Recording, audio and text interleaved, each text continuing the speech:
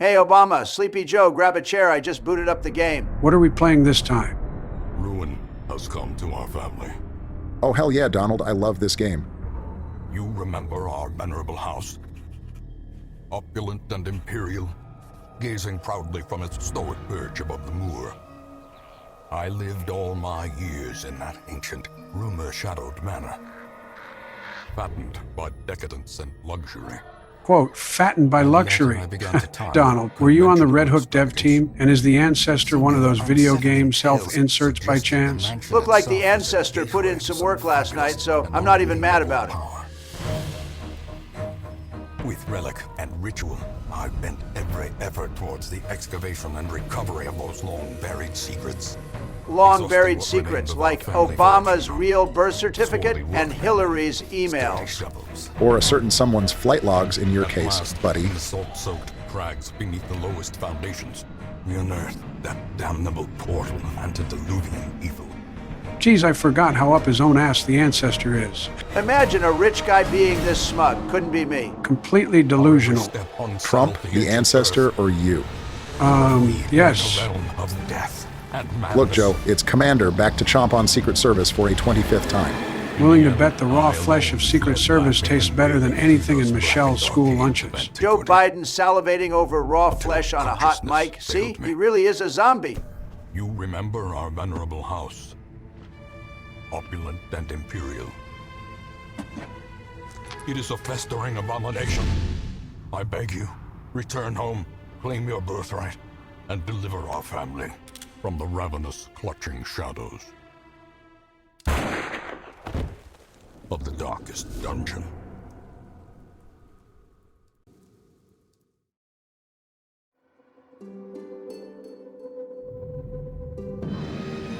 That's right, gentlemen. The game I have chosen is Darkest Dungeon. We are going to raise an army of mighty heroes, bring sweet, sweet democracy to every single region, show our Ancestor that he ain't shit, and make the Hamlet great again. I am so excited for this run, Donald. I have thousands of hours in Darkest Dungeon. Great pick, but I have to ask, are we going vanilla or modded? As I am a man of utmost culture and sophistication, I have already set up a mod save file with new regions, heroes, monsters, trinkets, and quality of life improvements. Sounds like a good time. Let's jump in before my meds wear off. Our journey begins. No way we fit in this little stagecoach, with Donald's fat ass taking up all the... Quiet, Joseph. Don't rile him up. We have a long ride ahead of us, and the less he talks, the less the inside of the stagecoach will reek like Big Macs and infidelity. Better than the two of you stinking like rotting flesh in Newports. You will arrive along the old road. It winds with a troubling, serpent-like suggestion through the corrupted countryside, leading only, I fear, to ever more tenebrous places. There is a sickness in the ancient... Sickness? Oh no, grab your masks, Demoquacks. For the last time, dipshit, the vid was not a hoax. You will face In the viciousness, back, a wild Trump violence, appeared. Use a heavy ball. other... And on our left, we have a Joe Biden cosplayer. I'm just saying, if the caretaker was a driver for Lyft, he should rightfully refuse Donald's service. And remember, Joe, I'll there kick can your be ass no for that. bravery. Get away from me, Donald. You idiots, stop that. Oh no. Shit! The old road will take it to hell. But in that gaping abyss, we will find our redemption. Joey, Donald, are you two okay? I'll walk it off, but better check on Skeletor. Mom, Dad, I don't want to go to school today. Hey, he'll be fine. I don't see the caretaker, though. In his delusion, you were for sure the Mom Barack. But anyway, no time for this nonsense. We have to get to the Hamlet. His concussion is your fault, moron, but let's just lay low and let the cannon fodder, Dismas and Reynald lead the way. After you, fellas. Speaking of those two losers, it was diabolical of Red Hook to give one of your starters the kleptomaniac quirk. I usually leave him to die on the old road so I can get an extra modded hero instead. Hey, Mom, are you pregnant? Am I going to be a big brother? Hey, you were the mom, Donald. When's the due date? After I lock Reynald in the sanitarium, I'm feeding both of you to the swine, I swear to God. While we gank the hell out of this lone brigand, let's talk about this mod list, Donald. A lot of great mods are still disabled. Oh, it's dark all of a sudden. Must be time to go night-night. Will you tuck me in and read me a bedtime story, Mama June? Right now we have all the new regions and quality of life mods, as well as some select Wait, mod how did I heroes. get over Most there? vanilla heroes are disabled. As the weeks progress, I will add in more heroes and then start slowly adding mod monsters around week 12. They tend to be more dangerous than vanilla enemies, so I want us to each get a couple turns before we see that difficulty spike. Sounds good, Donald. Speaking of turns, I will go after you and try to set things up for Joe to hopefully not fumble the run in episode 3. Why are you two so convinced I don't know how to play? Did you hear anything you said the last 5 damn minutes, Joe? It's not that, Joe. It's just that we are on Blood Moon difficulty, so there is a week and death limit, and you completely fail the run and lose your save file if you exceed them. Monsters are also more powerful, the torch depletes faster, and hero upgrades are more expensive. So do us, our heroes, and our viewers a favor, and please stay on your meds. You're not my mom. You can't tell me what to do. Well, go ahead, tell him, Mama June. Looks like Reynold is also tired of your bullshit. A rare moment when him and I are in alignment. You're about to lose Dismas in the tutorial, you fraud. Masterfully executed. Reynold must have heard you running your mouth earlier, Donald, because he just went on a tear to prove his worth to this team. Go ahead and hop on his back. You might as well let him carry you the rest of the way to the Hamlet. If things aren't looking good, I'm a fraud. If things are looking up, I'm being carried. Listen, I know tensions are high, fellas, and I'm sorry for smacking Joe around on the stagecoach. But if we are going to realize my campaign promise of making the Hamlet great again, we are going to have to put our differences aside and work together. You're right. I'm sorry, too. I forgive you for hitting me with your tiny Barbie doll-sized hands and flipping the stagecoach by shifting your weight like a tectonic plate. Let's call a truce for now. I can see the Hamlet ahead. Guys, why is the skeletal monster that lives in my mirror walking towards us? The resemblance is absolutely uncanny. But this isn't your reflection, Joe. This is one of the best classes for low light runs, the Blackguard. Quick pit stop to the graveyard to show Joe his very near future. Donald, what's up with that high death limit? Since we are using a few extra modded regions, I wanted to give us more weeks to explore them like Red Hook did when Crimson Court was released. The mod gives super high limits, but we will be self-imposing a death limit of 16 like normal for Blood Moon. Since Crimson Court added about 15 weeks to the limit, we will do the same for all 3 new regions, bringing our limit to 145. Seemed fair to me. Look at these 2 nice young lasses. Do you guys think either of them would let me sniff? Shut the hell up, Sleepy Joe. I mean, are you some kind of witch that steals the life force of children through smell? Is that how you're still alive? Why is this a thing for you? It's not. Anyway, some pretty uninspiring quirks on our first batch of recruits, but nothing crippling at least. I will upgrade the stagecoach ASAP for more heroes to increase our team-building choices and odds of great quirks. I've added a larger roster mod to accommodate the huge variety of mod classes we will be adding soon. Mecca of madness and morbidity. Your work begins. Taking Reynold to the ruins, Donald? Absolutely not. Our Blackguard is going to clear. You really plan on running low light, Donald, on Blood Moon? When possible, yes, Joe. A true financial genius such as myself knows how to calculate risk versus reward and bring home that bag so I can try and idiot-proof this run for you. Did you happen to forget to idiot-proof all those casinos, Donald? And considering what happened to them, wouldn't that kind of make you the idiot? Maybe we should keep you out of the gambling hall so you don't find a way to bankrupt us. Laugh it up while I put that team on my back, though, like Marshawn Lynch. I will carry us to glory. Hole.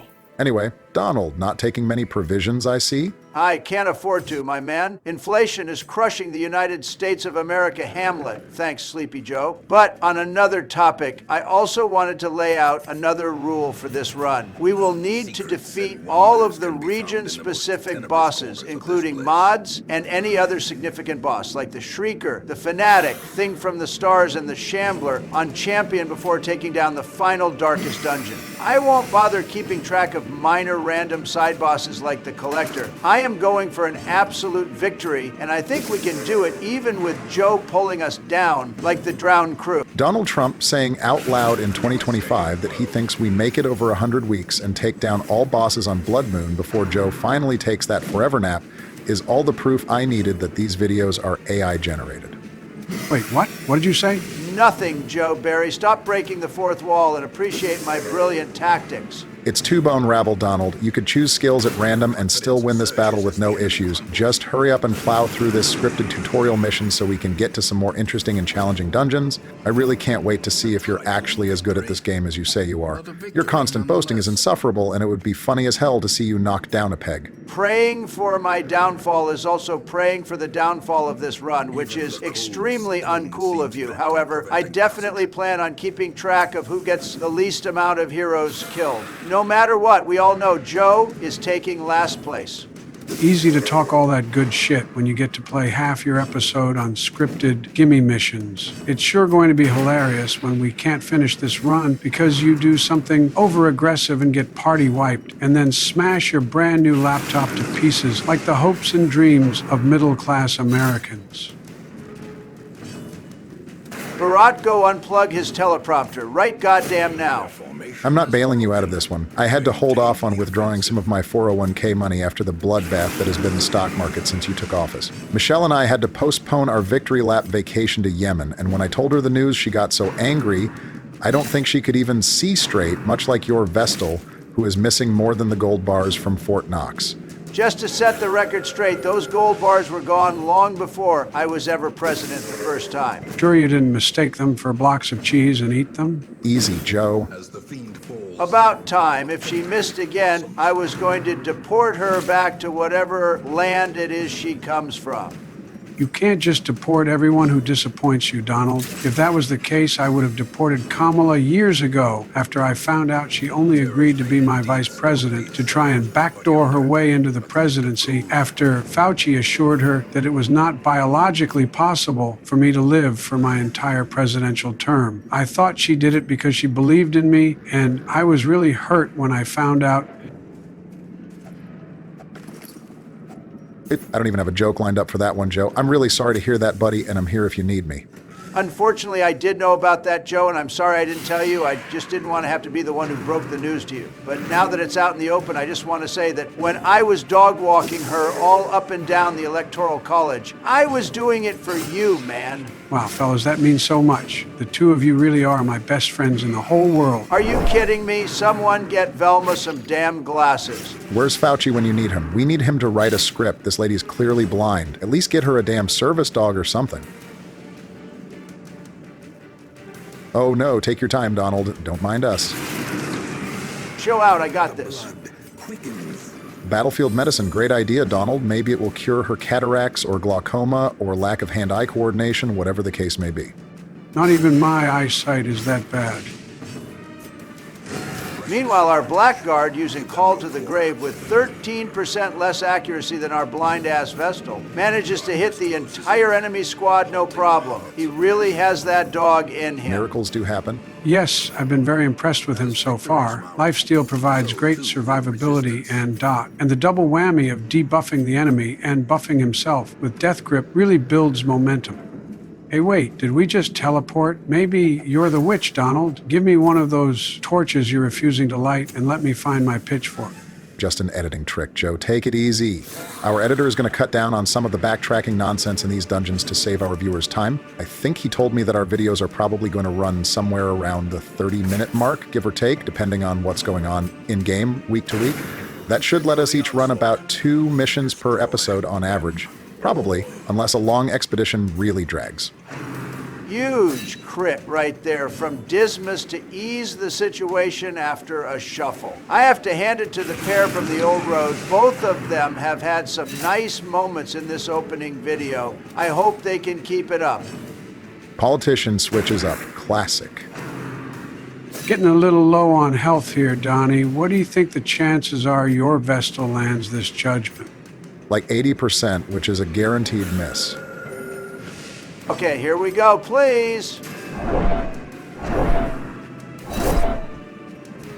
That's it. I am activating all of my other hero mods with healing abilities. This Vestal is clearly an enemy of the state, and I am signing an executive order right now to have her brought up on charges of treason and gameplay sabotage. We have a traitor in our midst, boys. She's throwing like she has a 28-3 lead at halftime, and I will not stand for her ruining my immaculate strategy. My mirror skeleton yet again finishes a battle with a critical hit. He really really is amazing, and I feel bad for all the times I screamed like a little girl when I turned the lights on in the bathroom and saw his horrifying face. Do you think I ever hurt his feelings, fellas? I really am sorry. If I had realized he was so kind and willing to perform charity work by carrying the blind, he wouldn't have been so scary, and I would have been so much nicer to him. You really can't judge a book by its cover. Oh no, is he okay? Does he have a boo-boo? I will kiss it to make it feel all better. Joe Biden discovering self-love and body positivity by watching a reanimated skeleton unalive people in a video game is one of the most absurd 10-minute character arcs I've personally ever seen. But Donald, was that an ancestral crossbow trinket you got earlier? I didn't want to interrupt Joe's epiphany when you looted it, but I have to ask because I don't think I've ever seen that. Yes, Barry, it's a part of the Bits and Pieces monster trinket mod, a personal favorite of mine. It adds a whole slew of new themed trinkets to the drop tables of many vanilla monsters. That crossbow isn't one that I personally use all that often, but since we are lacking trinkets at the moment, it may see some use. I'm really hoping for the headdress the cultist acolytes wear, as it provides many great benefits such as speed and accuracy at low light. Wait, Donald, the mission was completed. Why are we still here? Let's go back to the Hamlet. I've been awake for almost 20 minutes now, and I could really use a nap. Let him cook, Joe. He's taking out this optional battle so he can score some extra loot. In spite of our Vestal's incessant dedication to choking for presidents like she's Monica Lewinsky, Donald has had a great run, and extending our time here for some extra loot will help us build up the Hamlet a little faster. Another crit, let's go, baby. Just got to keep the momentum here. We are almost to the finish line. Please open your goddamn eyes. It's okay, boys. Relax. No need to worry. I have this under control. Blackguard is going to take out the trash for us. Deep breaths. We are almost there. I will let our plague doctor take the next week off. No problem. Nothing to worry about. Thankfully, neither one of them can reach our plague doctor with this positioning. Come on, Vilma, please. Okay, that's it. I'm calling Hillary. I'm going to tell her our Vestal has an island where highly questionable things occur, and that Bill's degenerate ass is definitely in the flight logs. She will take care of everything from there, and we can forget about this nonsense. That's twice this episode, Barry. That's the limit. But it's not a bad idea, honestly. And when our blind-ass Vestal didn't RKO herself starts trending on social media, I will just go on Truth Social and call that shit fake news, and like half the country will just believe me without a single second of additional thought just because I'm the one who said it. Triumphant pride precipitates a dizzying fall. Oddly applicable quote from the ancestor, given the sheer extent of nuttery that just tumbled out of your enormous, gaping, Kirby vacuum mouth. Cut him some slack, Joe. He's done well so far, and he hasn't eaten any of our heroes yet. I call that a big win. His hairpiece didn't fall off either. He's really locked in. I'm going to let that slide. I'm too busy counting my loot. And wait, Born Leader on our Vestal? Only thing she's leading our party to is straight into a wall or maybe traffic. You, leading someone who is also blind, is an idiom come true. The circus has come to town. Circus, did we go back in time to the DNC circa 2024? Cobwebs have been dusted, the pews set straight. The Abbey calls to the faithful. Probably worth it to throw some heirlooms at the penance hall and let our plague doctor whip herself mercilessly for an entire week in the name of feeling better. Everyone has a kink, I guess. Fresh kegs, cards, and curtained rooms promise solace to the weary and... Oh, you gotta be kidding me. Look, it's the caretaker, pounding his liver like Brett Kavanaugh. Geez, he really is knocking him back. Maybe we should have given this guy a breathalyzer before we got in the stagecoach. Nope, don't deflect. The crash was your fault. Let's check out these new recruits. I see another Vestal. Maybe we can transplant an eye from this one into our other Vestal. Our Hedge Knight role was usable. An Arbalist with Hardy, nice. And, oh, look, another Blackguard with Nimble and Unerring. A future staple on our roster. Too bad the Vestal has Compulsive, but otherwise this is a solid batch of heroes. Thankfully, the drunk-ass caretaker didn't wreck the stagecoach and KO them on the way here. Nobody who is happy drinks like that dude needs counseling. An intervention at minimum. By the power of our editor, let's jump right into the next mission. Another short run in the ruins. We are going to get our new Arbalist and Blackguard some EXP with support from Dismas and, Donald, is that the goddamned blind Vestal again? I can't take another entire mission of watching her swing and miss like she plays for the Chicago White Sox. Oh, I fully intended on making her vanish into thin air in the blink of an eye like Tucker Carlson's broadcasting career. But I want to give her one more shot, considering Born Leader is a pretty amazing quirk for her. It gives her a chance to stress heal the party, guard a hero who has taken damage, which is pretty good considering Vestals can be pretty tanky with judgment, and get this, buff a teammate's accuracy if they miss. I'm really hoping she figured out how to do that last one to herself, honestly. This team comp really suffers for being slow. Your Arbalist has taken a couple stress attacks right out of the gate. We really need some speed trinkets to deal with the bone courtiers and cultist acolytes before we start hitting medium-length missions, or we will be rolling the dice a lot on virtue checks. Thankfully, my aura is off the charts. I am so inspiring that we will definitely pass the virtue check. Hopefully, we can roll a surprise on a few of these encounters so we can attack first and minimize some of the downside.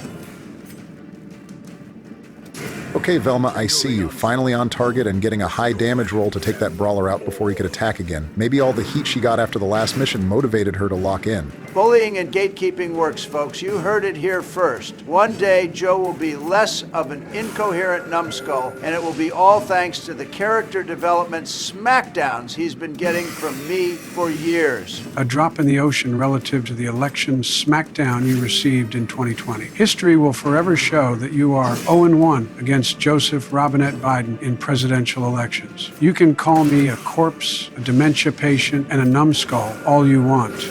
You can rightfully claim that I can't form complete sentences without a teleprompter, and that my speech often devolves into possession horror movie style nonsensical mutterings. But you will, always and forever, hold that L, you fat bitch. Holy hell. Donald, it's a good thing you won the election and are back on the president's health insurance plan, because the skin grafting it's going to take to make you look remotely human again after Joe just burned you at the stake like Joan of Arc would have bankrupted you otherwise. I don't even know where they'd find orange skin to begin with. We really do have to burn him at the stake. He's definitely a witch. In the last battle, he managed to make that bone defender bleed, which doesn't make the slightest bit of sense seeing as skeletons don't have blood and have a zillion bleed resist in this game to reflect that. If we both attack his legs at once, Barry, I think we can tip him over like a cow and gain the advantage. Not a great plan, Joe. When he hits the ground, there will be earthquakes and tsunamis all over the world, and I really don't want all of the folks on Reddit to correctly predict the end of days due to Donald's presidency. Besides, Donald's Blackguard was able to bleed that bone defender because lifesteal causes a massive debuff to the bleed resistance of undead creatures, making it possible to cause them to bleed when that was otherwise impossible. That's kind of neat. It is, unlike Donald's personal life. Oh, God damn it. I've been trying to ignore all of your bullshit so I can play my very best, but you managed to distract me so much, I stepped on a scouted trap. Both of you commies can go to hell. All in good fun, Trump, but you're right, we can give you a break. Looks like you found a lore page. I really like these for world building, but having to take up inventory slots to keep them and take them out of the drop pool is really, really aggravating. Is there a mod to auto-collect these, perhaps? Yes, but there's some compatibility issues. I don't think we can use it. Oh, shit.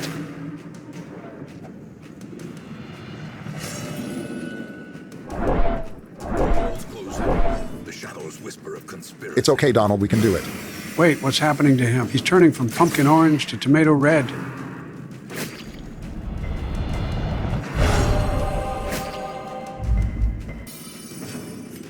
You're absolutely right, Obama. We will be just fine. These cultist cucks don't stand a chance against me. I am Donald Trump, 45th and 47th President of the United States of America, Hamlet. I love my country and all of the brave heroes that go to battle for us, even our blind Vestal and Joe's ghastly reflection monster, and especially the two of you. And together we will emerge victorious and make this AI-generated video great again.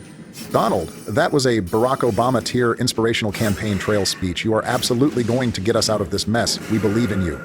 At no point while in office was I this gassed up and alert. In spite of my blood being 95% melatonin, I don't think there's any way I could fall asleep right now, and I don't even want to, if I'm being honest. If your campaign speeches were actually this good, it would almost kind of make sense how you convinced over half of the voters that the host of a mid-reality TV show who bankrupted several businesses and openly bragged about grabbing women by the kitty cat would make a suitable leader of the free world. Joe, I choose to only focus on the part of your geriatric rambling that was positive. Thank you for your support, fellas. It really means a lot. The fact that a Stone Age-born male witch from the Hocus Pocus universe, a drone strike fetish POC in a homosexual marriage, and a genius billionaire playboy philanthropist such as myself can all come together and be the best of friends is truly a remarkable illustration of the great melting pot of America. We definitely live in the best timeline, in the best damn country to ever exist. Bro, you are not Tony Stark, and for the last time, Michelle is not a guy.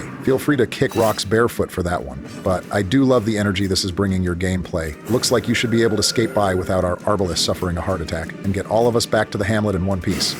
Not so fast, Obama. Looks like there are at least 2 more battles on the map. If we run into a collector in the hallway or another double backline stress dealer composition, our arbalist is probably deep fried. This is the first big test of our run, and I'm really thankful Donald passed the resolve check and rolled a virtue, because based on the things he said while virtued, I cannot begin to imagine the vile rhetoric he'd be spewing all over this video if he caught an affliction. We would probably be banned from YouTube by the algorithm before anyone even bothered to watch our video. I have no idea what you're talking about, Joe. I always conduct business with the utmost professionalism and respect for everyone around me. But we just got a huge drop from the Bits and Pieces monster trinket mod, the Battered Shield. It adds 15% stun chance and 20% protection while guarding at the cost of Blight Resist. Since I can't really make good use of it with this composition and these movesets, I will just throw it on the Blackguard, since the Blight Resist penalty doesn't matter on him, and we can save an inventory slot for more loot. You just got so lucky the Acolyte didn't target the Arbalest. You might want to consider retreating before she takes a dirt nap from a heart attack. If you lose a hero in the very first video, it's going to be so embarrassing for you, I guarantee you hit 200 stress and lose your patriotic virtue. Not to mention the 2 of us will clown you relentlessly, and I'll even call George and Bill and tell them about it so they get in on the action. Call whoever you want, Mrs. Obama. My victory is assured. Nothing can stop the greatest president of the greatest nation/Hamlet and his 2 trusty sidekicks. How about a critical hit and a dot taking Dismas to very low health and pushing him near a resolve check, and an arbalist that keeps stressing everyone out? Look, I know you're in your bag right now and your confidence level is over 9,000, but we have a long way to go before we tackle the darkest dungeon. And with a death limit of only 16, we really don't have a lot of wiggle room to allow for ego to result in a lost party member this early on. Remember, Donald, that overconfidence is a slow and insidious killer. Wait, what the hell?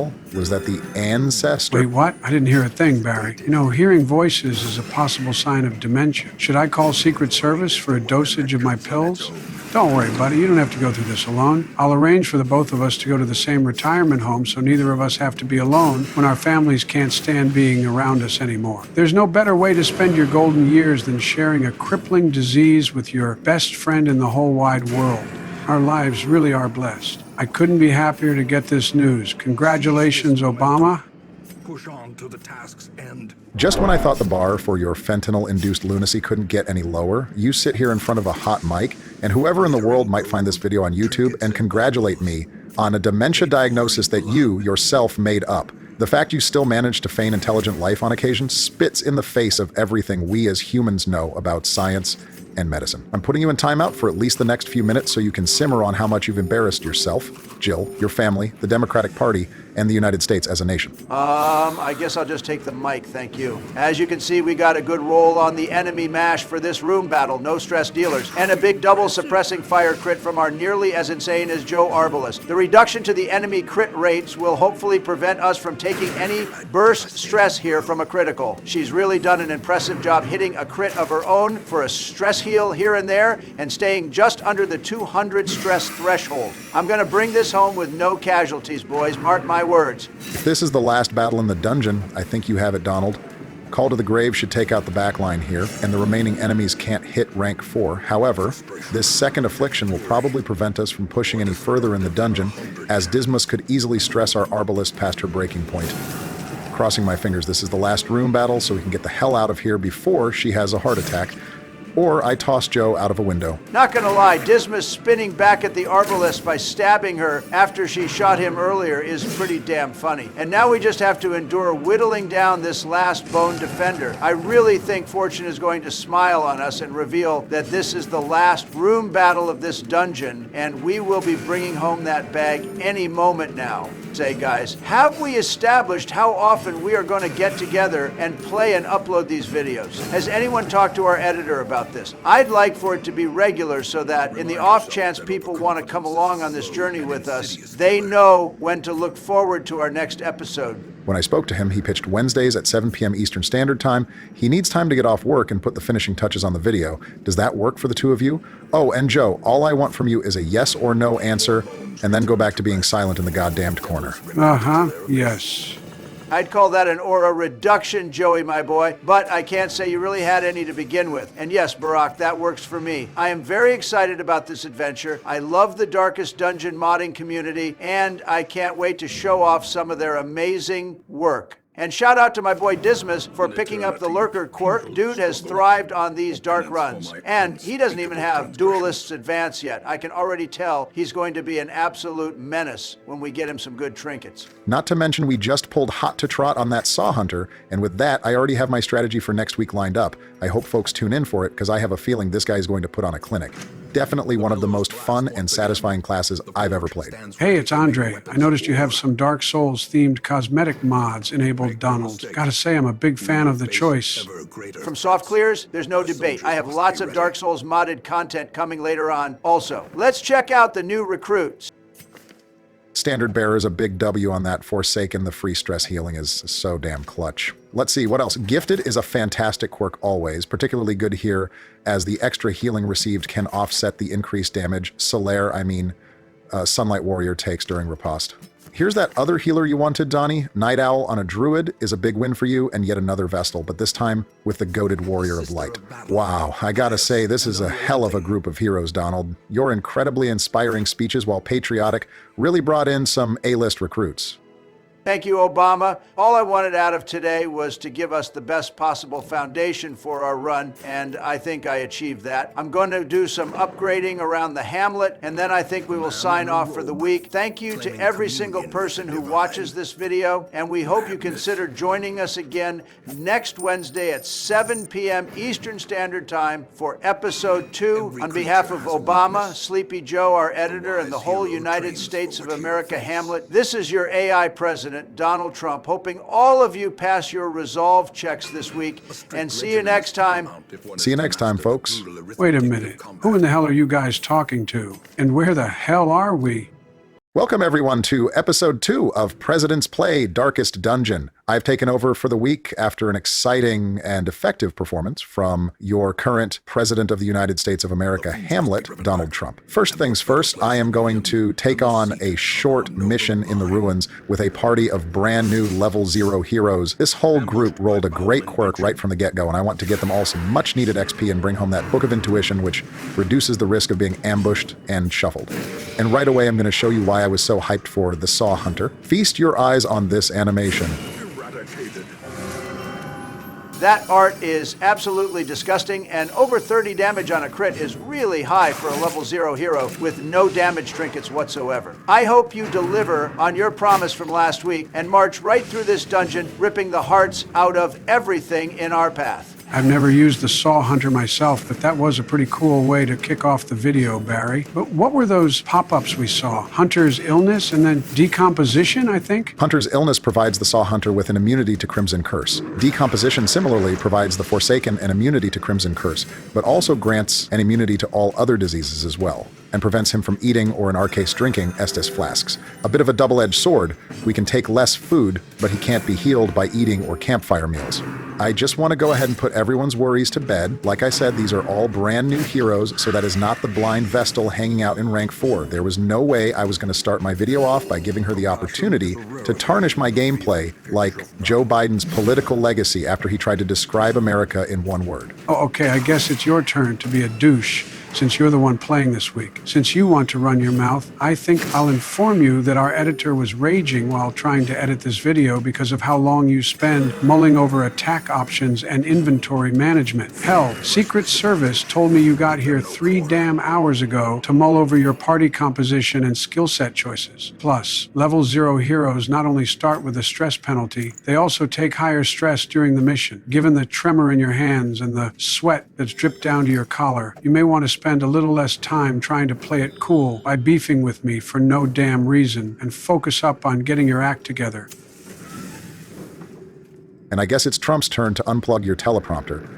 There's no way in hell you strung together 750 characters into a coherent thought. Not a chance, because Joe is right. It is a bit of a gamble running 4 level 0 heroes with barely any trinkets. This is definitely not a group we want to lose. The Forsaken rolled Standard Bearer, which gives him a chance to stress heal party members on his own. The Saw Hunter has Hot Trot, a huge boost to offensive stats on turn 1 only. The Druid has Night Owl, getting +2 speed under low light, and the Vestal has Warrior of Light, gaining 10% damage if the torch is over 75. Really an all-star cast considering we are only a few missions into the game. Fine, whatever. I'm cruising so far. Getting that map earlier was clutch as it lit up the whole dungeon for me. Only a few battles on the other side of the dungeon, and we will be back to the Hamlet with hopefully enough heirlooms to upgrade our guild and blacksmith. Once we get some level 1 heroes with their gear and skills upgraded, we should start cruising through these apprentice-level missions. I hope you have some better luck with loot the last half of this mission, because right now your bag is kind of light. At this rate, we may not have the heirlooms that we need. Have some faith, Joe. Let's keep the vibes in here positive. Oh sure, now you want to be cool. You came out of the gate swinging and got put on your ass by a man you deem as lesser than you due to age and medical conditions. So much for the tolerant left, Obama. Joe, I know you were upset the DNC tossed you aside like a spent torch.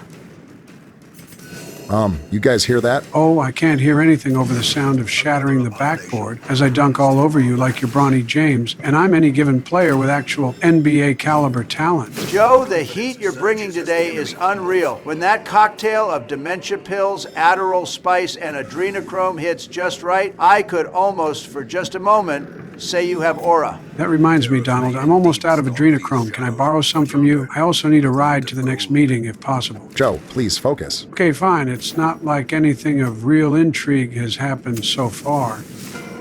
Twisted faces of damn, piled high and cloaked in malice.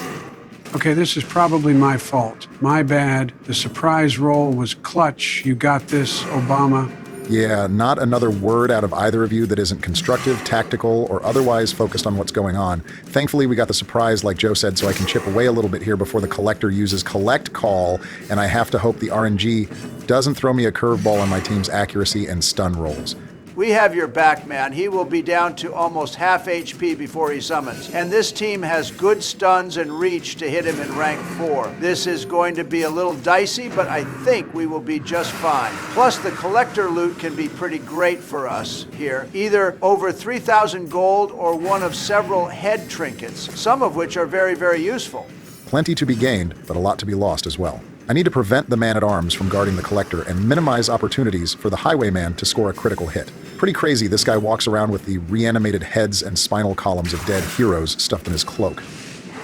See, here he goes taking ages to make a decision on what skill to use. It's obvious you should stun the Vestal. Come on, man. Even I think you're kind of being an ass, Joe. Look, I know I put on a clinic last week, showing off my brilliant stratagem and unwavering decisiveness, but some folks lack that killer instinct. It doesn't mean Barack isn't a valued member of this team. We are just going to have to let him simmer, because when it's this slow, it definitely isn't cooking. The lack of critical hits sure is dragging this out, but I think we are going to be just fine. One more turn and I should be able to finish him off. The collector is usually fodderized once you have good trinkets and upgraded heroes, but in the early game he can be very challenging. Without the surprise roll and a successful stun, this could have gotten ugly quick. A speedy stun targeting position 1 makes a huge difference. You better watch your Forsaken stress here. Another stress attack from the collector or Vestal is going to push us into resolve check territory. Hey there, Joe Biden goes, speaking it into existence. Walls close in. The shadows whisper of conspiracy. And that leaves us 0 for 3 on our heroes passing resolve checks in the early going. I still have several battles to go, and now I have to deal with this bullshit. All the prep I did for this video was for naught, and I am about to flush this run down the drain like Donald Trump flushed the economy the moment he took office, and started beefing with other countries over tariffs, because why the hell not? Easy there, big fella. Everything is going to be okay. You did it. You won. We got the puzzling trapezohedron, which will make up for the middling loot so far. Take a deep breath, Obama. You are the calm one and the voice of reason. You keep your emotions and don't ever do anything out of pocket like your Kaiden Alenko from Mass Effect. And even though you are just as boring of a guy as he is, you're consistent and reasonable, and Donald and I really need that dynamic to ground us. You're okay, buddy. You can do this. Yeah, I figured I'd try tariffs first instead of just jumping straight to hellfire missiles and drone strikes. Not everyone is as thirsty for the blood of foreign nations as you are. I just want their cash is all. But you're right, I'm the villain. Donald, this is not the time to rile up the Obama. You see his stress meter. He's one dumbass comment away from a resolve check. Please, for the love of God and the United States of America, Hamlet, stop. Thanks for the support, Joe. I'm trying to keep it together here. Thankfully, we rolled a mash without a stress dealer, just a bone defender, soldier, and 2 arbalests. I like we can probably keep up with healing well enough to get through this one. I hadn't considered during team building that this party is lacking damage outside of Saw Hunter visceral attacks, so it's dragging things out a bit more than I anticipated. And now the true test. Hold fast. And goddammit, our Forsaken just hit death's door. We have to get him some healing right now. Oh shit, here we go. Good thing that Bone Defender doesn't have a clue how this game works. Otherwise, we would have had our first death blow check of the run in the 2nd episode of our series. We might want to apologize to our viewers in advance for overestimating our ability to play this game without looking like total buffoons. Surely they will forgive us if we ask nicely. Get bent, Joe. I got our Forsaken off of death's door after he finally accepted some healing from the druid. One of the most frustrating and dangerous affliction act-outs is the hero's refusal of friendly skills, including healing. Not all afflictions have this act-out, but paranoid is one of them. I'll have to keep a close eye on him the rest of the mission. Damn it, this was not how I expected this mission to go, and still 2 arbalests in play. You know, there's a part of me that wouldn't even be mad if Obama hit a resolve check and failed. All this unprovoked smoke he's spewing around is amusing. He's always so put together and poised, it's kind of entertaining to see the armor crack a little. Swear to God I'll publish the flight logs, you fat bitch. Besides, Joe and I would have bragging rights until the end of time if Barry threw a hero in his first episode, and I honestly place about as much value on that as I do with completing this run. So I guess what I'm saying is, no matter what happens, it's going to be another big dub for your boy, Big D Trump. Nobody who really got it like that feels the need to get on YouTube and declare it. The mic is hot, and you're self-reporting, my guy, just like every redneck with a lifted truck in a small town. Insult me if you want, but don't you dare insult my voters. I need them to continue buying Trump Bibles so I can pay off the rest of my lawyer's fees from my litany of court cases. Kind of crazy you still have to pay them if you lose. I mean, I got convicted. The hell did I pay you for? Oh my God, Donald, how the hell did you get a 2nd term? Obama, this battle has been going on for so long, I'm starting to doze off. The sweet release of a 17 or 18-hour nap would really hit the spot. Can you please hurry it up? 18 hours isn't a nap, Methuselah. That's just sleep. Cut me some slack. While you clowns put on a little show for our viewers, I managed to pull it together and regain control of this mission. Just one more battle and we will be able to exhale and hopefully have a less stressful mission in part 2 of my episode.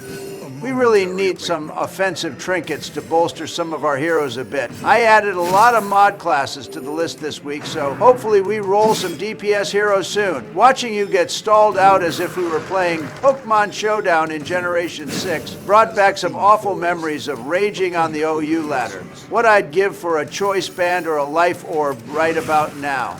Donald, don't even pretend like you wouldn't just ignore item clause and run 6 Pokemon with leftovers so your fat ass could try and munch and crunch your way to victory. Yeah, Joe, your mom knows all about the way I cannot fathom why I still have to be the sane one of the group, even while I'm sitting here at 95 goddamn stress.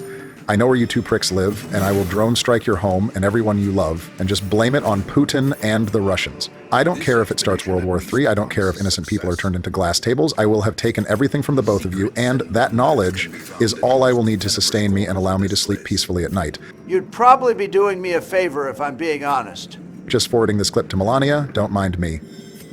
Obama, you don't really mean that, do you? My feelings are so hurt. I thought we were the best friends in the world. After what Kamala did to me, I really can't handle another betrayal from someone I trust. I'm going to lose it. All those years of holding it in to keep up my good image for the amazing people of the United States of America, Hamlet, and this is how it all comes crashing down? Okay, look, Donald, I promised Michelle that Barry wouldn't go home tonight with an affliction. The last time he got one playing Darkest Dungeon, he went home masochistic and spent all of Michelle's book money on BDSM gear. It really put a huge dent in her bank account and his... well, I'll leave that to your imagination. But anyway, the point is, he is almost there and we need to support him in this time of need. I don't know about you, Sleepy Joe, but I really don't prefer guy on guy, so I won't be imagining any of what you just blabbered all over YouTube.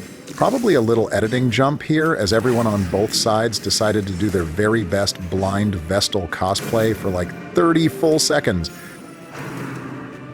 See, like that, but on repeat, like that new Shadows Fall single.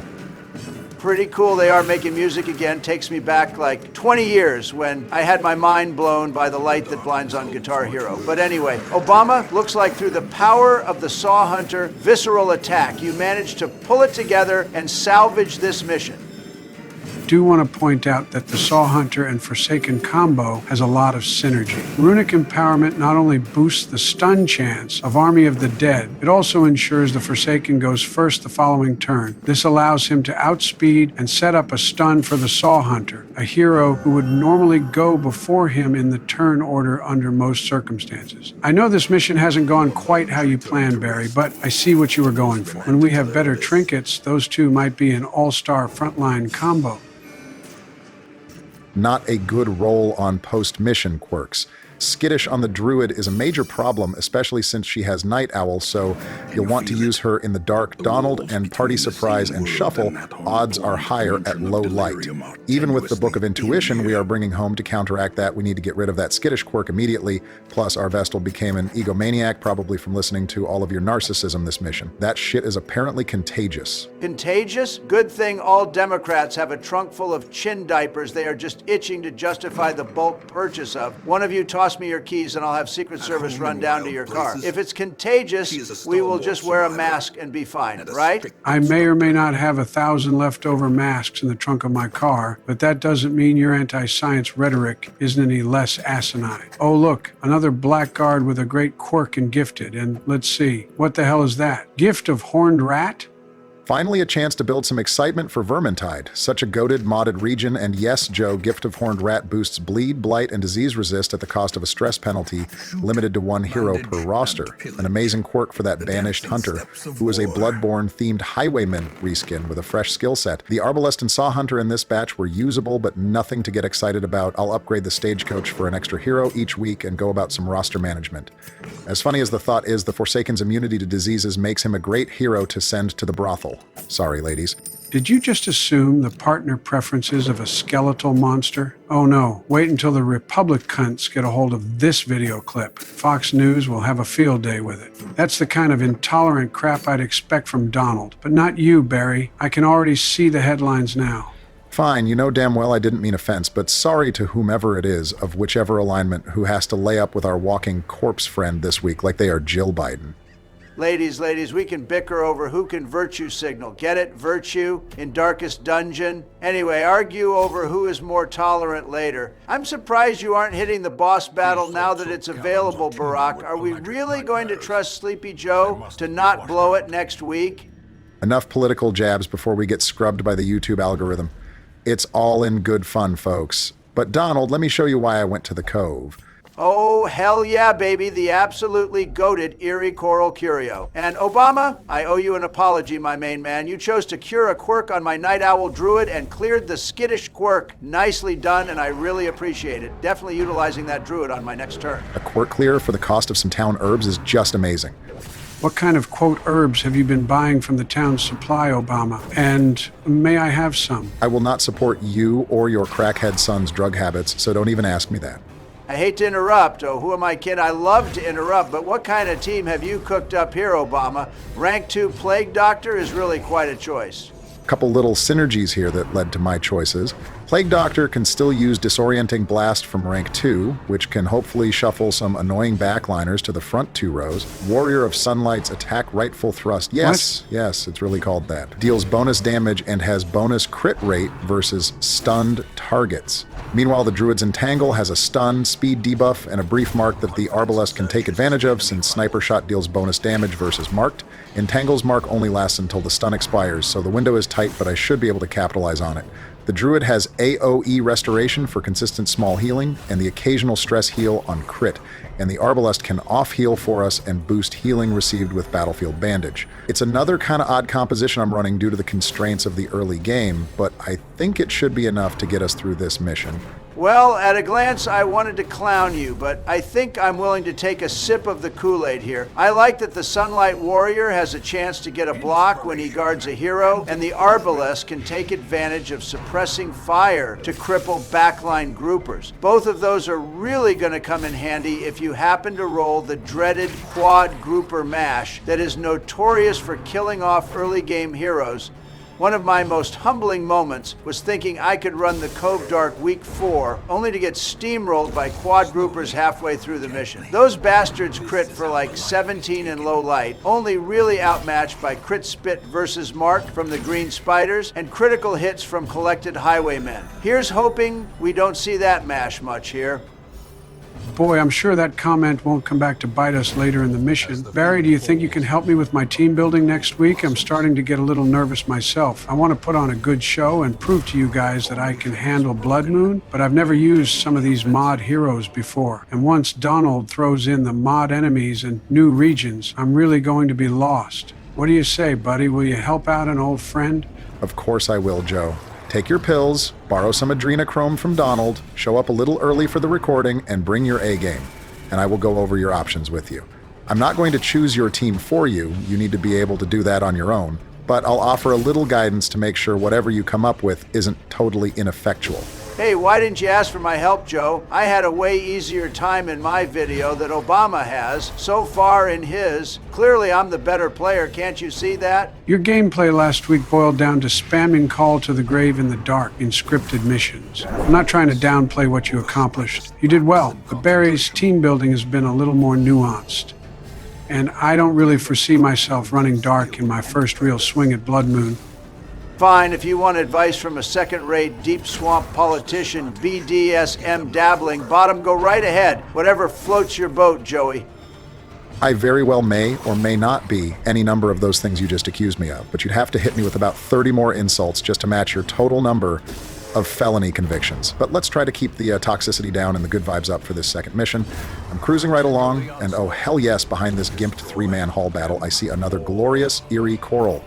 This is vindicating my decision to hit the Cove this week. We are just 1 or 2 more rooms away from a clean second mission in my first video of this run. Barack's showing my druid more love. Mutated can be a kinda decent negative quirk on the right classes, but druid is not one of them. The stress from Mutated is too high in my opinion, but hopefully you don't roll double shamans here, Barry. Joe, put down the goddamn broomstick, crystal ball, and strands of children's hair and stop willing bad things into existence. I finally composed myself after the 2 of you spent an entire mission being completely insufferable, and I'm not going to stand for it this time. I've had it, I'm calling her. Oh, come on, bro, please don't do it. We haven't been that bad. You aren't even suffering an affliction. We can behave the rest of the video. Please, don't call her. Please. Well, I'm not going to beg like that, but I'm glad for once that you're here, Joe, so someone can degrade themselves, so Barack keeps his phone in his pocket and just focuses on his riveting gameplay. Yes! That's it. Quality stuff, my man. No skill issues at all. You definitely aren't taking forever and a day to choose your next attack. I definitely can't hear the sound of your teeth grinding together or the sweat dripping onto my goddamn desk. You're doing great. You got this. That's about as good as I can expect from you too, so I guess it's going to have to be good enough. Just stop pushing my buttons and let me focus on this room battle.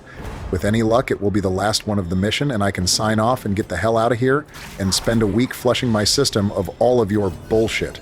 Pretty clutch shuffle on that shaman. Both it and the dreaded bone courtier in the ruins are completely inept if pulled to rank 1. Move skills are a bit outshined by the prevalence of stunned and stall tactics, but it's nice to see some of the enemy monsters completely neutered by being forced into bad positioning like they are a leper in the backline. Or the DNC after they tried to prop up a walking corpse and pretend he's a suitable presidential candidate, only to dump him last minute and try to cram a replacement down the throats of the fine people of the United States of America, Hamlet, without that particular person actually winning the primary. Or how about the RNC, who were so desperate to try and win an election, they decided, you know what? Felony convictions, a litany of allegations, the worst hairpiece and spray tan in the history of political leadership, and countless other actions that foil their traditional family values facade are all no big deal, so long as you win and can go online afterwards and, quote, own the libs. Owning libs was outlawed a long time ago, Barry. She's on speed dial, bitch. Trump, shut the hell up. We are almost to the end of this video. Can we please stop beefing and just enjoy the last few minutes of our gaming time together? And Obama, I just wanted to say I'm proud of the way you bounced back this mission. The beginning of this game suffers the most from RNG, and you've handled it all very well so far. You've missed some stuns and blight, chances versus enemies with only 10 resistance, and normally that's something that would get you tilted, but you've handled it pretty well. Looks like we scored the Shaman Headdress. Increases stress and HP healing while camping at the cost of some damage output. Kinda useful on non-offensive classes with good camping skills. Not to interrupt, but it looks like there's someone hiding behind those rocks. Come out, you! Fellas, what the hell are you guys doing here? And what's going on? Where did all these big fishy monsters come from? It's like an episode of The View in here. Hey everyone, it's Bill. Boy, are we glad to see you. But what are you doing here all alone with all these talk show hosts with harpoons patrolling the place? Hey Bill, good to see you, but no time to talk. I have to deal with this quad grouper mash that Joe Biden, the goddamn youth-stealing, child-sniffing witch, jinxed into existence earlier in this mission. Oh geez, another Democrat. I mean, hey Bill, what's good? I moved down to the Cove to live out my golden years as a beach bum, and it was going great until recently, when all of these creatures started crawling out of the water. I've been scavenging supplies and hiding out ever since. I'm so glad you guys are here. I've been so scared and lonely. Lonely? But Bill, what about... Hold your goddamn horses, Joe. Don't just blurt out her name too many times. Don't you know she's like Candyman, Beetlejuice, and Bloody Mary? Why else do you think Barry has been so vague with his threats? That's how I knew he wasn't really serious. Look, we are AI-generated presidents playing video games together in a fictional world. I can suspend a lot of disbelief for the sake of some yucks, but there's just no way that's true. Here, I'll show you. Hillary, Hillary, Hillary. Wait, Joe, you don't know what you're doing. Candyman, Beetlejuice, and Bloody Mary aren't worth the blood and sinew on the bottom of my boots, and I'll run hands with all of them any day of the week. Don't you dare insult me like that again, Trump, or next time it'll be me on the roof at one of your rallies. Do you understand me, bitch? Yes, ma'am, I'm very sorry. It'll never happen again. Please, I don't want my family and all of the folks in the United States of America, Hamlet, to see that or think I unalived myself in prison. I will never besmirch your good name ever again, Your Excellency. Oh my God, I might really be a witch. I can't believe that worked. And so much for not begging. Aye there, Trumpy. But hello to you, our gracious and fair overlord. We were just exploring this cove and rescued Bill from some groupers. Since we have returned him to you unharmed, I hope you can find it in your cold, sadistic heart to forgive us for our transgressions. Bill, come out from behind those rocks. The jig is up. Praise be to you, Hillary. Please forgive James and the giant peach over here, for they know not what they do. Hey there, sugar, how have you been? I've been, looking all over for you. I definitely wasn't trolling the beaches for some spring break trim. Please don't take it out on the boys. They are completely innocent. When it comes to this at least, but what do you say we head back to my shack down by the water and forget about all of this? I've been looking for your degenerate ass for weeks, Bill. I have an army of private investigators and mercenaries searching every titty joint and ladyboy parlor all over the globe, and to no one's surprise at all, I find you here, in a place that also smells like salmon and shame. Cosplaying as a young and desirable man. Go on, show me your bachelor pad down by the sea, you sleazy, baby-dicked, disgraced politician. The fact that an ancient, child-leering dementia patient, a sweaty, warmongering birth certificate forger, and a silver spoon-slurping convicted felon who is into his daughter are all hanging out together and you are still the worst person in the room is both hilarious and deeply disappointing. But don't worry, my boy Jigsaw hooked me up with some new toys after the cancellation of Saw 11, and I've been dying to try them out. Well, I guess playtime is over for now, boys. It was really great seeing you all.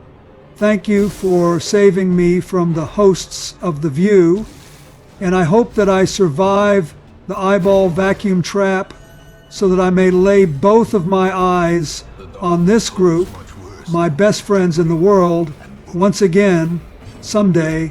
Later, losers.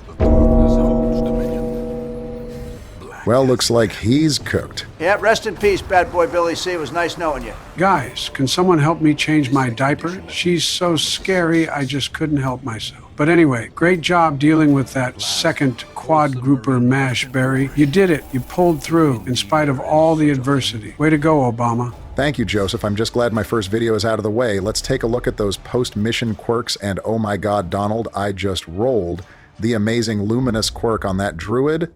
Get hyped, boy. Well, ignore the fact that if I called you, quote, boy, I'd be canceled faster than a good show on Netflix, because that luminous quirk makes up for the eons you spent choosing attacks only to misclick them anyway. Huge pull, Barry. On top of that, our town event Alchemist comes with Gifted, which is always amazing, but even more here since the Alchemist's riposte also self-heals on activation. And see everyone? Our Forsaken would have contracted syphilis from those freaky things in the brothel, but resisted it due to decomposition. A brilliant move by yours truly. Let's rapid fire those stagecoach heroes. We start with a nothing special apostate and banished hunter. Probably won't see any playtime for them. A Forsaken with Eldritch Slayer, not too shabby. A Falconer that's pretty middling but could be worse. And another Forsaken, this time with the tough quirk and Clotter, which is pretty silly for a skeleton with no blood. And that wraps it up for episode 2. Joe takes over next week and will probably throw like a Dallas Cowboys quarterback against any team over 500, so be sure to tune in. We hope you all pass your resolve checks this week, and we will see you next time. Hello, Bill. I want to play a game. Where am I? For years, you have been a zesty, cheating scumbag and tarnished the once respectable image of your family in the public eye. Oh no! Today, I offer you a chance at redemption, at salvation for the damage you have caused to the ones who love you. Before you is a lever that you must pull 3 times, at which point the restraints holding you in place will retract and grant you your freedom. Each time you pull the lever, I will curb stomp your shriveled little wanker like the recruiter in Squid Game stomps bread in front of homeless people. But don't delay, as the more time elapses, the stronger the vacuum power will get, until your eyes are sucked right out of your head, like how Monica sucked your family's dignity out of you in the late 90s. Live or die, Bill. Make your choice. Joke's on you, Hillary. I'm into that shit. What's good, players? It's your boy Jay Blizzy here to... No, hell no, and an absolutely not thrown on top for good measure. No way can I allow you to open a video with that nonsense. Quote, Jay Blizzy. What in the shit is that? I know for a fact nobody has ever or will ever call you that. Joke's on you, bitch. You just did. Got him. And we are off to an absurd start that surely won't turn away anyone who might happen upon this video. Since Joe is a moron and clearly overdosing on adrenochrome at the moment, I'll do the intro. Welcome everyone to episode 3 of President's Play Darkest Dungeon. I'm Barack Obama, fresh off my first episode alongside current United States of America Hamlet president and swindler Donald Trump, and everyone's favorite creepy uncle Joseph Robinette Biden.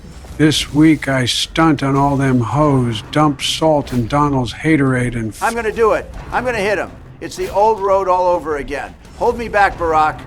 Walk the walk if you're gonna talk the talk, little bro. I'm so zooted on adrenochrome and Big B Obama's bombing Kush that no one can stop me. Not the ancestor, not the gradual death of every cell in my decrepit body, and certainly not the next showrunner of my orange 600-pound life. Enough, both of you. We aren't 2 goddamn minutes into this video, and the 2 of you have me on my second Zanny. Joe, just tell us about your team this week, please, for the love of God.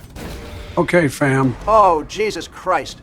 For my first mission, I wanted to level up some of the heroes we got last week with good starting quirks. The Forsaken really appreciates the additional max HP from Tough. The Alchemist rolled the always desirable Gifted quirk for extra healing received, and the Banished Hunter has the unique quirk Gift of a Horny Rat, which increases his bleed, blight, and disease resistance. Horned rat. Horned, like having horns, like a rhinoceros. Horned.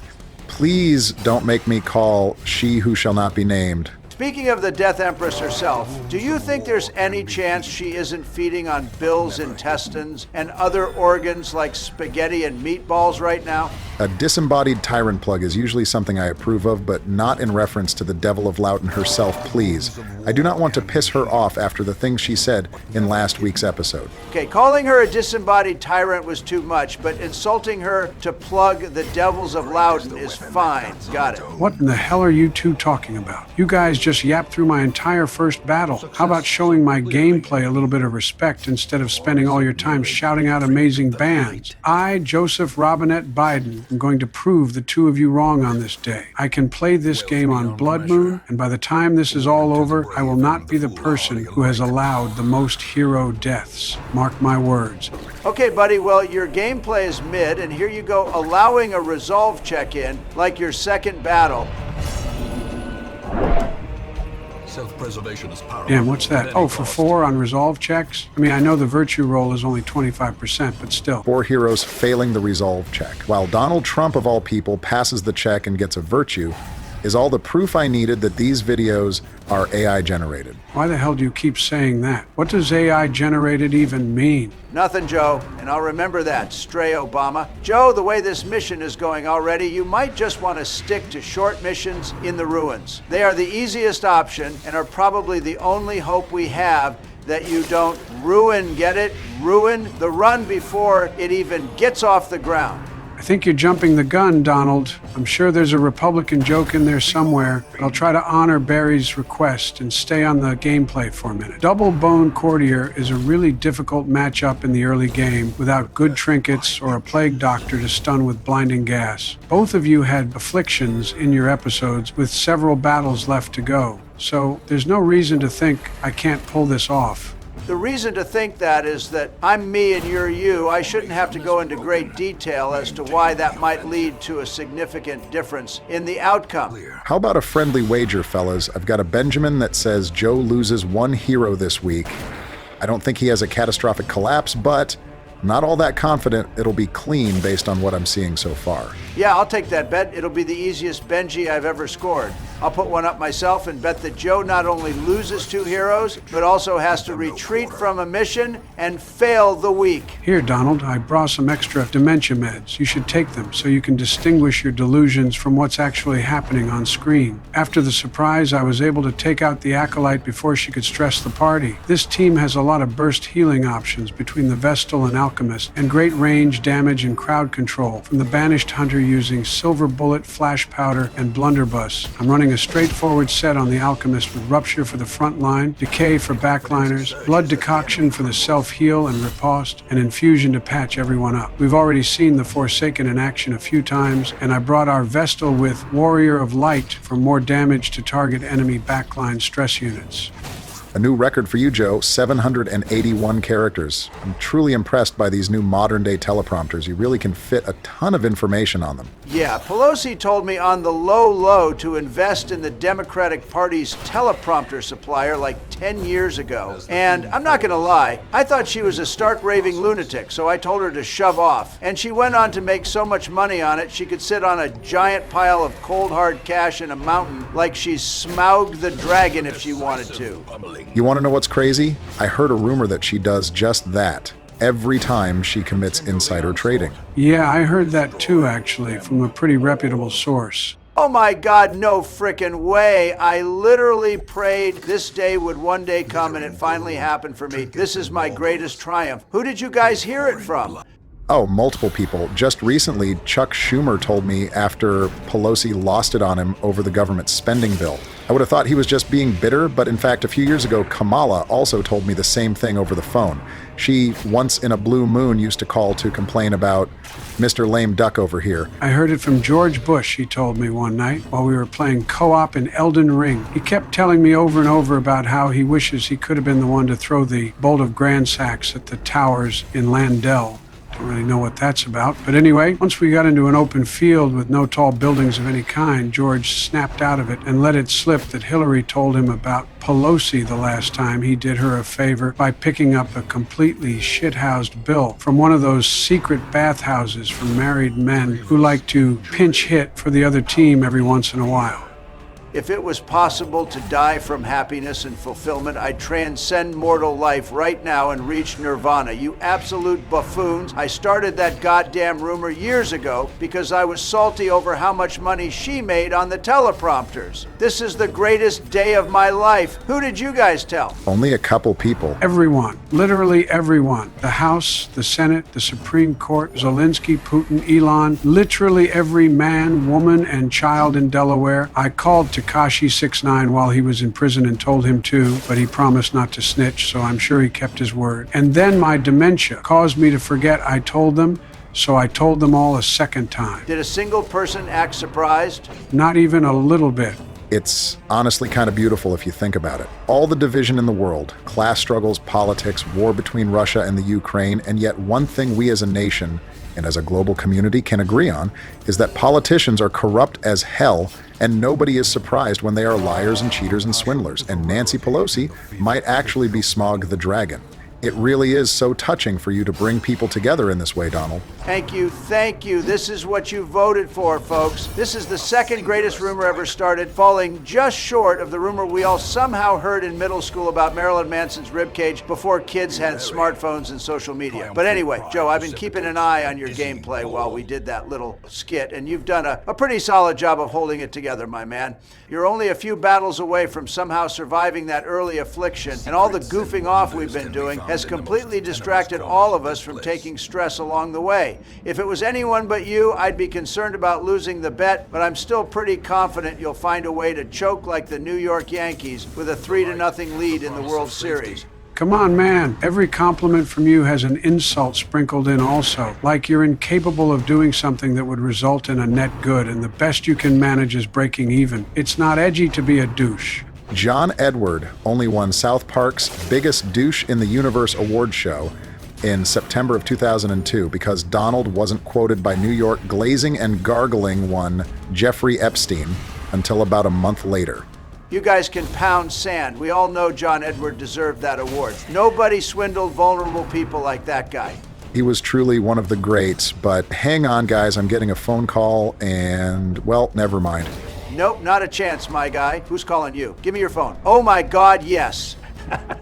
I'm putting her on speakerphone. Sorry, Joe. What's up, loser? If you ain't first, you're last when it comes to the White House, baby. If you're looking for work, we really need someone to clean out all the chin diapers from the trunk of Joey's car. I'm going to spike McDonald's sauce packets off the asphalt, making them explode around your feet while you work. So you'll need to hopscotch over them or risk staining your Converses. Pay is about $3.50 base plus tips against minimum wage. How soon can you start? Obama, I thought you told me you weren't hanging out with this imbecile anymore. I'm out. See you guys next week. Wait, you told her what, Barack? I don't remember saying that, and Joe, calm down.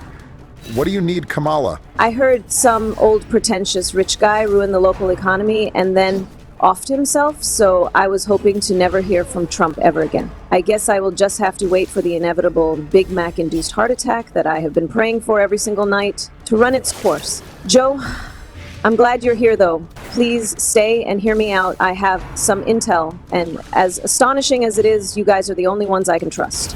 Oh yeah, this line is secure, and you're definitely not on speakerphone next to a hot mic. I won't let Joe leave just yet. Hit us with it. Fine. Listen, I've been leading a task force to investigate the ancestor for several years now. Recently, many of the world's foremost medical experts traveled to his estate to convene with him for some unknown purpose, and none of them have returned. Dr. Fauci was among those invited after his contributions during the pandemic. So we sent him here to investigate. He told us the ancestor was obsessing over something beneath the manor, but that was our last communication.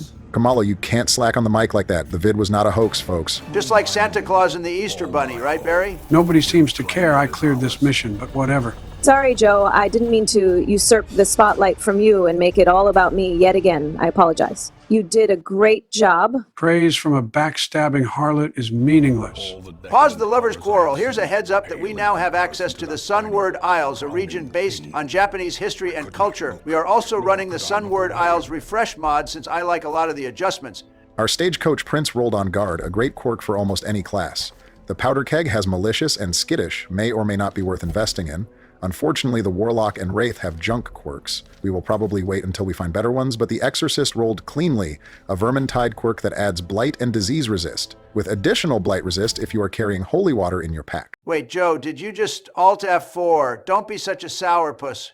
You really gonna treat our viewers like that? Hang up the phone and I'll reboot the game. Joe, please, listen. We have to put our differences aside here for the greater good.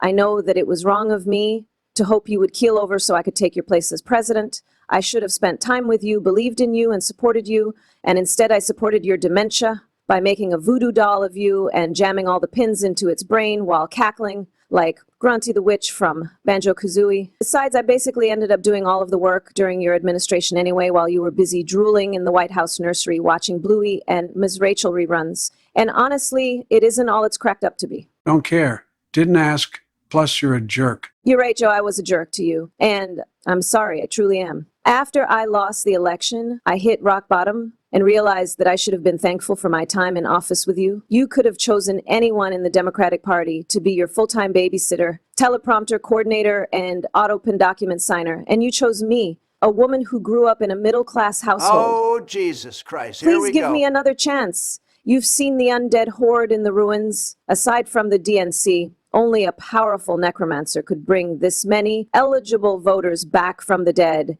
And Fauci is down there somewhere. Please don't leave him to die, or worse, for my mistakes. You can do it, G. Blizzy. Hang up the goddamn You're right, phone, I can please. do it, but when we find Fauci, the two of you are going to answer for the way you treated me. I'm going to prove I am still a competent leader. I can do this. These heroes already have upgraded armor, and we have the heirlooms to upgrade their skills too. I'm going to take a page from your book, Barry, and run Forsaken and Saw Hunter for my front line to shoot for visceral attacks, with Sunlight Spear support from the Sunlight Warrior and a Vestal to maintain our HP. Mastery over life and death was chief among my early pursuits.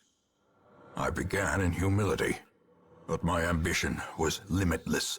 Who could have divined the prophetic import of something as unremarkable as a twitch in the leg of a dead rat? A twitchy rat, like the one on the phone? Easy, Joe. She's trying at least. Donald brought some extra adrenochrome, and I have another wrap. We are going to hook you up. Yeah, we figured you might get too big for your diapers and take on the boss. I'll have Secret Service bring up some ice cream if you pull this off. You guys really are the best friends I could ever ask for. My intel says we need to try and head south, Joe.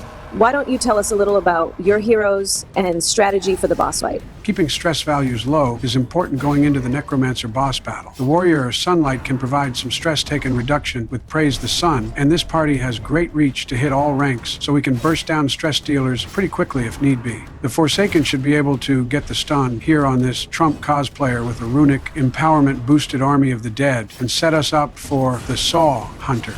Didn't get the crit, but it was still pretty satisfying to see that wild Snorlax get tossed to the back line. I'm still riding the high of circulating the second greatest rumor of all time, so I'll let these jabs slide as the Warrior of Sunlight finishes the Brigand Bloodletter off with a Sunlight Spear crit. Didn't need a crit this time, as that Brigand Cutthroat is just demolished by a visceral attack. Last time you used him, Obama, you utilized it well enough, but missed a few opportunities to capitalize on the Saw Hunter's huge damage potential due to having to punch upward with level 0 heroes. Nice work, Joey. I just sent over a map for your heroes containing some objects of interest as well as intel on some enemy squadrons. There's some cultists ahead. We don't know much about their beliefs, but I can't decide if the way they coexist with the undead is alarming or perhaps a huge potential voter pool for the Democratic Party. No way, y'all get the votes of the unemployed and the undead. We get folks with low IQ and religious zealots. That's the deal. Don't kill them yet, Joe. Let me see if they will buy a Trump Bible. Oh my God, listening to the two of you be insufferable and insult your voters on a hot mic is really a remarkable illustration of what a shit show the 2024 election was. We really got to do better, fellow Americans. But anyway, I should be able to set up the visceral attack here. Oh, hell yeah, here we go, baby. Confidence surges as the enemy crumbles. Great work, Joe. So far, so good. Yeah, man, I can't believe I'm about to say this, but this is the best start any of our expeditions have gotten off to yet. Thanks, everyone. Okay, seriously, this Saw Hunter is kicking ass. Like he went back to the hunter's dream after a long day of unaliving werewolves and making contact with gods, and found a bunch of rude notes about the doll left by other players. How anyone can besmirch that angel and look themselves in the mirror and sleep at night is completely beyond me. I don't interact with the messaging system much, but I always downvote negative notes about the doll. I just can't bring myself to disparage messages, given how disappointed and hurt the messengers look after. It's not their fault their hunter left an idiotic and unforgivable message. They are just doing their best to help, and I can't bear to hurt their feelings. Cool trinket there. The third war banner allows the Forsaken to give the team a one-turn buff to speed and accuracy when he uses friendly skills. And Joe, good intentions and empathy like you have for the messengers is one reason I grew to respect you over time. If you check the map, it looks like there's a secret room back the way we came, and the Necromancer's laboratory should be just a few more rooms south. I think we should camp here for the night so we can buff up for whatever lies ahead. Oh, hell yeah, Joe, a camping feast. Thanks for bringing all this food, buddy. Nothing hits like a Big Mac roasted over an open fire. Our Vestal will bless our campsite so we can sleep peacefully. The Warrior of Sunlight will get us hyped for some jolly cooperation, boosting different stats depending on positioning in the party. And then he and the Saw Hunter will entertain the group with a little sparring match to keep their senses sharp. Absolutely no way in hell would I be trying to mix it up with the Saw Hunter after the bloodbath that ensued the first half of this mission. Okay, since we are nearing the boss battle, I think it's time to take those extra doses you guys gave me earlier. I want to be absolutely locked in. Dude survives on ice cream and daily doses of a modern Brompton cocktail. Maybe we should befriend a necromancer instead of beating their ass, just in case we need to bring Robinette back after his inevitable brain aneurysm. Wouldn't work as far as I know. The reanimated lack their humanity and sense of self. All they know is service to their necromancer. And voting blue, baby, it wouldn't be Joey, just a shell of a man. Is there a difference? Oh boy, I feel like I'm 25 again. I wish that adrenochrome was farmed via less gruesome means, but it's so damn worth it in the end. Yeah, look, Joe, let's keep the lid on that, please. Some conspiracies exist for a reason, folks. Almost done with this last battle before we reach the necromancer. I just wanted to say that whatever happens, Joe, I hope you can forgive me. I played peekaboo with you and changed your diapers for 4 goddamn years, and I'm really hoping that bought me enough goodwill for a second chance. Focus on the good times, like the time you sang happy birthday to MLK III's wife and forgot her name and just called her blah blah. Google that shit if you haven't seen it, folks. Yeah, all right, I guess. But remember, I'm doing this for the people of the United States of America, Hamlet, not for you or Fauci or anyone else. Stay out of the way and let Jay Blizzy take down the very first boss of this run. Towering, fierce, terrible, nightmare-made material. Damn, dude's like 10 feet tall. He needs to put down the scrolls and pick up a damn basketball. Or throw a few from a pitcher's mound? You're telling me with that frame he couldn't hit upper 90s? The downward angle on his fastball would be insane.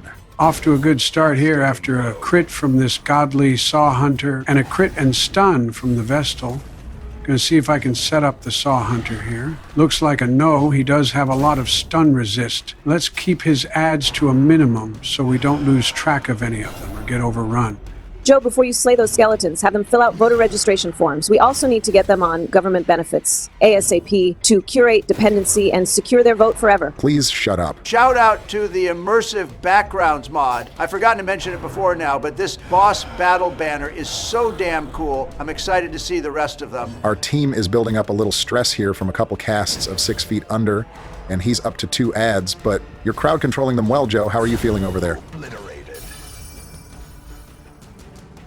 Oh, I'm doing great, thanks for asking. The Saw Hunter continues to impress, demolishing ads and taking chunks out of the Necromancer. I think if I just continue to take things slow and steady like this, we should be just fine. Considering how well this team is locking down his ads, the only real threat here is the repeated casting of 6 feet under, possibly pushing the whole team to resolve checks. Hopefully, he cycles through some of his other much less dangerous attacks. Given the luck we've had with resolve checks so far, I don't really want to roll the dice here. Yep, I think that's the right call, Joe. None of his skeletons are getting off attacks before being cleared.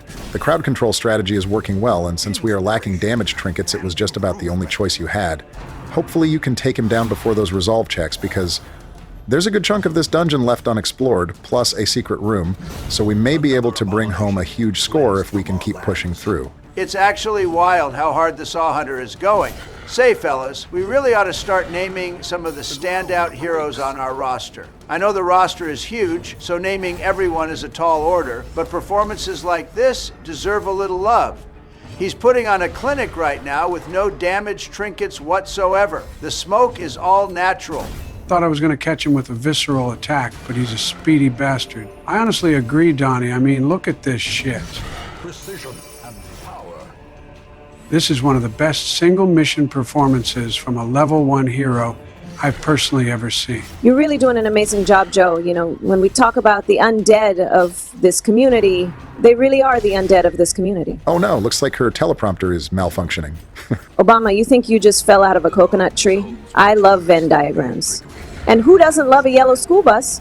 Holy shit, I think I just laughed so hard I peed a little. Let her keep going. It's time for us to do what we have been doing, and that time is every day. Please let Pelosi know that your teleprompter needs a software update. I'm hanging up now. Thanks for the intel, Kamala. We will let you know if we find out anything about Fauci. What else do we know about this population of undead voters aged 18 through 24? They are stupid. Please hang up before she embarrasses me any further. Hey, Donald, you've been kind of quiet. You all right over there? It probably occurred to him that he lost the bet. Since you took down the Necromancer, you've already completed the mission, and he bet you'd fail. This is probably a death blow to his ego. He's going to have to hope we roll the From Beyond Town event so he can resurrect it. Throwing stones from a glass house is a bad look for you, buddy. You bet Joe would lose a hero. And at this point, with the mission complete, he can leave whenever he wants, so there's no pressure on him to stay and continue battling. It would be an even more embarrassing fumble than the time Cam Newton could have picked up a loose ball in the Super Bowl and decided he was too good to go for it. If you get your shot, you got to take it, because you may never get another one. Talented guy, but in the end, he didn't have that dog in him. Not like me, at least. This week, I have proved all the haters wrong, flexed my knowledge of gameplay and combat tactics, defeated the first boss of our playthrough, scored a secret room for a huge payday, and helped out an old friend. Really won for the record books, and oh my god, Joe, you just got the crescendo box from that madman. Finally, a top-tier offensive trinket to put on our DPS heroes. Huge pull, man. I gotta say, this has been an unreal performance from you. Donald has to be seething right now. Hey, buddy, you okay over there? A part of me is very angry right now, knowing that Joe has admittedly, and it kills me to say it, but admittedly he's put on the best performance so far. However, I can't be mad about what this has done for the United States of America, Hamlet. We needed that secret room because it's time to start clearing negative quirks and upgrading our heroes' level 1 gear and abilities, and all of that can really add up when you have a large roster. I've been annoyed at our poor luck getting damage trinkets so far, and somehow the Lord of Salem, Joe Biden, pulled the incredible crescendo music box. The madman carries music boxes to soothe his mind a bit as he descends further into insanity, and they only have like a 4% drop rate. He must have recognized Joe is a kindred spirit and gave him the box as a parting gift. Concentrated flame is kind of an interesting trinket to randomly drop here. The additional damage taken is brutal, but 50% damage reflection is pretty significant. Maybe it could be useful on a frontline hero with a high HP pool or strong sustain. Not really my kind of strategy, but maybe we will find a use case for it in the early going. Joe is so confident with only 2 battles left, he's snuffed the torch with no heroes on the team who benefit from it. I was honestly concerned in episode 1 that he was going to be a detriment to our team, but right now he's, well, the goddamned MVP. Concentrated Flame putting in some work right here with everyone targeting the Sunlight Warrior. I can't wait to get his unique hallway encounter during Highlight that has a chance to give the Adherents of Sunlight quirk to your party. My playstyle doesn't benefit much from it, but you torch polishers will probably appreciate the virtue chance boost and stress taken reduction at Highlight. Bro is stacking bodies like he's Hillary Clinton. Okay, that's won this video, Joe. Please no more. We are almost to the finish line, and I do not want her to appear here with Bill's severed head in one hand and the Necronomicon in the other. Back to what Donald mentioned, I am a fan of mod classes that come with somewhat predictable, useful quirks baked in for themselves or their companions, like the Sunlight Warrior, Rescuer, Acolyte of the Sun, and Ringmaster. So much of the quirk aspect of the game is an RNG crapshoot that it's nice to be able to farm up a desirable quirk on your heroes. I know some of these are a bit controversial in the modding community, but I'm a fan. I am as well. There's some pretty neat quirks available this way. Acolyte of the Sun can pass a disease that turns into a quirk-boosting restoration received at low health. The Ringmaster can pass an evolving quirk that boosts critical chance and stress healed by crits. It's a pretty insane quirk that admittedly gets a little busted when passed to a hero with powerful AoE damage like the Blackguard, though Yeah, cross-mod balancing is basically impossible. And I really like how you can build your rescuers to specialize in different skills depending on which of the naturally occurring quirks you chose to keep. Wait, when are we adding mod enemies again? I'm gonna get at least one more episode against vanilla monsters, right? I'm riding the high of the Saw Hunter's generational performance right now, but I'd be lying if I said the mod enemies and regions don't make me nervous. 22,000 gold, a bunch of busts and crests, and a rifle for our banished hunter. Great work, Joe. Post-mission quirks are whack, but nothing to worry about. We are going to take one more turn through the rotation. Whatever week we are on for my third episode, I will add the first round of modded monsters. A thick-blooded apostate isn't a bad pull here. It's a pretty neat support class. Looks like our banished hunter impressed the religious leaders in the Abbey, so they gave him the poster of a wanted criminal. An odd choice, but we will probably sell it.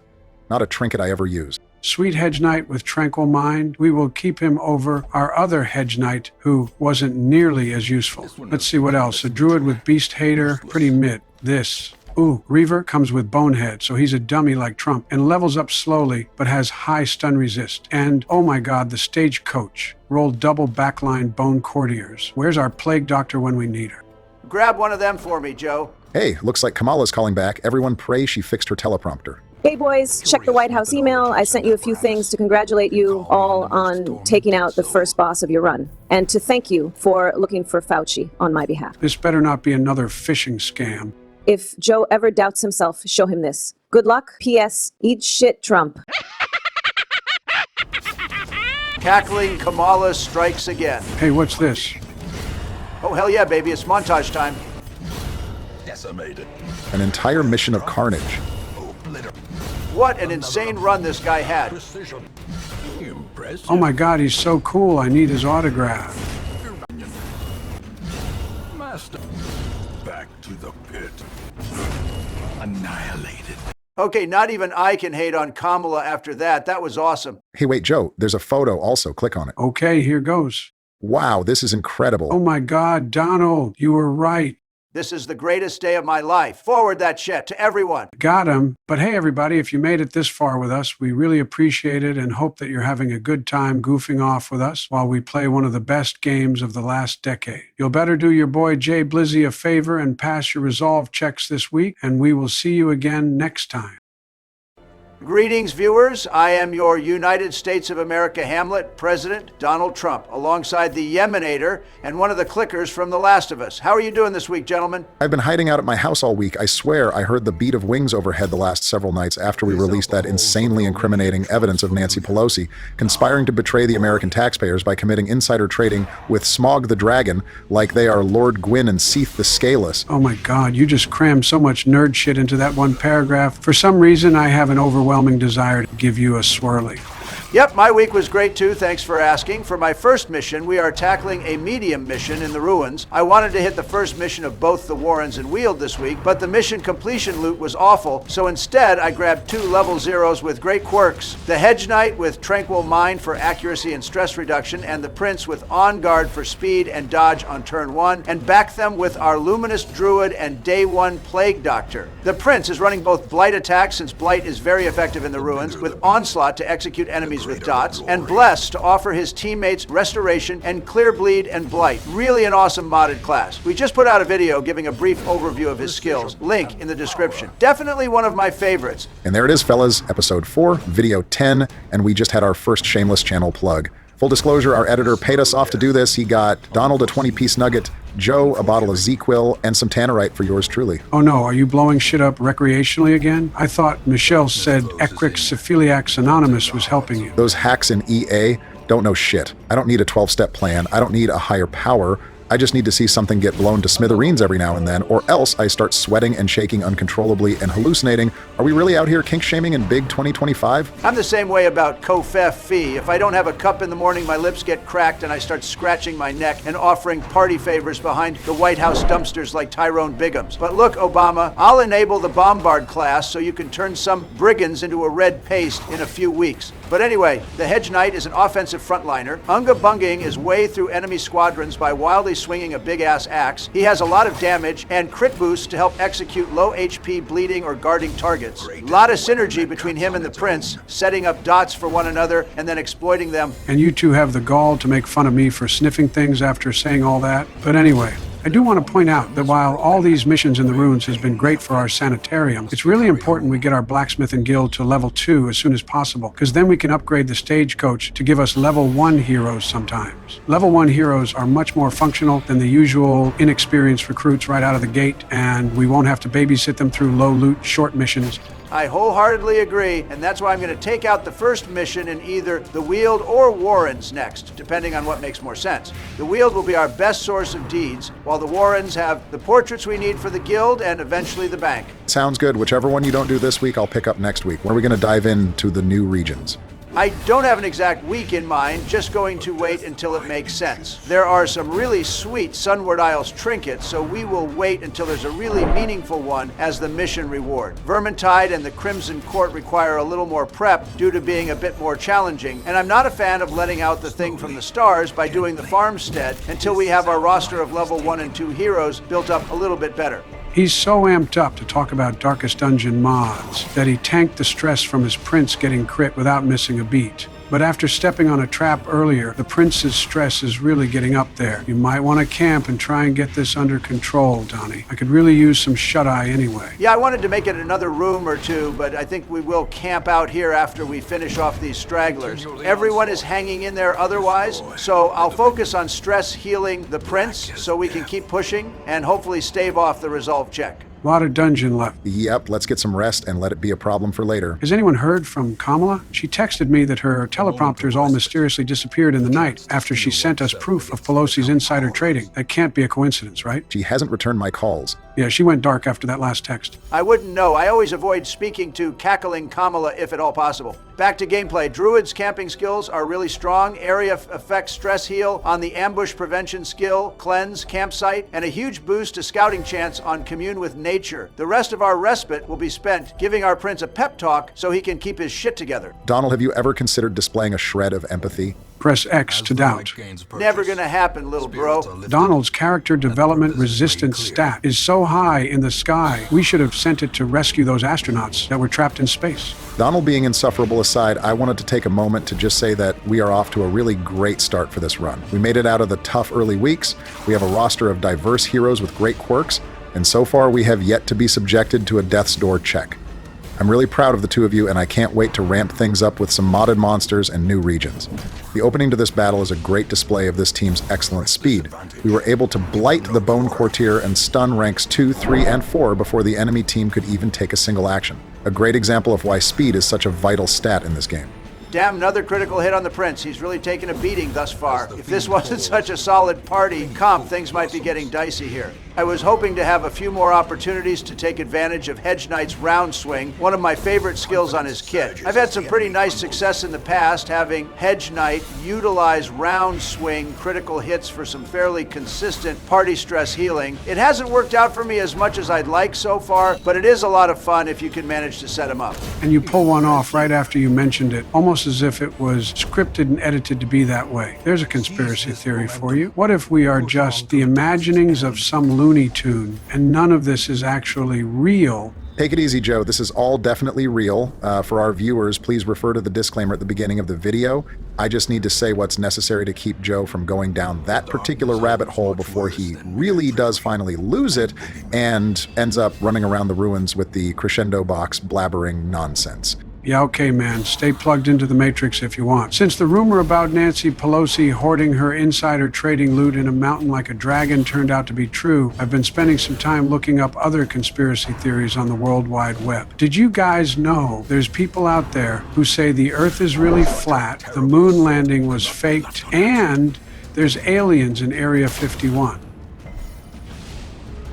You didn't look into the classified files on all that while you were in office. You were in office for 12 years between Barry's reign of terror in the Middle East and your sham of an administration, and you didn't view, remove, and misplace any classified documents? Oh wait, that's right, you did do that. Oh, whatever. You got caught with hundreds of them. Hypocrisy is just so ugly on you, Donnie. Oh, come on, guys. Don't fight over something every administration has done since, like, forever ago. There's just something so intoxicating about printing documents containing top-secret government operations, Pentagon schematics, and threats to national security, and taking them home and throwing them all over your room and diving into them like Scrooge McDuck.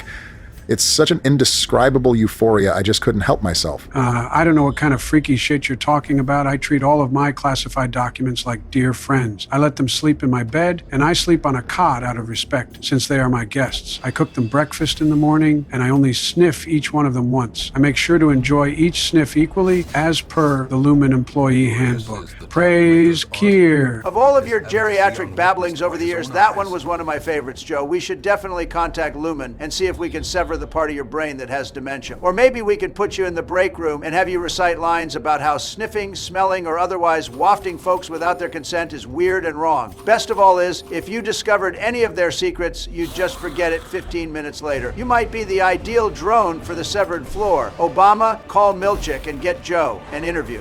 And you assume I have his number? Because? I don't know. Anyway, I have to agree that there's something exhilarating about doing something bad and having so much to lose. Like, the more you have to lose, the more adrenaline you get from putting it all on the line over something completely idiotic. That's what happens to celebrities, rich folks, and people in power. They keep upping the ante on what they can get away with, and they need to do more and more insane shit to sate the need, until eventually some horrifying truth comes out and every streaming service starts salivating over how they can all release a low-cost docu-series about the, quote, rise and fall of some moronic socialite. And even knowing that, even being that self-aware of the reality of what I was doing, I still took the goddamn docs home. Because the rush of committing felonies is unlike anything else I've ever experienced, and you can bet your sweet ass I'll do it again. Yeah, Donald, all I want for my birthday this year is one stack, just one single stack of classified documents. I'm going to take them out when Jill and I go to dinner and wine and dine them and give them the love and appreciation that any government secret deserves. But wait, the red phone is ringing. I thought I disconnected the phone line before I left office. Joke's on you. The red phone in here during your presidency was just for show, since your brain is basically applesauce. I had the real one brought back in, though. Answer it. Please be a judge with your arrest warrant. Howdy, partners. Yes, thank God it's you, George. It's been so lame in the chat with all these Democrats. Glad you're here. Hey, Georgie. Good evening, Bush. Howdy, fellas. It's been a while, and I'm just thrilled to hear from all of you.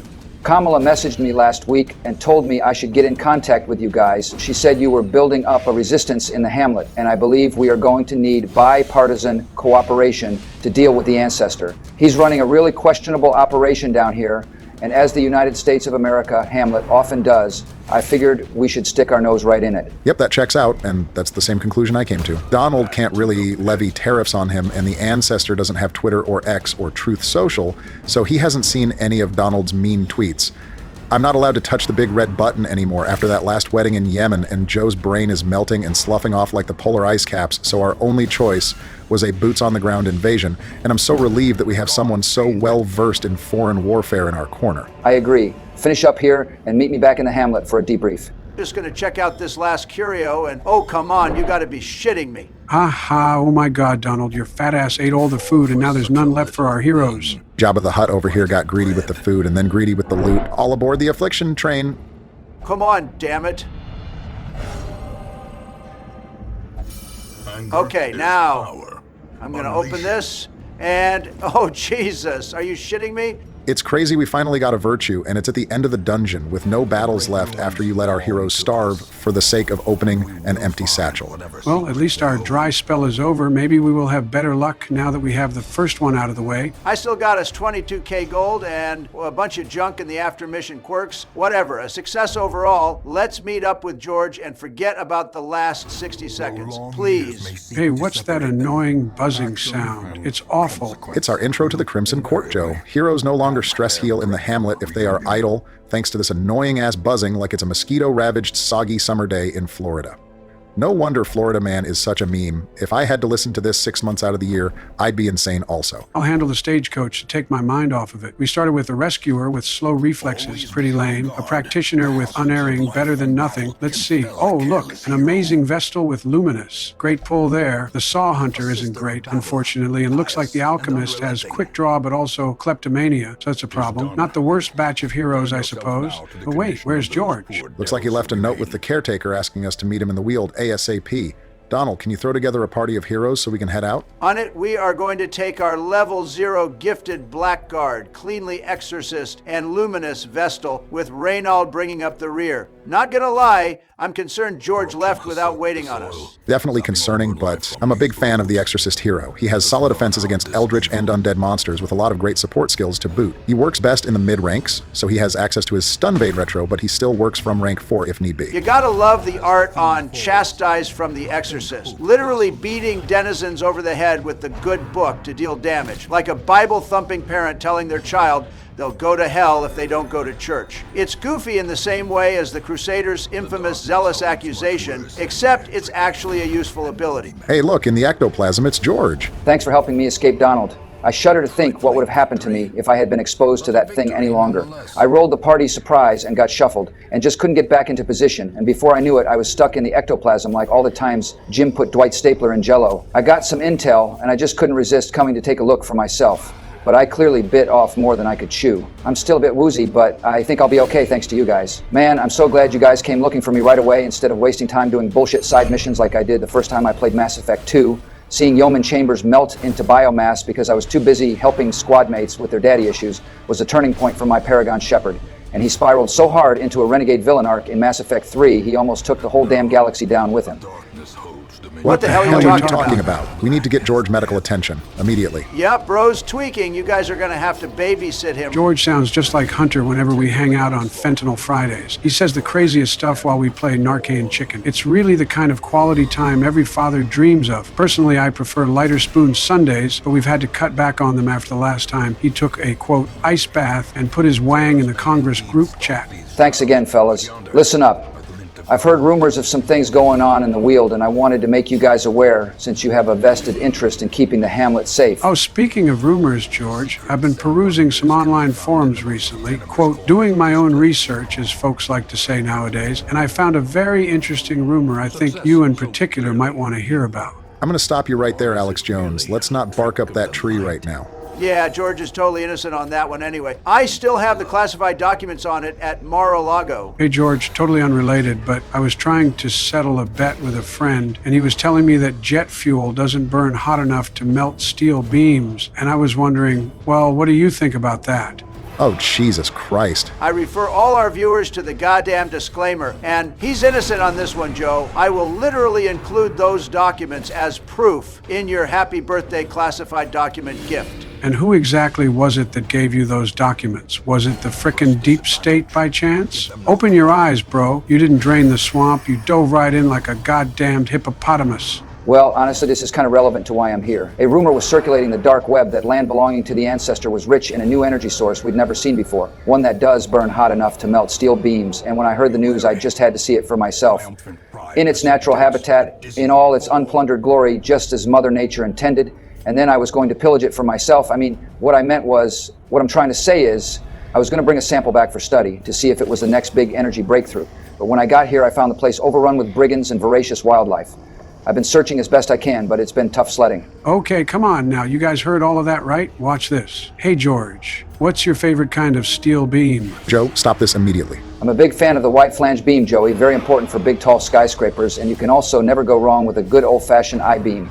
Tried and true. Okay, guys, is it not alarming to anyone else that Georgie here just gave us multiple types of steel beams that could be his favorite? And he traveled to an AI-generated fictional world inside a goddamn video game because he heard there might be some kind of super jet fuel here? That doesn't seem off to any of you? None of you? Nobody? Nah, seems like he's still woozy from coming into contact with that ectoplasm. Let's get him back to the Hamlet and get him cleaned up. I'm sure he will be able to explain all of this later when he's feeling better. Oh my God, you have got to be kidding me. Come on, man. Joe, another concern is that if this fuel source really exists, it gives the ancestor a huge amount of leverage on the global scale. I must confirm either that the substance is real, God, I hope so, or not. And if it is, sleep with it under my pillow so that it is always close by and I can protect it from anyone who might come to take it from me.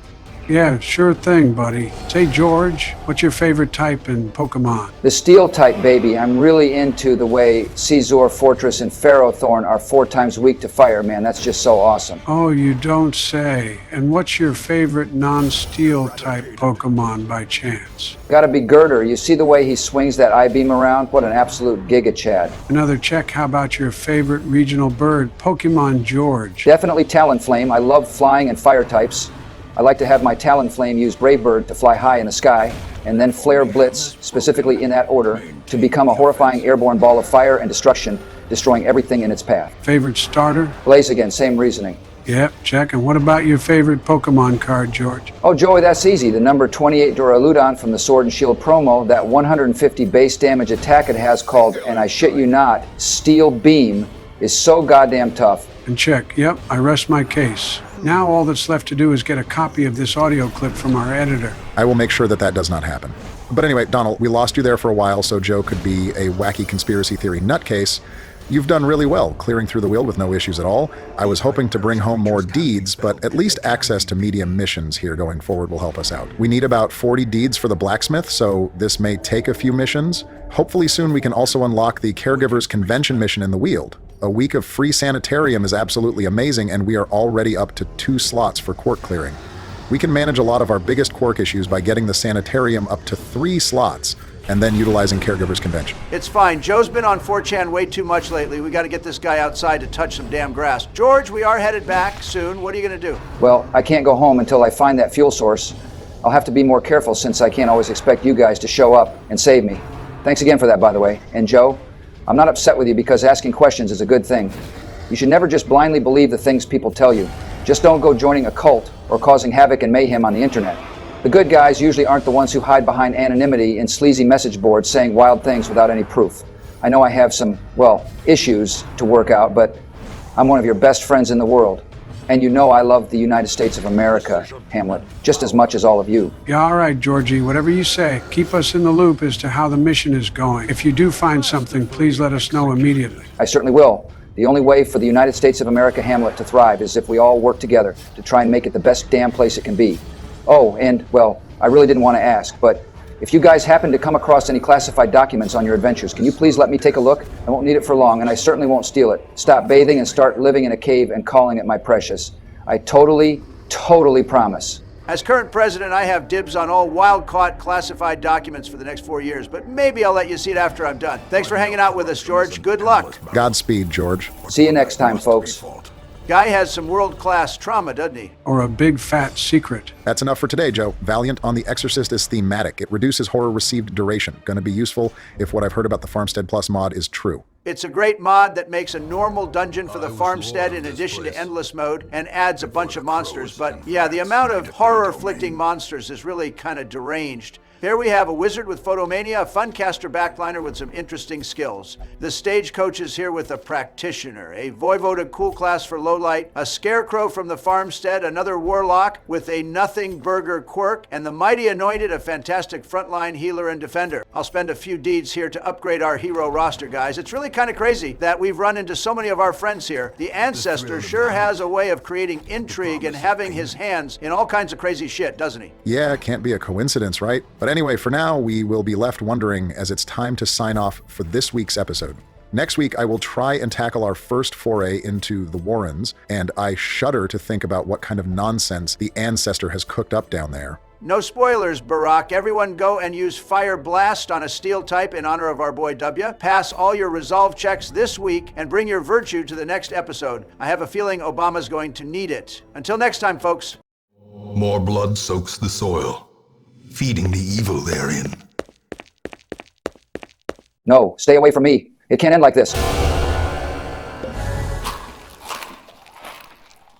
Welcome to episode 5 of President's Play Darkest Dungeon. I am Barack Obama, here to lock down some loot with the practitioner in my second episode, with support from Nosferatu and Peter Quill in his giant Pac-Man form from Guardians of the Galaxy 2. Say hi to our viewers, fellas. I like the reference, but personally I would have compared him to Ego the Living Planet, because he definitely has the mass necessary to achieve hydrostatic equilibrium as per the guidelines of the International Astronomical Union. At this point, Trump has a better chance of being declared a planet than Pluto does. Comparing me to superheroes, gods, and celestial bodies isn't the put-down you guys seem to think it is. Once again, proving that the left can't meme. Are we really glossing over how intelligent Joe just sounded? Thank you for taking your meds today, buddy. I've been hiding them in his ice cream and lunch meat like you would for a dog. Another brilliant plan by yours truly. We are back in the Weald after spending some time here last week with George Bush. He went off in search of super jet fuel after Joe did his best QAnon cosplay for half the damn episode, and I hope he's keeping himself safe. I chose the Weald instead of Warrens for this first mission due to the very useful Caution Cloak reward, dropping the trinket holder's speed by 10 on round 1 only,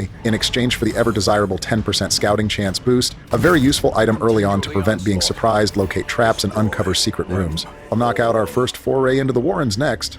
Obama, did your fish man stun himself in that last battle? And is that Big Hat Logan in rank 4? Better keep an eye on him so he doesn't go hollow. Joe, that's the wizard class. He has some pretty cool abilities. Sparks Fly causes the Daze status effect based on stun chance and resist, but it does not actually prevent an action like stun does.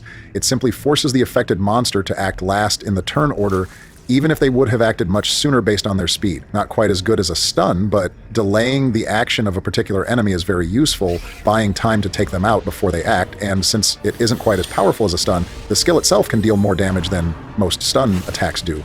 The wizard can run Sparks Fly as its primary attack if you want, and you don't really feel too gimped in damage given the modifier is only negative 10%. Former Combustion deals with guarding and protected enemies. Lighting the Way buffs party accuracy. Nova Bomb is an AoE attack that stresses the wizard out when used, and Warming Bond forces an ally to guard him and boosts both of their attack. Blazing Embrace is pretty neat. It damages the target but affords them a block and 3 turns of small restoration. Passing blocks and restoration is very useful, and it doesn't deal damage to heroes on death's door, so you can't death blow your own teammates while trying to pass them a life-saving block. Fireball is the highest damage attack in the kit, but can't be used every turn. I forgot to include the Runaways fire attack patch for this video, but I'll pick it up later. Meanwhile, the practitioner is similar to the antiquarian in that he finds unique loot after battles and while looting curios that sell for a high value. He has a support kit that can AoE debuff accuracy with Invoke and Enra, can double stun ranks 1 and 2 with Strike the Earth. Bustling Gale pushes a frontliner to the backline and has a high crit rate.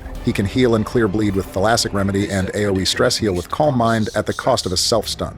Notably, the different artifacts he can loot to sell also boost his skills effectiveness, so he's a bit gimped at first but can really be a powerful supporter and disruptor once you get the artifact loot you need to boost the skills you're using. Yep, and just to reiterate, you want to use the practitioner to interact with every curio you safely can so that you get those artifacts as quick as possible. This hero is going to be critical in our effort to farm up the gold, to upgrade our heroes, and create a nest egg to invest with the bank later on.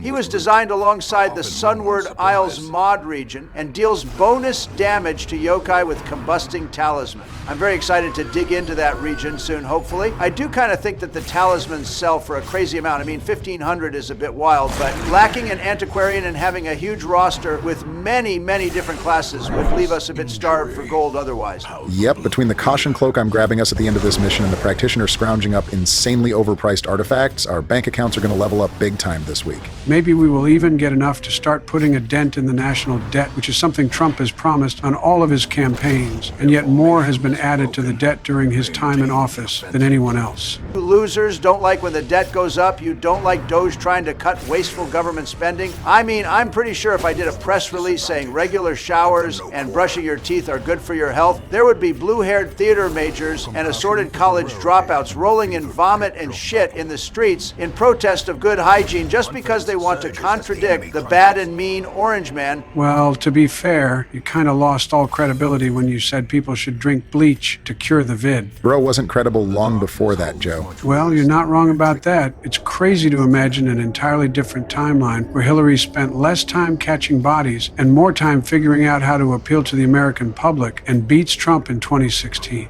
I know you guys like to tease me about all the research I do on Reddit and 4chan, but I saw the classified documents on Hillary with my own eyes. Joe's, that's twice in like 10 seconds. If you say her name a third time and she shows up here wearing a suit of Bill's flesh, I'm gonna push you down as a distraction and haul ass. Are we clear? Why do you two always have to be such dipshits when I'm playing? Like, if one of you doesn't have the constant distraction of holding our heroes' lives in their hands, the two of you just sit there and bounce each of your particular brand of character flaws off one another until you make me want to zero crit bleed myself on death's door. We have one more room battle left and we will be out of this dungeon with a pretty nice stack of cash for a short mission. Please, lock in. Oh, fine, whatever. I'll lock in just in time to notice you getting crit yet again by the annoying ass-wheeled dogs. I do like the strategy of AoE damage with this group. Practitioner, Alchemist, and Hedge Knight are all cleaving multiple ranks to wear down the entire enemy party, while the Wizard inflicts daze on priority targets. Unfortunately, in low light, these Commander cosplayers have pretty high crit rates, and the speed typically associated with backline stress units, so while their damage output isn't that high, the bleed dot they inflict and frequent party-wide stress from crits can really wear your team down. Yeah, I had a great handle on the team's stress until I ran into this battle. Thankfully, we will have plenty of cash for stress heals in the Hamlet, thanks to the practitioner. I just realized I made a few mistakes early on by interacting with Curios with other heroes instead of Fishman, and I'm regretting that fumble. I apologize. Probably cost us a couple bans, Obama. More proof Democrats can't be trusted to not misplace and misappropriate funding. Bro caught his own mistake before we did, admitted it, turned it into a learning opportunity for himself and the team as a whole, and apologized. And you still have to be a jerk about it. I'm emailing this clip to Trey Parker and Matt Stone. This is the year you dethrone John Edward, you douchebag. Joe, please bring some of the leftover Legos from your collection next week. I am going to scatter them around Trump's feet like caltrops every time he runs his mouth. We will play explosion sound effects when he steps on them, and between that and his screams of agony, I think I should be able to get where I need to go. Okay, fine, Obama, Jesus Christ. If you have a clean rest of your episode without losing any heroes, the next time I order a precision airstrike, I'll let you hit the big red button. If you're acting like this over that weird-ass little fantasy, it's clearly been too long since you've got to bring sudden and devastating democracy to an unsuspecting foreign country with little regard for collateral damage. Resolve check incoming. A moment of clarity in the eye of the storm. Hell yeah, baby. Joe was yet again suspiciously correct about our resolve check luck turning around, because Big Hat Logan just powered through all the Rabid Nash or critical hit spam BS and got the focused virtue, not only buffing his accuracy and critical hit rate significantly, but also giving him the chance to buff another hero's accuracy and crit as well, in addition to the 25% resistance buff to all stats that comes with every virtue, excluding death blow resist, of course. Great work, Obama. This wizard might only be a level 0, but he stands on business here. What a huge momentum swing at the 11th hour. The only thing better than the virtue to cap off this mission is finally finding the gloomy headdress from the cultist acolyte. Dark runs just became the meta with this incredible trinket. 3 speed and 10 accuracy at low light is insane, and even I'll admit it is an overpowered trinket, at least until we start hitting those nasty, modded monsters on dark runs in my next episode. Not to mention 22k gold and some heirlooms on top. Let's check out those post-mission quirks. Oh boy, I hope it's something good. And wow, we got advanced medical training on our practitioner, boosting both healing done and healing received, which pairs wonderfully with Thalassic Remedy. We will clear compulsive ASAP, and our wizard became marked by the flock, a quirk related to the Falconer class that causes dangerous Talon brigands to hunt us down in dungeons. And our town event announces, we now have access to Vermintide. I cannot wait to show you all that region. After all the glazing, I hope it lives up to the hype. The stagecoach brought us a wraith with hot to trot. Definitely need to get him some playtime soon. Hell yeah, finally, a forlorn with standard bearer, a future staple, and another one with slugger for good measure. Lame Vestal, but we already have great ones. And the Reaver has Lurker Donald, so you finally got some of that low-light firepower you were looking for. The heroic tales of Big Hat Logan beating the hollowing allegations and inspiring the party to victory clearly made it to, well, whatever towns these heroes come from, because they sent us a stagecoach full of just fantastic new recruits. I'm running our Forsaken. Bleed and disease immunity is fantastic in the Warrens. The On-Guard Prince brings turn 1 speed, the Banished Hunter with the rifle and crescendo box Joe got for him, and the Luminous Druid for speedy stuns and healing. These are some of our strongest They heroes. breed quickly down there in the dark. But perhaps we can slay them even faster. Okay, seriously, you guys heard that one right? What the hell was that? Did the Ancestor just have a stroke? Was someone just DJing the Ancestor voice lines? There's got to be one person out there that had the Ancestor dropping the hardest mixtape of 2025 on their bingo card, right? They are probably losing their freaking mind right now. But anyway, this team is stacked, and I don't blame you. Things can turn against you quickly in the Warrens with all of the disease dots and high crit enemies. Yeah, I pull no punches in the Warrens. It's consistently the most dangerous vanilla dungeon in my opinion. At least until the addition of Hateful Virago in the Champion Wield. Then I think it's kind of a toss-up. Please do not talk about Hateful Virago in my presence. We have quite a while before Champion Wield, and I do not want to spend a single moment letting those abominations occupy what little of my mind I'm clinging on to. I honestly hate Swine-Skyverse the most. The first time I ran into one, I got triple crit by Cripple Them and ended up losing 2 heroes. I am hoping I get to be the one to run our first Champion Warrens mission. I'm still salty about it nearly 10 damn years later. Those with the massive and elephant also never forget, it seems. I also haven't forgotten that you were recommending the DNC ditch both Joe and Kamala in 2024. Joe might have forgotten, but I definitely have not. Wait, what? I mean, Kamala I get, but is this true, Barry? I'm sure whatever it is that Donald is talking about is being taken out of context, but anyway, off to a good start, and wait, another grotesque pigman is approaching us. Everyone attack! That's really hurtful, Brock. I'm not one of those horrible man pigs. I'm former presidential candidate and champion of sustainability, Al Gore. Damn, another Democrat guest? That's 4 damn Democrats to just 1 Republican. Plus, I'm outnumbered on the main cast to begin with. Hey, editor, remember the part of the disclaimer about not being politically biased? Well, what the hell would you call this? Just because you don't like it doesn't mean it's unfair or biased or rigged or wrong. Just reiterating that for the 10,000th time in case it finally sticks. Joe, I'd go so far as to call that an inconvenient truth. Are you kidding me? I'm pretty sure I haven't plugged my book a single time in 5 episodes, and you find a way to worm your documentary in immediately? Get this guy out of here. Feed him to a carrion eater. I don't care what political party you belong to, you've had 2 damn voice lines, and you already have me ready to dox your home address to George Bush and tell him you have weapons of mass destruction and oil. Yeah, spoiler alert, Mr. Sustainability over here lives in a big-ass mansion that slurps up enough power to light several city blocks. It's always the same way with you tree-hugging losers. Rules for thee and not for me. Am I right, fellas? I know environmental issues are serious, but for some reason listening to this guy talk makes me want to fly a private jet from my bedroom to my kitchen to get a glass of water like on Taylor Swift. Okay, all right, let's at least give him a chance. No more self-promotion, or I'm exposing you as one of those 4chan moderators using a .gov email address. Fine, keep this between us, though. Hey, wait, I'm getting a phone call. But sure, Al, we won't tell anyone. We pinky promise. Hello, this is Jay Blizzy speaking. Talk it, yo boy.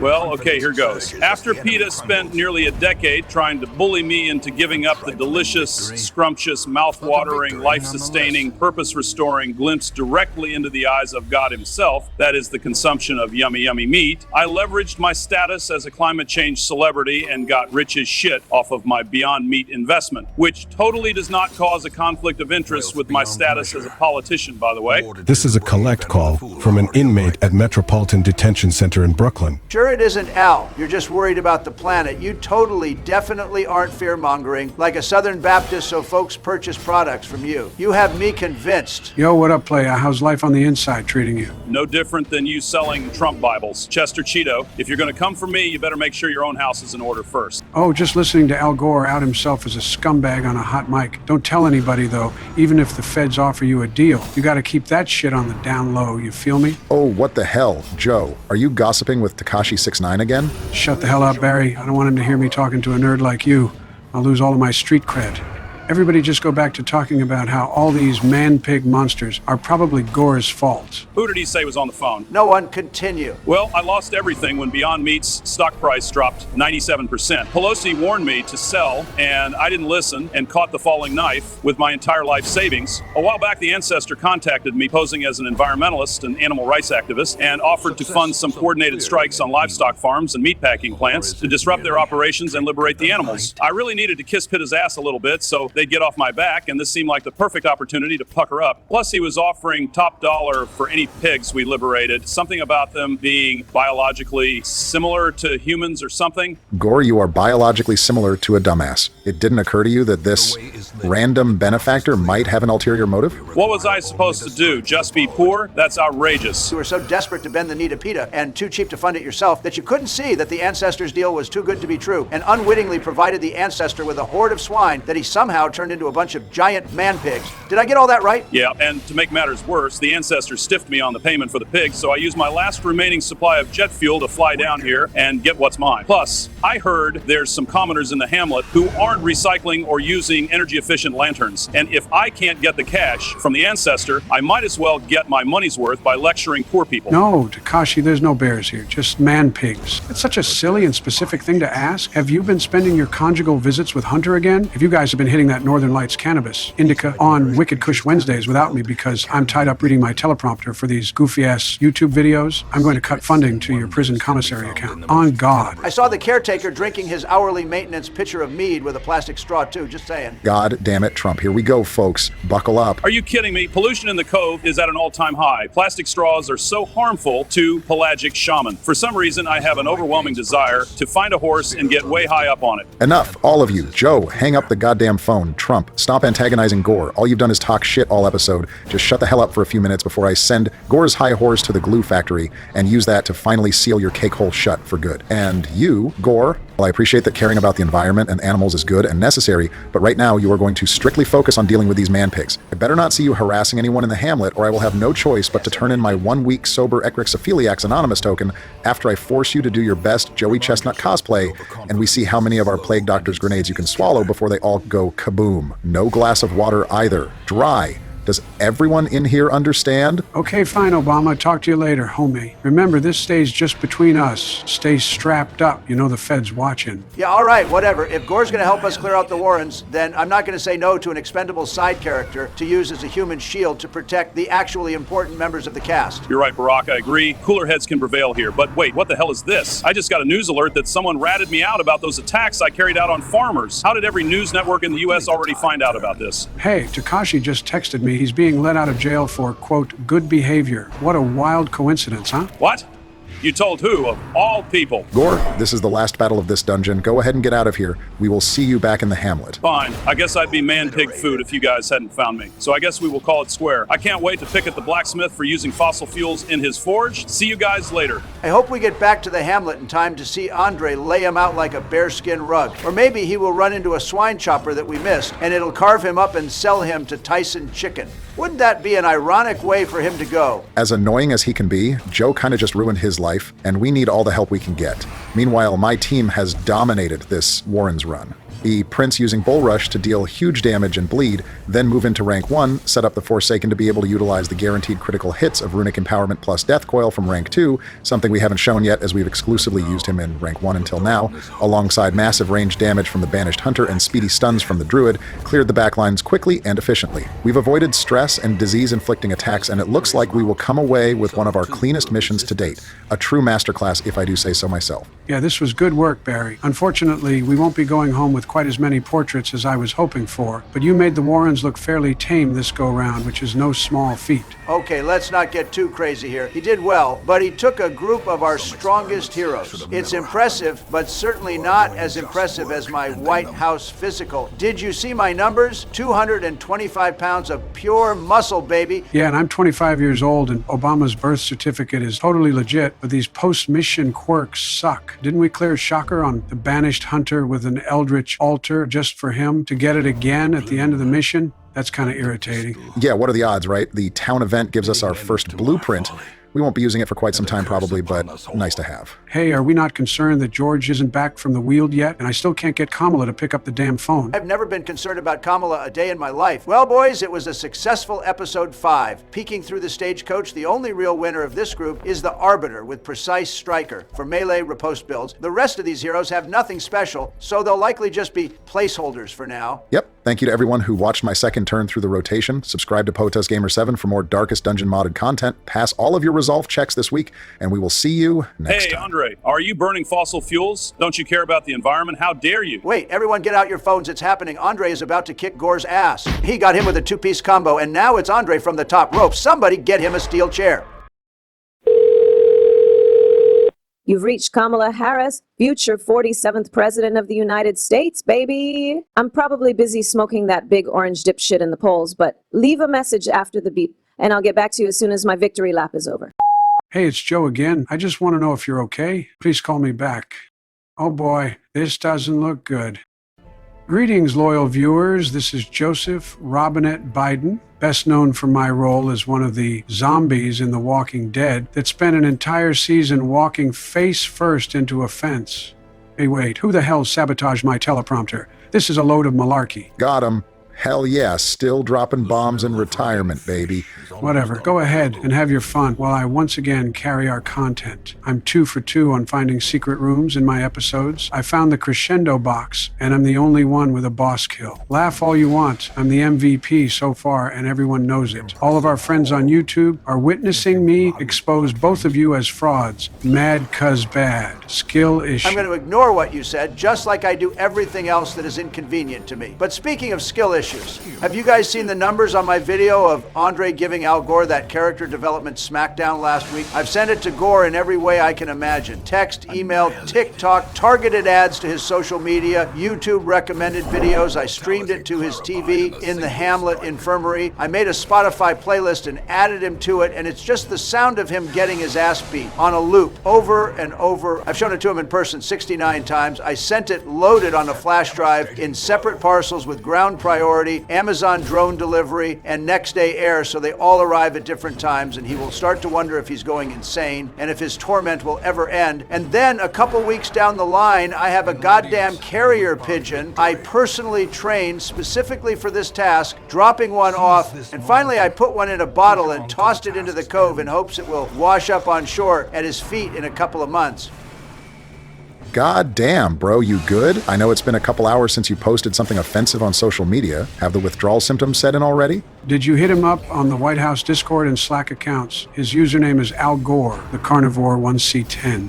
What does the 1C10 mean? 1 Corinthians, something about how you shouldn't be ashamed for eating meat. Damn, no wonder Pitta hates that guy. Well, heads up, fellas, I'm flush with cash after I got monetized on social media from the insane numbers that video of Andre smoking Gore like Marlboro Lights put up. So I also mailed out some new headsets to some of our guests, so hopefully they don't sound quite so AI generated anymore. That was actually really nice of you, Donald. All it is a loan. I included an invoice for the full purchase price plus tax plus shipping plus time for the labor of researching which ones to buy, plus tariffs and interest. My God, you really are a bastard, aren't you? But anyway, I am hitting the cove this week for the 5D reward, and hopefully I'll see an eerie coral or two. Reynold is leading the way with our gifted alchemist, cleanly exorcist, who is also Packing Cove tactician and luminous vestal. This is a group we should be familiar with from prior episodes. The difference being I am running the exorcist in rank 3, which switches his main offensive attack from Chastise to Word of Power. It has a low damage modifier but large damage bonuses against Eldritch and Undead, and buffs its own power with each use. It's similar to the Vestal's Hand of Light, but it's actually a great attack since it can target any rank and doesn't force him into undesirable positioning. Yep, and you still have access to his Stunvade Retro. He works best in ranks 2 or 3 generally, but you can make 1 and 4 work also if you need to. It's a pretty great mod class. We are definitely going to cover in a mod showcase short at some point. He's a lot of fun to use, and because of that, I'm going to forgive him for refusing to buy a Trump Bible. Last channel plug, we just put out part 1 of our vanilla hero tier list. Just everyone please skip the Man-at-Arms ranking so you aren't subjected to any of Joe's terrible, horrible, no good, very bad rapping. I don't know, you kind of sound like Drake right now, all butthurt over a diss track. Joe's Trump diss track goes pretty hard, and the fact that you don't like it makes it a million times more enjoyable for me. I already have it set as my ringtone, and I've been praying to J. Robert Oppenheimer for days that someone calls me. Oh my God, you've really fallen off the wagon, huh? I found your receipt for pre-ordered fireworks for the 4th of July. I wasn't even aware it was possible to pre-order fireworks, and yet you somehow managed to order them 2 months in advance and drop $250,000. Wait until I show this to your sponsor at EA Big Guy, and then we will see who is laughing. It'll still be me. I'm about to paint the sky in beautiful, colorful kabooms and become a Hamlet legend, and you'll still just be some prick who had his career ended by a 4,000-year-old white SoundCloud rapper. My age and skin color have nothing to do with it. I'm just goated. My flow is smoother than Donald's brain, about to line his daughters up and Absolutely not. That's where I'm drawing the line with this bullshit. That's enough. Hey, wait a minute. Over there, is that... Kamala, what the hell are you doing here? I've been trying to reach you for weeks. Joe and Obama. Oh, and Donald too, I guess. I'm so relieved I found 2 of the 3 of you. These creatures have been chasing me through the cove. I thought I was a goner. Yeah, I think her mic sounds way better. Another win for Big D Trump. You can Venmo or Cash App me whenever. She isn't paying you shit, and your little D is something I also address in my diss track, Orange Man Bad. Oh, God damn it. Yeah, that shit goes hard. I was bumping it on the ferry on the way over here. Yeah, why the hell are you here? And why do you sound so relaxed when you were just being chased by fishmen? Hunter gave me a bunch of edibles he made with the leftover, ganja from the last Wicked Kush Wednesday. I'm doing just fine, man. But anyway, you guys heard about how all of my teleprompters went missing? Crazy, right? Then I found out you 3 imbeciles forwarded it to everyone, including Nancy Pelosi. You 3 are so damn stupid. Oh, no, Joe, tell me you didn't include Nancy Pelosi on the email you sent out with evidence of her insider trading racket with Smog the Dragon. Jesus Christ, Joe, when I said everyone, I thought you knew that did not include the person we were outing. That's a logical assumption, right? This is on me, guys. I should have sent the email myself instead of letting this pious Augustus lookalike handle it. Oh, damn. Trump, was that an Eternal Darkness reference? That's kind of based. Maybe you aren't as much of a dumbass as I thought. I have a few contacts who told me Pelosi approached some contract killers and I knew I had to get out. Hunter knew some boaters who, transport illicit goods, so to speak, and he convinced them to smuggle me here and gave me a shitload of drugs, man. Guy really knows how to party. Can't believe what I'm hearing. Kamala, I'm one of the most boring guys to ever hold office, and even I think you're a square. That's why we never invited you anywhere. But now, after Joe survived his term, and you lose the election to Charlie Brown's Great Pumpkin, Nancy Pelosi puts a hit on you because Joe is an idiot, you completely crash out and do a bunch of drugs with Hunter Biden, get smuggled here by mules, and then eat pot brownies while you frolic away from fishmen, cultists, and the hosts from The View? Did I get all that right? Zoned out like halfway through, I think, probably, right? But I think you have a general grasp of the situation. Yeah, way to go, Mr. Smart Guy. Totally off topic, but I usually eat pretty healthy, but when I have the munchies, I eat like a raccoon. I love garbage and trashy junk food like Waffle House and Cookout and sleazy, greasy fast food, and I could really go for something like that right now, and I know it's like 1,000,000 to 1 shot, man, but I gotta ask, just in case, you wouldn't happen to have one of Michelle's school lunches on you, would you? Oh, you've got to be kidding me. Holy shit, man, that's easily the funniest thing Kamala has ever said. I can't believe I'm about to say this, but is stoned Kamala, well, and again, I'm just as baffled as you guys are, but is stoned Kamala cool? Definitely. We have to be living in a simulation. There's no way this is really happening. Al Gore got in a fist fight with the blacksmith from Dark Souls. George Bush is here searching for super jet fuel. Kamala is a stoner. Bill's a bathhouse pervert. And Hillary is a contract killer who is best friends with Jigsaw. And if you say her name 3 times, she appears out of thin air with her own sound effect. No way this is real. Who the hell is writing this shit? Is our AI overlord glitching out? Is Skynet down for routine maintenance? Is it just some guy at a desk pulling our strings like puppets? Is he also on drugs? What the hell is going on here? Jay Blizzy getting philosophical and shit. I can dig it. But wait a minute, just wait, wait just a minute, all right? Did you say Hillary appears if you say her name 3 times? That's pretty dope, man. I love my girl Hill Dog, girl power and shit. Hillary, Wait, no, Hillary, somebody stop her. Hillary, Stop immediately. come see me, bitch. Well, it was nice knowing you guys.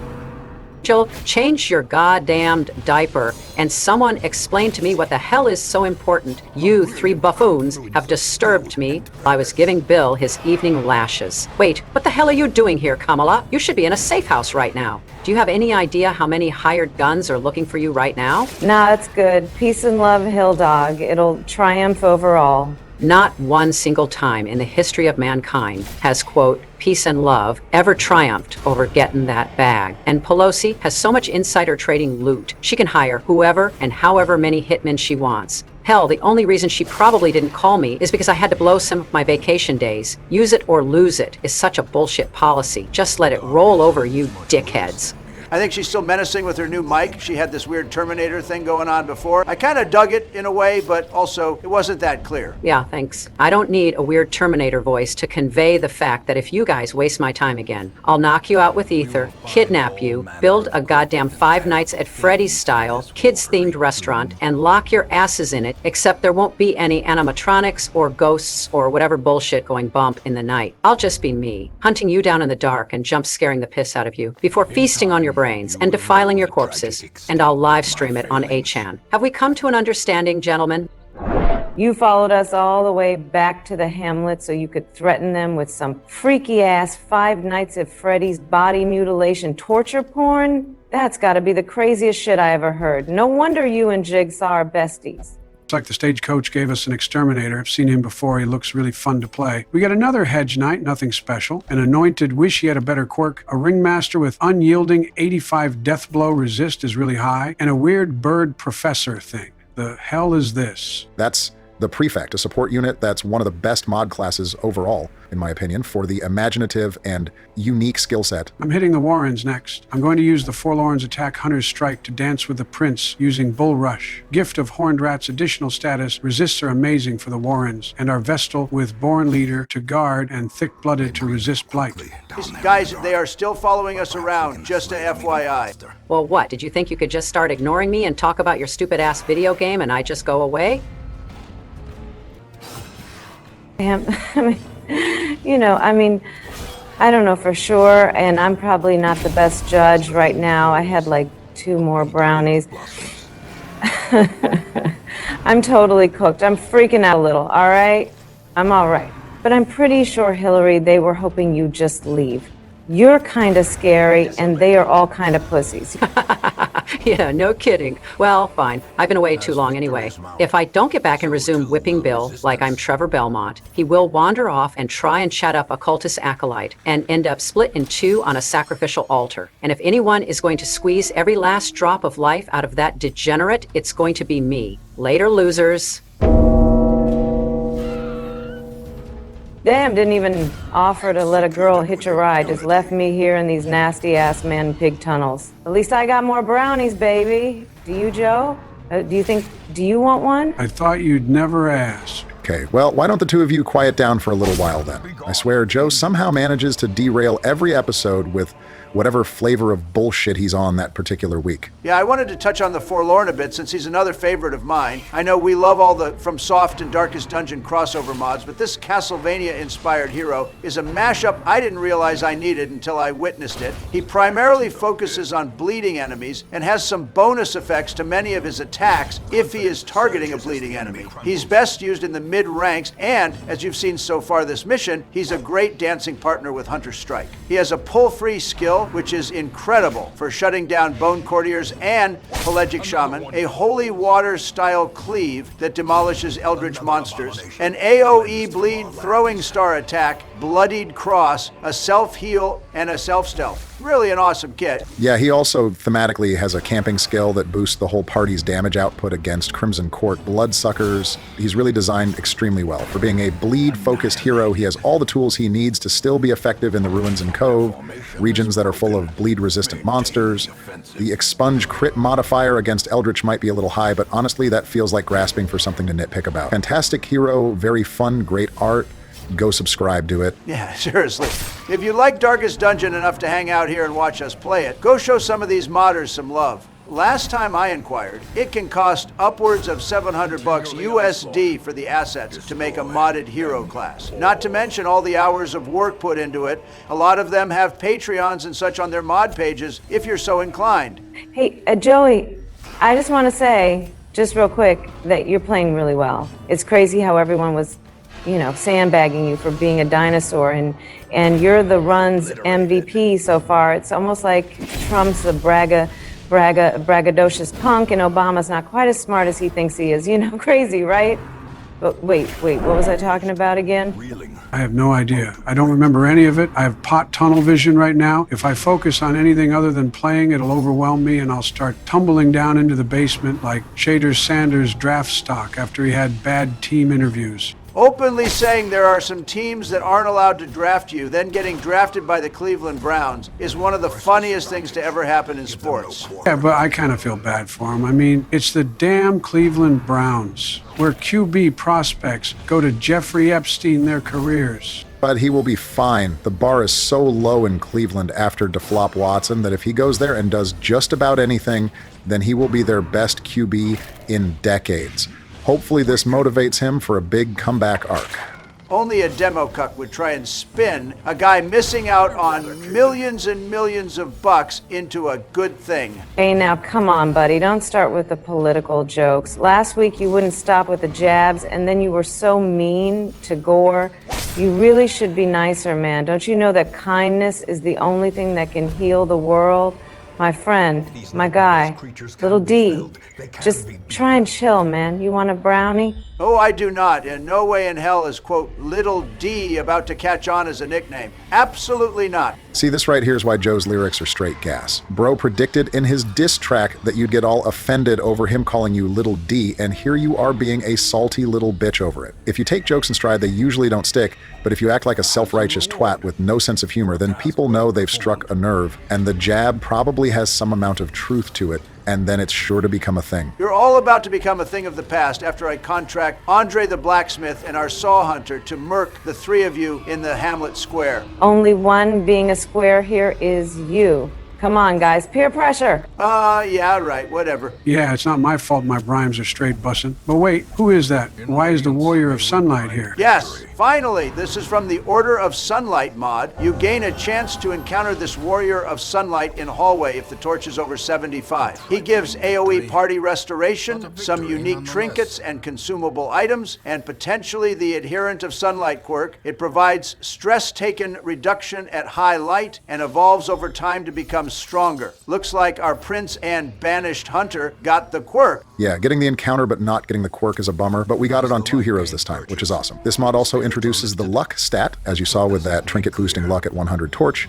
The luck stat provides the stated boost to RNG-based statistics, such as all resistances and trap, disarm chance, crits inflicted and received, dodge, accuracy, scouting and surprise chances, and nighttime ambush odds. A small buff to a myriad of important stats is pretty darn cool, in my opinion. Seems really useful early on. I'm going to work that into my play style for sure. Have a full team of Sunlight adherents. Sounds really cool. Honestly, probably very strong in the Crimson Court and Farmstead too. I was just thinking about something. And it was definably something, about Donald refusing these dope-ass brownies. Make me look kind of like a narc.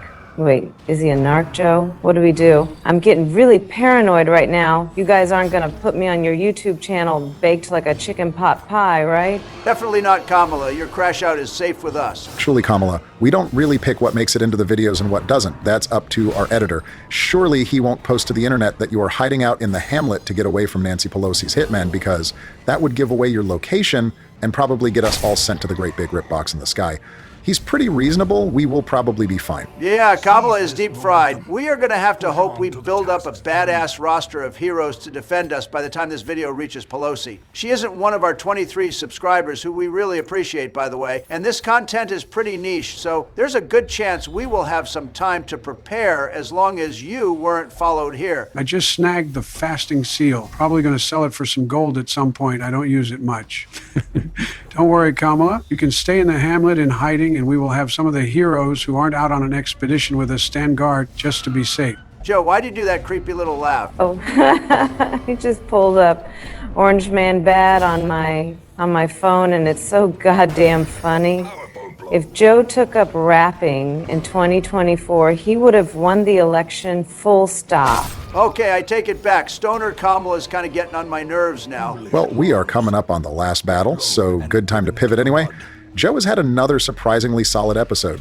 Another secret room, 2 media missions cleared with ease. I honestly can't believe it, but even faded like every white dad's blue jeans, he is still putting on a clinic. The glazing coming out of your mouth right now is criminal. Joe's luck will run out in his next episode after I've added in modded monsters. That's right, folks. Next week, we are adding in our first monster packs, and I'm very excited to be the one to tackle them first. We will be using Action Jack's Army of Bones for the Ruins, Unleashing the Kraken for the Cove, and the Meat Boss for the Warrens, as well as Koala's Creature Collection to sprinkle some variety in every region, and Beyond Mortality by Golden Yak for the sweet ectomorphs in the Ruins. After one more rotation, I'll probably add in a few more monster packs. I'll keep them on the back burner for now, but more to come. Yeah, this is really what I've been waiting for. I'm pumped to check out these mod monsters. Things have gone really smoothly our last few episodes, and it'll be fun to start seeing more variety and You challenge. guys are such difficulty elitists. Maybe the real darkest dungeon is the friends we made along the way, man.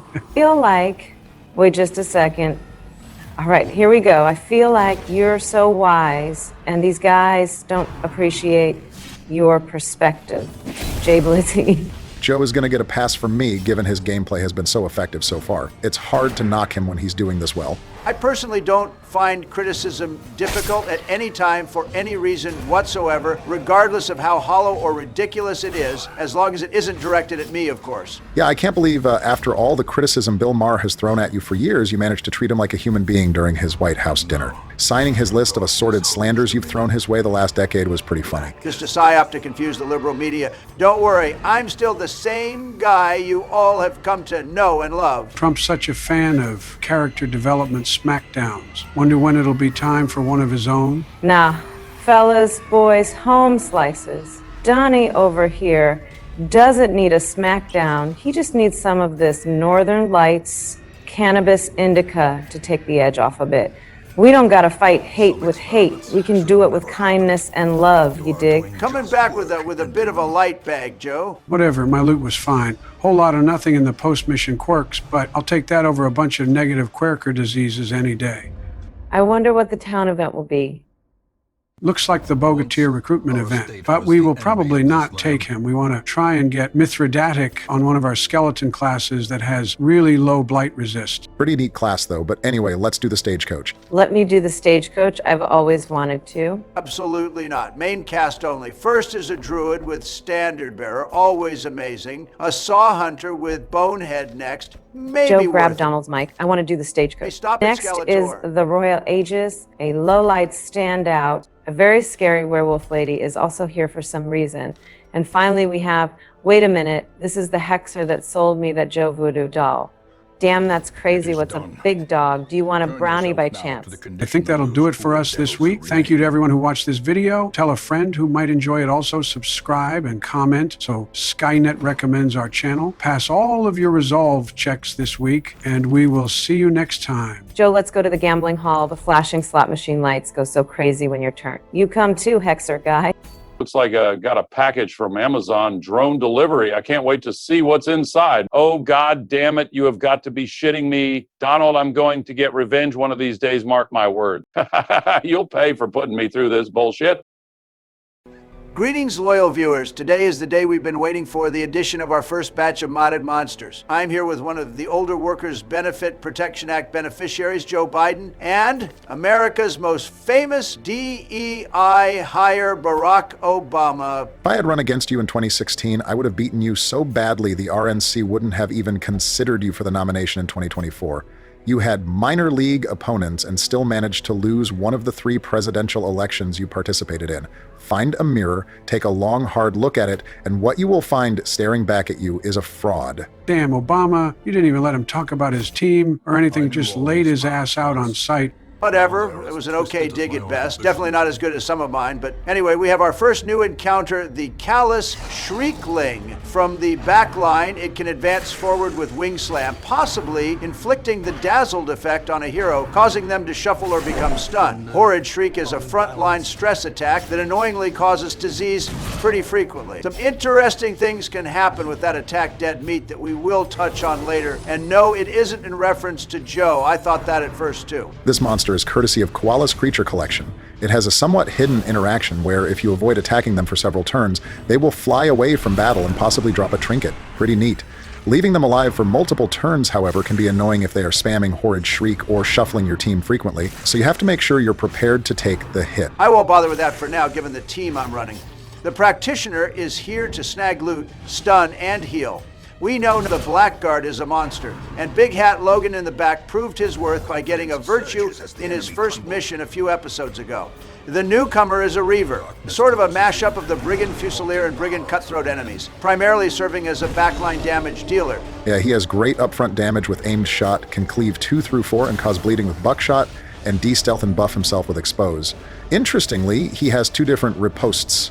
Return Fire is a back 2 attack that provides shuffle protection and hits a random target, and Cowering Fire guards an ally and activates riposte, but only lasts 1 turn and can only be used from rank 4. That melee attack is stand and deliver, usable from ranks 1 through 3 and can hit enemy 1 or 2. Notably, it causes bleed and debuffs protection, so it's fantastic for taking down tough frontline tanks in the Weald and Warrens. Yeah, this guy isn't flashy, but there's something to be said for good, straightforward fun, and he has that in spades. I like starting matches in rank 2, using Return Fire to retreat to 4 and activate riposte, then use Cowering Fire to guard riposte combo if anyone gets low on HP. Kinda neat to have a primarily ranged hero that guards from rank 4, like, instead of falling back like you'd think most range classes would, he can step forward and put himself in between an injured teammate and a horde of eldritch monsters and just start blasting like Danny DeVito. Seems pretty cool. Unfortunately, he came with the Yips negative quirk, so his accuracy is suffering so far. Hopefully we can find an eldritch altar and clear it before it gets locked in. Thankfully, we've had pretty good luck with quirks so far overall. Generally, in the early game, I prioritize heroes with quirks. I consider top tier. I cannot understate how incredible ones like Tranquil Mind, Gifted, and Luminous are, and it hurts my soul a little to invest time in a hero with lame quirks, only to have one of that same class pop up in the Stagecoach the next week with Hot to Trot or On Guard. As things progress, we can be more open to using heroes simply because we haven't used them yet, or they fill a niche we need, regardless of starting quirks. But for now, our time needs to be spent bolstering the heroes that already have powerful quirks. Yep, we built up a strong foundation for our roster over the first 6 episodes. We aren't too far off from getting our guild and blacksmith to level 2,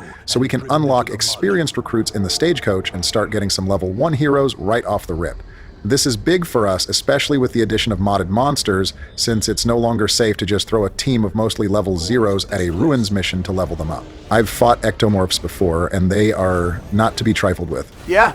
Their models and attacks look insane also. I'm a huge fan of that monster faction. Hey, don't mean to interrupt, but there's the Eldritch Altar I was hoping for. Maybe I really am a witch. Or maybe all those hippie lifestyle influencers are right about the power of manifesting the things you want. I wonder what else I could wish into existence. Let's see. I predict a couple of young lasses with ice cream cones will appear. I'm going to stop you right there because I wanted to say thank you to the folks who have subscribed to our channel.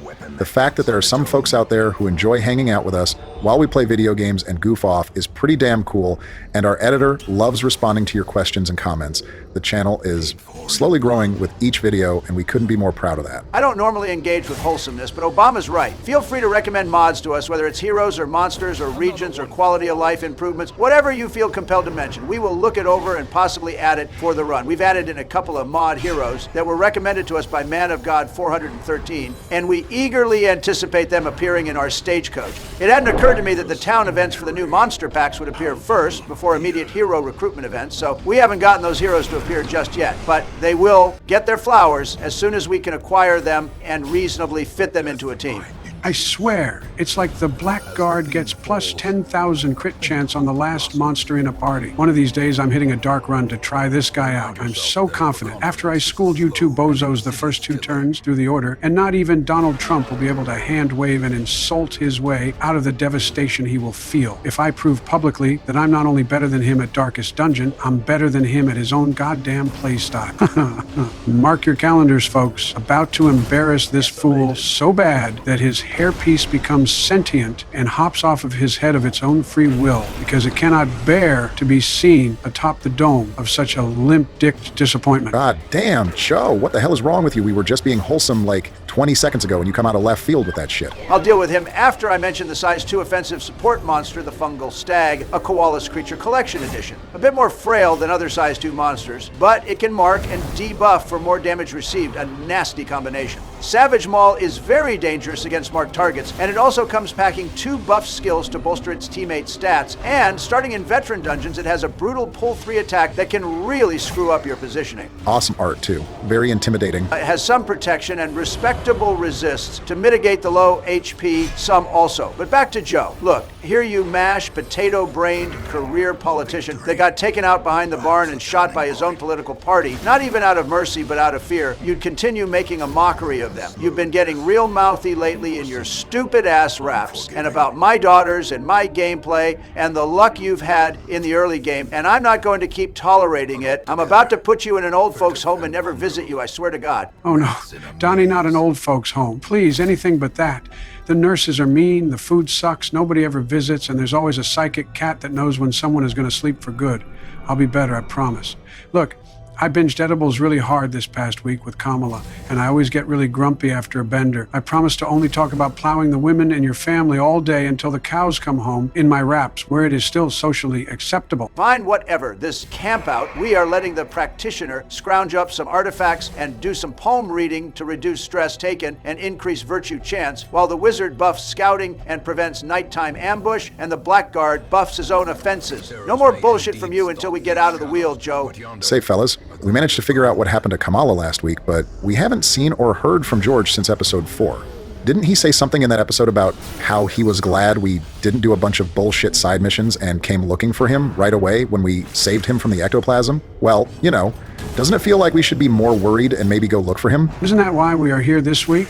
I've been looking at least. I haven't seen any jet fuel, steel-type Pokemon, or classified documents anywhere so far. Yep, definitely, totally, for sure. We are here to look for George, not just because we need to stack deeds as quickly as possible, right? Well, rest in peace, Georgie. I guess I'll return your birthday present. It's a set of dominoes with doors and windows painted on them to look like skyscrapers, and I just know knocking down those buildings would have really brightened your day. I hope heaven has all the barrels of oil, Texas Roadhouse, and foreign war your heart desires. I'm sure he's fine, but I just pulled the Aria box from the Madman, which reduces stress, taken 25%. This is best used when training up level 0 heroes, since it offsets the stress penalty they take. I'm glad we got it early for when we train up some newbies here soon. I don't end up using it much late game, since generally it's better to use offensive trinkets to defeat enemies quickly before you take stress to begin with. I don't think I've ever taken a crit from a maggot in high light. It's crazy how much of an effect low light has on enemy accuracy, damage, and critical rates,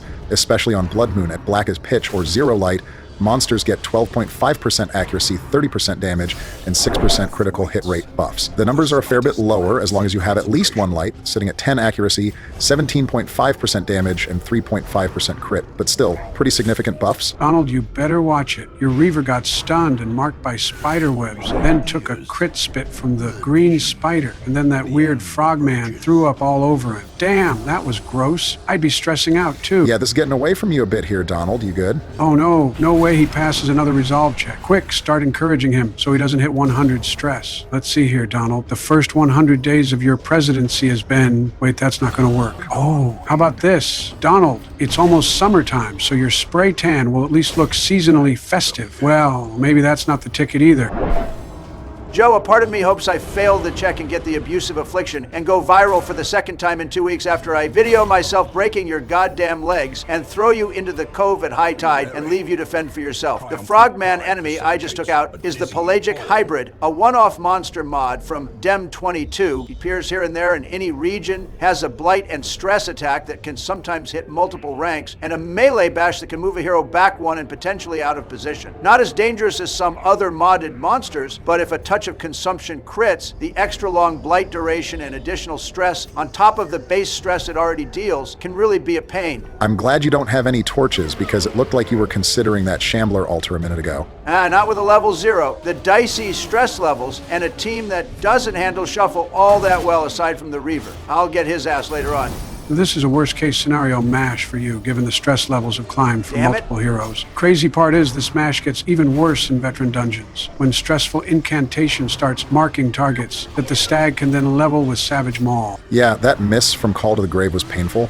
Just being realistic, Donnie, I think you're going to end up with a resolve check or two here. But before it happens, listen to me for a second. This is the last mandatory battle of this dungeon. There's no reason to worry here. The squad's HP levels are great. The gold from this mission will be solid, so we can stress heal them in the Hamlet with plenty left over. And I see a nice stack of heirlooms. It's going to be fine. There's no need to crash out and leave Joe to drown in the cove. Yeah, you're probably right. Let's see what happens. The walls close in. The shadows whisper of conspiracy. Damn. Too bad the stress heal would have been clutch. Let's see if I can make it out without a second affliction. Thanks for the pep talk, Barack. Hopefully we come across some more accuracy trinkets soon to sure up some of these misses. Man, those Ancestor voice lines go so hard. Rest in peace, Wayne June. Your performance as the Ancestor is truly iconic. Full stop. One of the best to ever do it. Can't even imagine this game without his performance. What a giga Chad. Hey, off topic, but do you guys ever wonder what goes on in the Hamlet while we are gone on adventures? No, I've never eaten another person alive before. Damn, what an insane way to start a conversation. But if you're hungry, you should definitely, probably should try one of these brownies. Let's get baked and stare at all the trippy color of madness trinkets. Not particularly. I mean, as someone with undeniable main character energy, I just assume most people are NPCs that just stand around mindlessly until I interact with them. You are the NPC, Donald. Elon's the president, and you are a sock puppet. His arm is so far up your ass if he snapped it would tickle your throat. Whatever. I got the scrying bowl for the druid for bonus scouting chance and some surprise chance reduction, 22k gold, and a bunch of heirlooms. Plus hot to trot on the practitioner. Gonna be useful when we take him to the Sunward Isles to burn down yokai with combusting talisman. Never had a practitioner with damage-oriented quirks. Gonna be interesting to try out. Oh man, these trinkets are so shiny, it's almost like seeing them massages my brain, you know? But hey, the guys are back. I gotta tell them something important. We will kick it later, all right? Oh, God damn it. I was hoping she'd be in a THC coma when we got here. I think we need to check out the cove. Hunter said his friends never made it back from dropping me off. And if it's not safe to make deliveries, then he can't send me any more brownies, you know? I'm sure you understand this is the most important issue facing the Hamlet right this very moment, right?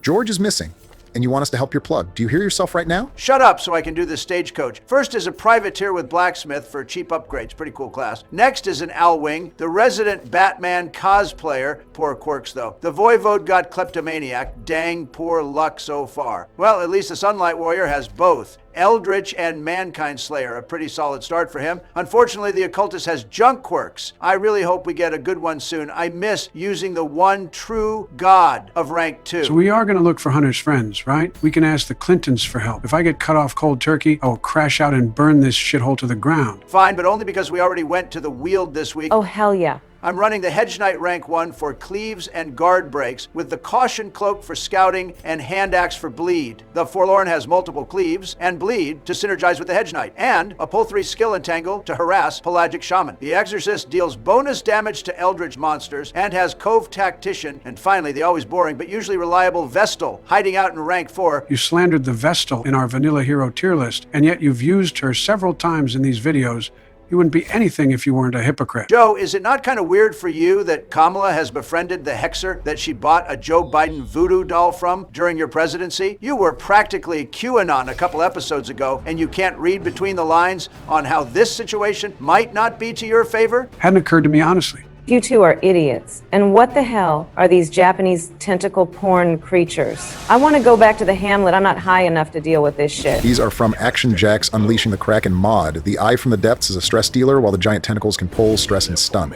I'll give you 3 guesses on what happened to the guys who dropped you off here, Kamala. I wonder how the Clintons are doing. Oh, yeah, why don't we just have Kamala ask the 2016 presidential election runner-up to take care of this for us? Hillary would probably say something about how it's totally beneath her to be asked to kill a giant eldritch tentacle monster, then pull out the M920 Kane from Mass Effect or the BFG from Doom to blow a giant ass hole in it, crawl inside and feast on its raw, still gently beating heart while mercilessly degrading her husband's manhood and knifing herself like Vicky from Terrifier. Gotta be one of the most difficult things to watch that I've ever seen on a movie screen. Wait, guys, we can't call Hillary here. What if she's protecting Bill from the monster right now? And if we call her here, well, then Bill would be defenseless? Okay, fine. Can't believe Kamala's the voice of reason. Anyway, this battle really showed how the Forlorn can control the battlefield. Entangle pulled the first shaman to rank 1 to neuter its ability to cast Stress Wave, and he took the other out with a whiplash crit, followed up by the Hedge Knight cleaning up the pelagic hybrid with Round Swing, and this Guardian is free eats. Off to a good start so far, Little D. Runner-up says what? What? Yeah, that's what I thought. I'm thrilled to see an Eerie Coral. We'll use it on the Vestal since she has a couple bad negative quirks. I was hoping it would clear her locked egomania quirk, but I'll take the clear all the same. Did you just step on a scouted trap? And didn't you do that in episode 1 also? You might as well stop using scouting trinkets since your fat ass takes up damn near the entire width of these hallways. You're bound to still hit the trap anyway, even if you already know where it is. I think it has more to do with him playing low light. If you aren't keeping your eyes glued to your map, it's pretty easy to miss a trap because it's hard to see it on the screen in the dark. Though I do agree it's hilarious that Donald is the only one to commit this blunder so far. He's just good enough to survive dark expeditions so he doesn't tank our run, but he has just enough of a skill issue that we can still clown on him for dumbass mistakes. Perfectly balanced, as all things should be. Editor, I demand we see a Republican in our next video. Getting triple teamed by demo hacks every episode has really started to grind my gears. Hey, look, great find there, Donald. The cherished keepsake is from the pelagic hybrid. It provides 10% protection, stress taken reduction, and a chance to AoE stress heal the party when the wearer kills a monster. Very nice on offensive support, guarding, or riposting heroes. Wait, is that a beer? Let me sniff it. Oh my god, it's lean. I love lean. Down the hatch. Let me try some. I'm low on brownies. I'm fiending over here. You guys found a discarded spiked beverage of unknown origin in a cove full of slimy tentacle monsters, and without a second thought, you gulped it down? How the hell am I, a Nepo Baby reality TV star, the most normal one of the group? But anyway, here we have a Skullug, another Unleashing the Kraken edition. I personally hate these damn things. They have high protection, a permanent riposte, and their attack, Fear of Crimson Tide, deals tons of stress damage when it crits. Really aggravating little buggers. You're probably packing armor-piercing or dots in the cove, so it's likely you have what you need already to deal with them. Just do it quickly before Fear of Crimson Tide crits. Oh man, I am so completely toasted. Lil Wayne was really onto something with this shit. What's a girl gotta do to get a styrofoam cup? I hope we find George soon so we can take him with us and lock you two in the Hamlet Rehab Center. The Joy Behar cosplayer in rank 2 is the Corrupted Bosun, courtesy of Koala's Creature Collection. It has a heal, Cure O' the Sea, a stress attack, an enemy team accuracy buff, invigorating tune, and can cause the pelagic plague disease with taint. Hold the goddamn phone. This monster causes a disease by using its... what? You said we weren't using any explicit mods for this run. And in episode 7, you have a fishy monster attacking us with its taint? Taint. A verb meaning to affect or associate with something undesirable or reprehensible, such as Donald Trump. To expose to an infectious agent, toxin, or undesirable substance, like a cocktail from Bill Cosby. To subject to decay or putrefaction, such as the mind and body of Joe Biden. Please, for the love of God, stay off of Urban Dictionary. We do not engage in potty humor on this channel. Joe said glory hole, like 10 damn minutes into episode 1. Don't bother clutching your pearls now, Obama. But back to mods. Koala's Creature Collection brings us the Sodden Sharpshooter, a very dangerous gunner with high damage output and additional attacks and effects if teamed with Corrupted Bosun, Drowned Thralls, or Squiffygast. From the backline, they use Way Anchor to move forward 2 and buff accuracy and critical rate. Up close, they can deal heavy damage with Blowdown. You definitely do not want to eat one of those, especially after the buffs from Way Anchor. Use stuns and move skills to keep the Sharpshooter out of ranks 1 or 2, if at all possible. Yeah, and the extra actions he gets when paired with certain monsters bolsters his stats and damage output to very dangerous levels. We will dig into those extra actions and buffs when we face those particular combos. I'm getting the spins. I think I drank too much. Guys, I gotta lay down or I might yak. Everything is moving in slow motion. Donald, finish this and let's camp out for the night. I think these two need to sleep it off. Yeah, all right. You two walking Narcan advertisements get some rest. Together, furtive and vulnerable. Rats in a maze. Well, that didn't take long. I wonder what Gore is up to back in the Hamlet. Oh boy, a package for me. I'm so excited. I sure hope this isn't another. Oh, son of a bitch. Donald, I'm going to get you, you stupid orange mother. I literally couldn't care less about that guy. Anyway, our exorcist is going to prevent nighttime ambushes so our strung-out companions can sleep it off. Rallying sermon will boost our speed and accuracy with some extra buffs for the Vestal for being religious. And finally, the Forlorn will bolster the exorcist's speed and damage and provide stress-taken reduction with Hunter's Pride. Wait, did you say Hunter? Please say he's here with the goods. No, Kamala, go to sleep. And now wake up. 8 hours went by in the blink of an eye, exactly like in real life, and we are thrown right back to work before we even get our bearings with a hall battle against a grouper, bosun, and shaman. Red Hook really went for realism with the sleep mechanics in this game, didn't they? Just like in real life. Since it's a weekday, I don't wake up refreshed at all and feel like I could sleep until 3 p.m. But wait until it's Saturday and I can sleep however long I want. And for some reason, my flesh prison wakes me up naturally, bright and early, at 7 a.m. Hair of the Sea Dog is the cure for the pelagic plague that heroes can contract from the new cove monsters in Koala's creature collection. It's dropped by the Siren and rarely by Bosun. The plague can also be cured in the sanitarium after veteran or champion Siren, depending on how far you've let the disease progress. The plague boosts speed, damage, and bleed resist at the cost of max HP, blight resist, and stress taken. Nice job on that secret room, Donald. Eustace's head bolsters the healing of our restoration-focused heroes. Great pull. But man, I could use some hair of the dog right now to chase this hangover away. I wish we could find whoever was drinking that lean and see if they have some more. I also really want to find that guy, just not for the same crack-headed reasons as you. Fellas, oh man, I'm so thrilled to see you all. And Kamala too. Bill, what the hell are you doing here? If it isn't bad boy Billy C., how's it hanging, you freaky old horn dog? A little to the left, you feel me?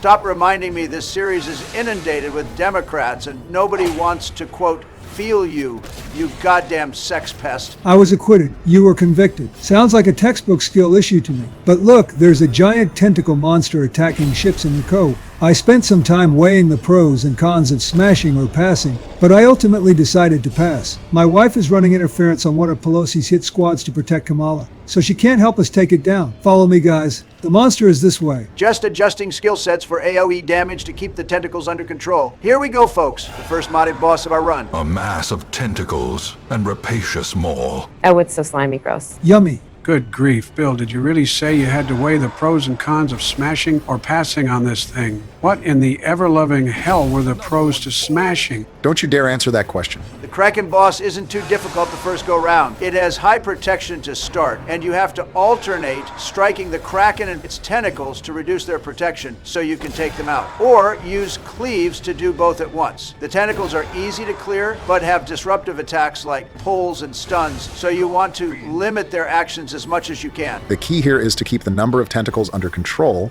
so they can't disrupt your party, and don't allow the Kraken to reach rank 4 where it can heal itself. You also have to watch out for its dangerous attack Unleashing, which can target multiple ranks and crits for some pretty serious damage. Doesn't seem too difficult, kinda like a mashup of the Necromancer and Crocodilian bosses. It summons adds you have to crowd control like the Necromancer, and has a very dangerous attack that is very position dependent, so managing its positioning is key like the Crocodilian. As with all of the Action Jack bosses we've added, the apprentice level encounter is a good bit easier than on veteran and champion. I've gotten hammered by this thing in a champion mission on my first modded estate. Generally they aren't too tough though, fun and thematic, a good entry-level modded boss. Yeah, man, that unleashing critical was brutal.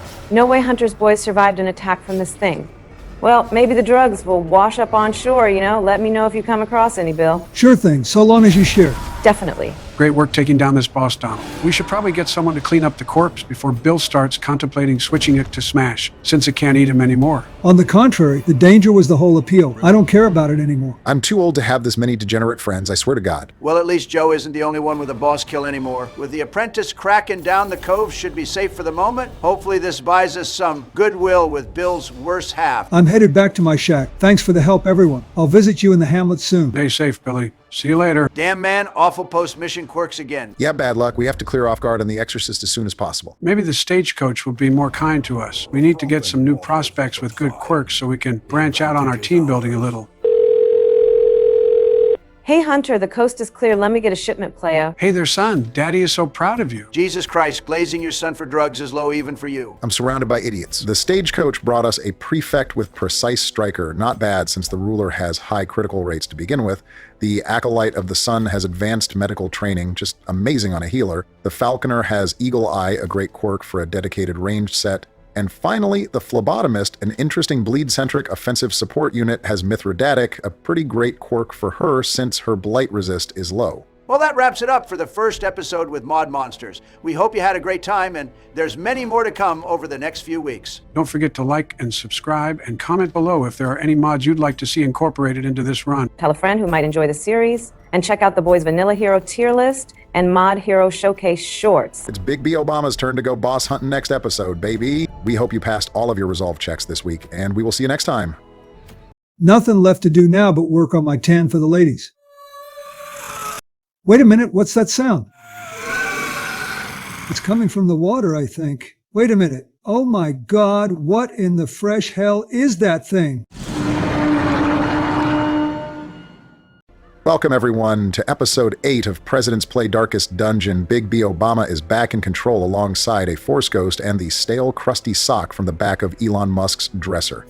How are we doing today, gentlemen? Here you're wrong, and everything between Elon and I is strictly professional. Or you're right, which would make you a bigot for ridiculing me. Checkmate, liberals. You had a chance to deny it, and you didn't. No do-overs. Oh, pull yourself up by your bootstraps and stop being such a snowflake. We are heading to the Weald this week for our first Caregivers Convention mission with a team of Reynald, a practitioner who we really need to rename Kanye West, Solaire the Sunlight Warrior, and newcomer, the Acolyte of the Sun, who has advanced medical training and who we really need to rename Gwendolyn. The Acolyte of the Sun is an interesting backline sharpshooter who can dole out decent damage, some healing and restoration, and summon a mirage on the enemy side of the field. It pains me a bit that Dark Sun Arrow can't hit rank 2, and Vengeful Covenant is something I typically avoid for balance reasons, but there's a lot to like with this mod class. Showing off the luck stat boosts here, our practitioner has +4 to his accuracy, dodge, crit, and resists, thanks to that trinket from the Order of Sunlight mod. Thanks, Joe. And I agree, Donald. Dark Sun Arrow not being able to hit rank 2 feels a bit limiting.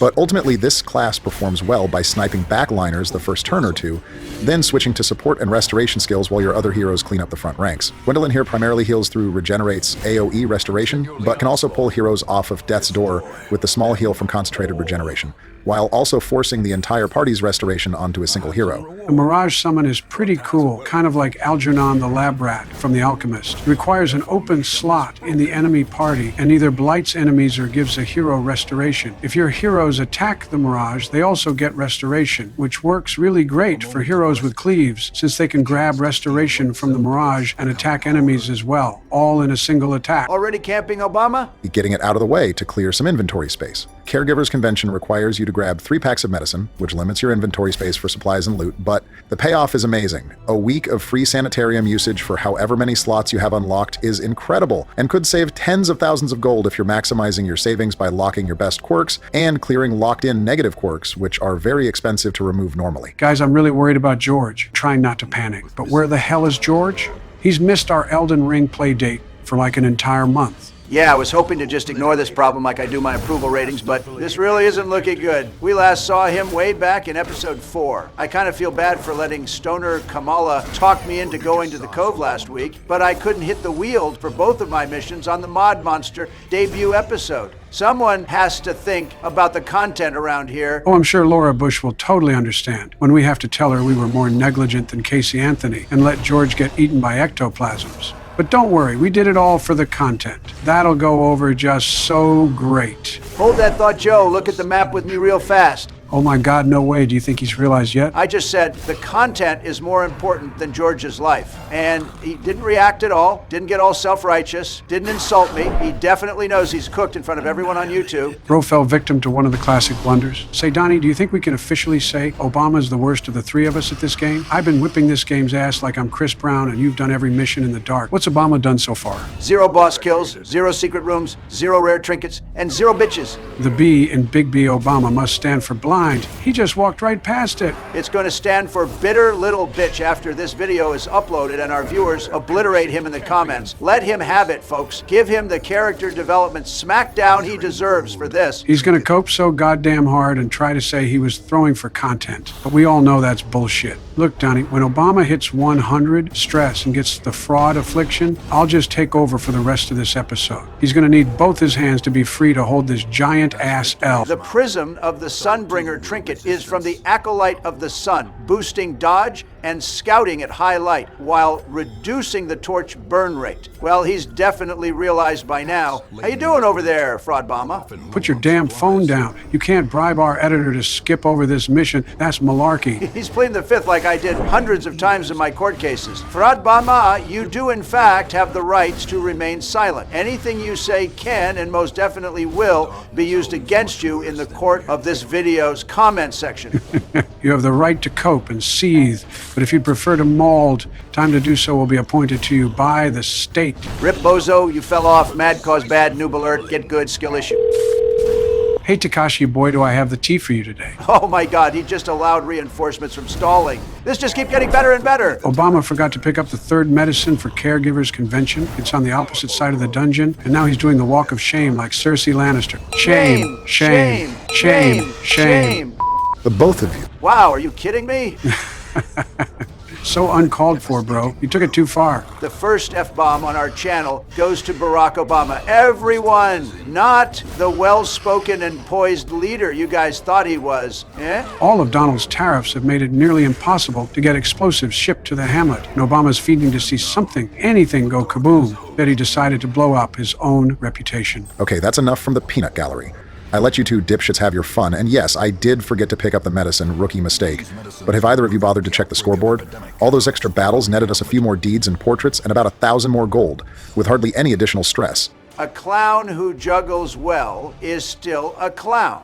At least Reynald got the hardy quirk. I guess he benefited from all the endurance training he got from carrying Obama around on his back, all mission, like Jack and Daxter. Damn, that's a throwback and a half, Joe. I'd just like to draw your attention to the blacksmith. Remember those extra deeds I got after my little misstep? It was the exact amount I needed for level 2 armor smithing, which means we can also pick up experienced recruits rank 1. The Fraud Bomber arc is canceled. No refunds will be given. Quiet, Barack. No one cares. We finally got Cuppy in the stagecoach this week. The hell's a cuppy? Oh my God, I recognize that odor anywhere. This is the guy who made that lean Kamala and I drank last week. Whoever said don't meet your heroes should be the first one of the 100 men we send to fight the gorilla.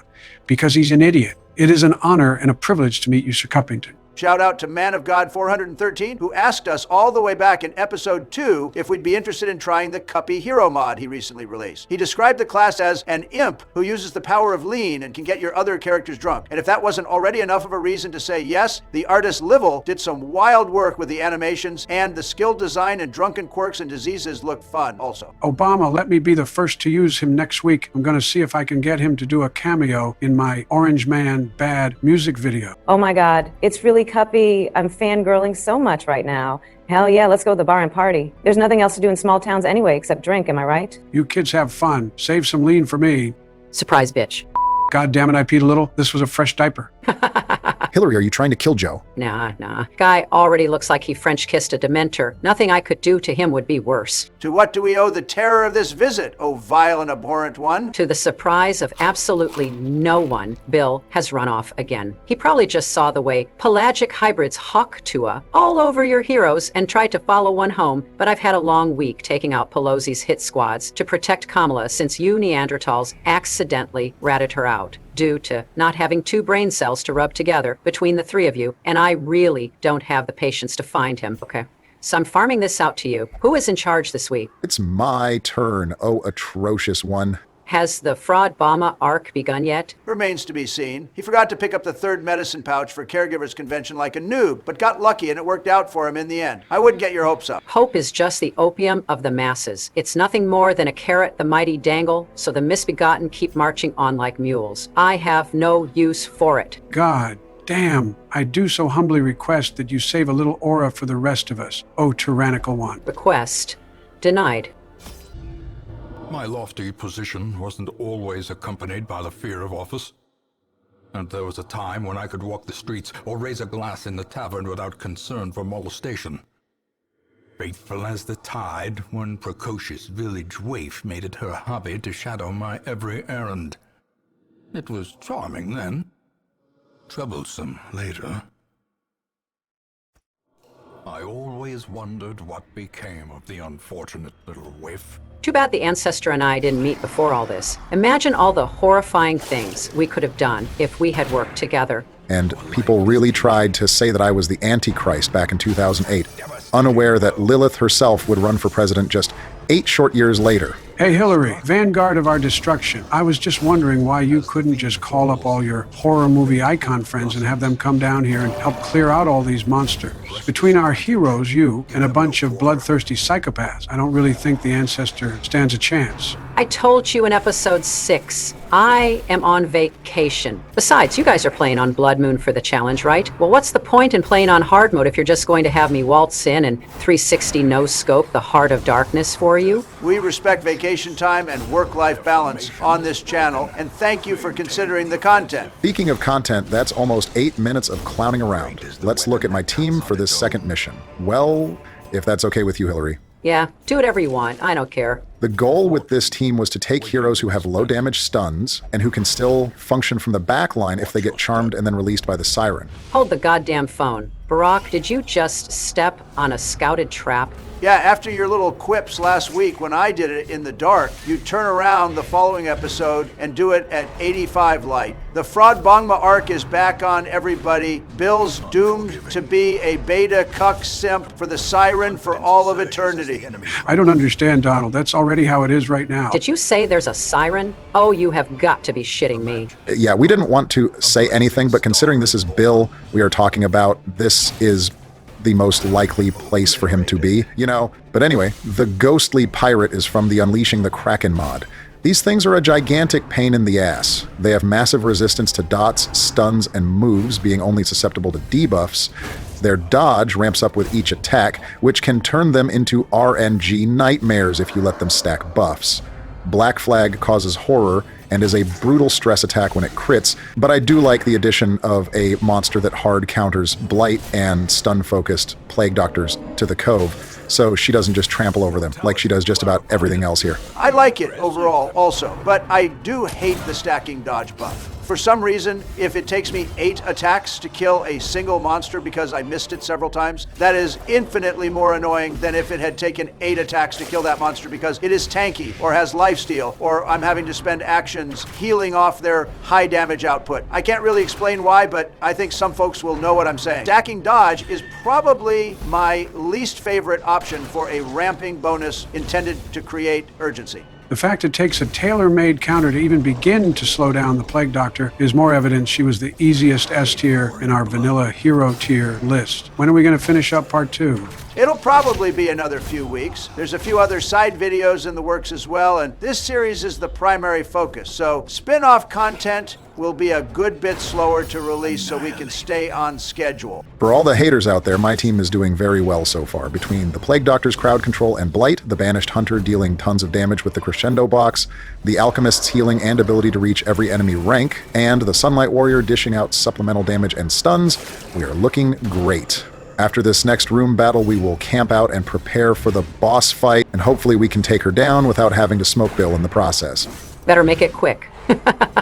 If he's charmed into attacking me, it would be the best excuse I could ever ask for to scalp him and pour salt and bleach directly onto his exposed brain, like I'm Art the Clown, you know? In self-defense, of course. Please just let us handle this. You're on vacation, remember? Ooh, Joe, you silly goose. Calmly and peacefully hacking Bill in half with a machete like it's bone tomahawk. In this bitch wouldn't be business, it would be pleasure. To any of our viewers who have seen Bone Tomahawk, we, the AI presidents of the United States of America, Hamlet, do deeply apologize for making you remember that scene. The Warrior of Sunlight's nighttime ambush prevention skill, Welcome to the Bonfire, is expensive at 5 respite, but also provides some, quote, ember flasks, a consumable item that heals and provides restoration. If used in battle, it consumes the hero's action for that round, but it's an incredibly powerful healing item in a pinch. I also went with the Alchemist's Forbidden Knowledge skill, boosting the party's bleed and blight chance, as well as toss a coin to possibly also provide some crit chance. Dots are effective on the Siren since she gets 2 actions per turn,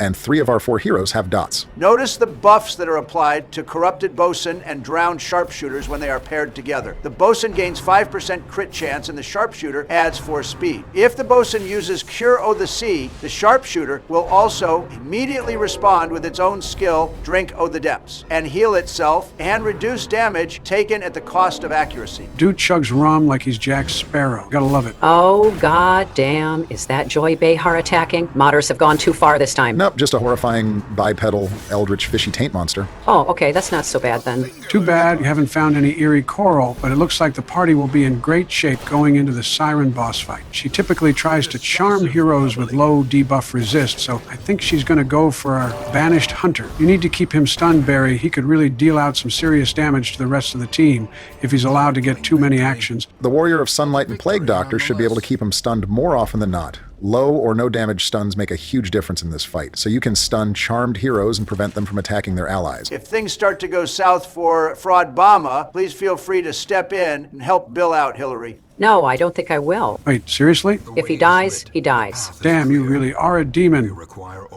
Hey there, Sugar. You didn't say we were having people over. I would have put away all of our sex toys. Who are all these people I've definitely never met before in my entire life? Come here, you buffoon. A goddamn woman I've never seen or recognized from anywhere. You punch like Kimbo Slice. Any chance Slick Billy can get them digits. Still a better love story than Twilight. There's someone out there for everyone, I suppose. Back to gameplay, the Siren's damage output is very low, and the battle is more about managing her adds and charmed heroes. Her AoE attacks are a double-edged sword, as they ensure she will hit any heroes on death's door, but it does open her up to riposte strategies. You just have to be careful if you use riposte that you can comfortably lock down the charmed hero with a stun, so you don't end up riposting your own allies. Damn, Solaire just took a big 15 damage from Blunderbuss. You're gonna have to do a better job keeping the Banished Hunter from attacking while charmed, because if he scores a critical, then that hero is going to be in serious trouble. Precisely what I grabbed the Estus flasks from his camping skill for. He can spend a turn chugging, no problem at all. Damn, all right, I see you, Barry. Well, maybe we jumped the gun on the fraud allegations, Donald. Yeah, maybe, but either way, I think you still had the most dicey episodes so far. Hang on there, strange lady. I hear my dearly beloved calling for help. I need to get her some lube right away. What I would give to behead you like a wife of Henry VIII, and then wring the viscera out of your neck stump over my head like a sports towel. Please keep threatening me with a good time. Got lucky again here with another dodge of Song of Desire. Could be the accuracy debuff from Noxious Blast, putting in some work for me. I've kept her locked down in Suffering Dots with minimal exchanges between the party and charmed heroes, and she hasn't brought in any other reinforcements with High Tide, so it should just be a matter of time here. I hope this definitively squashes any and all rumors of a fraud arc. It's Apprentice. Nobody is impressed. Well, at least we saved Bill. We already have to plan George's funeral. I don't think I can handle burying a second empty casket. Wait, what the hell am I doing here? And Joe, did you just say an empty casket? You mean George is missing? We share our location with one another. I can help you find him. Let's get back to the Hamlet and make a plan. Nope, that's Brock's second mission. This is going to have to wait until next week. Hell no. He's been gone for an entire month. We aren't waiting when we finally have a lead. We have to go now. I agree. The opinion of a side character is definitely irrelevant. Strider is interesting on the Plague Doctor. She always appreciates more speed, but her biggest concern is move skills, so the loss in move resist is potentially an issue. The Alchemist came down with the Black Hunger, a Vermintide quirk that increases damage and crit, but doubles food consumption and damage taken from starvation. Both of these quirks are definitely something we have to plan plan around when using these heroes. The town event announces the homunculus boss in the ruins, the second Action Jack monster pack we are using. With last week's Caregivers Convention, I locked the Vestal's Warrior of Light and purged her locked egomania, and locked in Kanye West's advanced medical training while removing his Curio act-out quirk, Heretic. Hey, Gore. You're doing the stagecoach this time, Donald. If you say a word about it, I'll take a slice out of you and grill it up and serve it to you like a goddamn Big Mac. Looks like we got a trophy hunter, a brutal and mobile frontliner. Next is a powder keg, a frail but powerful DPS gunner with a self-healing riposte. We got another Owlwing this week, but this time with better quirks. Eldritch Hater and Meticulous Striker is a really nice start. The Blackguard is Night Owl for more low light speed, obviously an amazing quirk for this hero. And finally, the Banished Hunter is rocking Photomania. A great group, if I do say so myself. Thanks for letting me do that, Hillary. I really needed a win after all the bullshit lately, you know? Oh, it definitely wasn't for the sake of your mental health. I just knew it would piss off Donald, and he'd be too much of a bitch to say anything about it. It's the little things that make life worth living, you know? Wait, why does the Hamlet look like the day after Mardi Gras? Yeah, that's right. Take your medicine and change the subject, just like a politician, you pussy. It's been a total shit show ever since Cuppy got here. He got in a pissing contest with the caretaker over who could outdrink the other, and the caretaker got so wasted I had to drive the goddamn stagecoach this week to bring in those awesome new heroes. You're all welcome, by the way. Kamala is in the infirmary with alcohol poisoning. Her creepy-ass hexer friend ate too many pot brownies and deflated and melted into a couch like those above the influence anti-weed flat girl commercials from 2006. And everyone in the Hamlet is suddenly really passionate about breakdancing. When I said I was going to make the Hamlet great again, I meant every word. Look at this place. I'm doing a great job. Some people are saying the best ever. I hate to interrupt all you dumbasses, but we are supposed to be saving George. I have his location in the Weald. Google Earth shows some kind of encampment. Looks fortified. We may want to move at night to try and avoid alerting as many monsters as possible. I'm coming to. I need to get out of this pisshole for a little while. And if that election-stealing prick George Bush is a corpse, I want to be the first to get a selfie with his remains and make it the background photo on my phone. Guy just wants to go to the Weald to hug a tree. I'll stay here. I want to meet Cuppy. He managed to wreck this shitty little town in under a week. Game recognized game. And maybe I'll visit Kamala, I guess. I'm running a dance composition for this low-light mission. The Reaver, who has the Lurker quirk and the Crescendo box, will open with Return Fire to set up Riposte, while the On-Guard Prince will use Bull Rush to dance with Dismas, who also has Lurker, using Duelist Advance to set up a Riposte of his own. The Druid has Luminous and Night Owl for serious speed to pump out stuns and regeneration, and she has the Scrying Bowl for scouting chance. I had collected many rare and elusive volumes on ancient herbal properties, and was set to enjoy several weeks immersed in comfortable study. My work was interrupted, however, by a singularly striking young woman who insisted on repeated calls to the house. There is method in the wild corruption here. It bears a form both wretched and malevolent. Okay, everyone, we're on the right path. Boy, I sure hope George is okay. One battle at a time. Watch my heroes unload on these monsters. I bet the venison from fungal stags would be so damn divine. Not gonna lie, fellas, I'm getting the meat sweats just thinking about it. Yeah, with some blackened grouper and swine chopper bacon. Damn, we gotta have a cookout when this is all over, Gore. I don't see George in either one of these ectoplasms. Man, I hope we aren't too late. After all the conspiracy theory nuttery you threw at George in episode 4, I'm surprised you're so worried about him. He's my Elden Ring co-op partner. I just made it to Bellerot settlement in the DLC, and I need his help to get through it. Besides, I need him alive if I'm ever going to get the truth out of it. Oh, wait a minute. Speaking of conspiracy theories, Bill, did you hear the one about Hillary drinking the blood of children? Would you like to comment on that? You just had to get him going again, didn't you, Donald? Still salty I got a third mission in my episode, and I'm about to take the lead for most boss takedowns? Yeah, I'm gonna have to plead the fifth on this one, Joe. I honestly don't know much anyway. My wife doesn't tell me anything about work. Since the less I know, the less likely it is I'm targeted, so someone can try to get information on her. It's just my job to be a supportive, loving, and most of all, loyal husband. Yeah, and how do you think you're doing at that so far? Probably about a C- or so. The bar for the fellas dropping down to the basement was really clutch for me. C-. Listen, I'm a coochie-grabbing narcissist who said if Ivanka wasn't my daughter, I'd try dating her. On TV, no less. And even I think you're delusional if you think your degenerate ass is sitting at a C-. The bar for the fellas dropping down through a trapdoor is what saved my marriage. After Tekashi 6ix9ine ratted me out for being an eco-terrorist, destroying my reputation, and dragging my family through the mud, while setting trust in climate change activism back a decade, my wife dropped me all the way down to a D+. If this would have happened around the time of your public scandal in the late 90s, Bill, she would have left me for sure. So true, Gory. I'm just glad I lived long enough for BDSM, open relationships, and thruples to become mainstream. Things really have worked out for us in our golden years, haven't they? Michelle, honey, if you ever watch this, I promise I'm not like these animals. If you were like an animal, Gore would try to eat you. So true, Joe. On the advice of my lawyers, I think I'm going to plead the fifth. Absolutely stop talking about this right goddamn now. In other news, things are going really well so far. The party HP and stress levels are looking great. This team's damage output is fantastic, and DPS really is the way you want to go when facing the hag. Wait, there's a hag? You mean to tell me my wife is the boss? Well, rest in peace, Georgie. That had to drop you down to a D, maybe even a D minus. Yeah, okay, buddy. Look, Obama, we should camp out after this fight. We are getting close and should buff up so we are prepared. Yeah, if we let Obama get a third damn mission for his episode, just for George to have been turned into Twin Tower turnovers or foreign warfare fondue, I'm really going to be kind of pissed, if I'm being honest. Those were nice, Donald. I was thinking government incompetence gumbo, or maybe inside job jambalaya. Definitely incompetence. Might not have happened if the Electoral College hadn't stolen the election from me, even though I got like 500,000 more votes than Bush. I was thinking election thief escargot, or perhaps the polls in Florida were a bullshit brisket. Both of those were meat. You're digging your hole deeper, you fake-ass vegan. Camping out here is the perfect photo op. Someone snap a pic of me hugging this tree. Oh, Jesus Christ, try hopping off of Peter's lap. I should have stayed in the Hamlet and gotten liver failure partying with Cuppy, I swear to God. The Druid will cleanse our campsite to prevent ambushes and heal stress.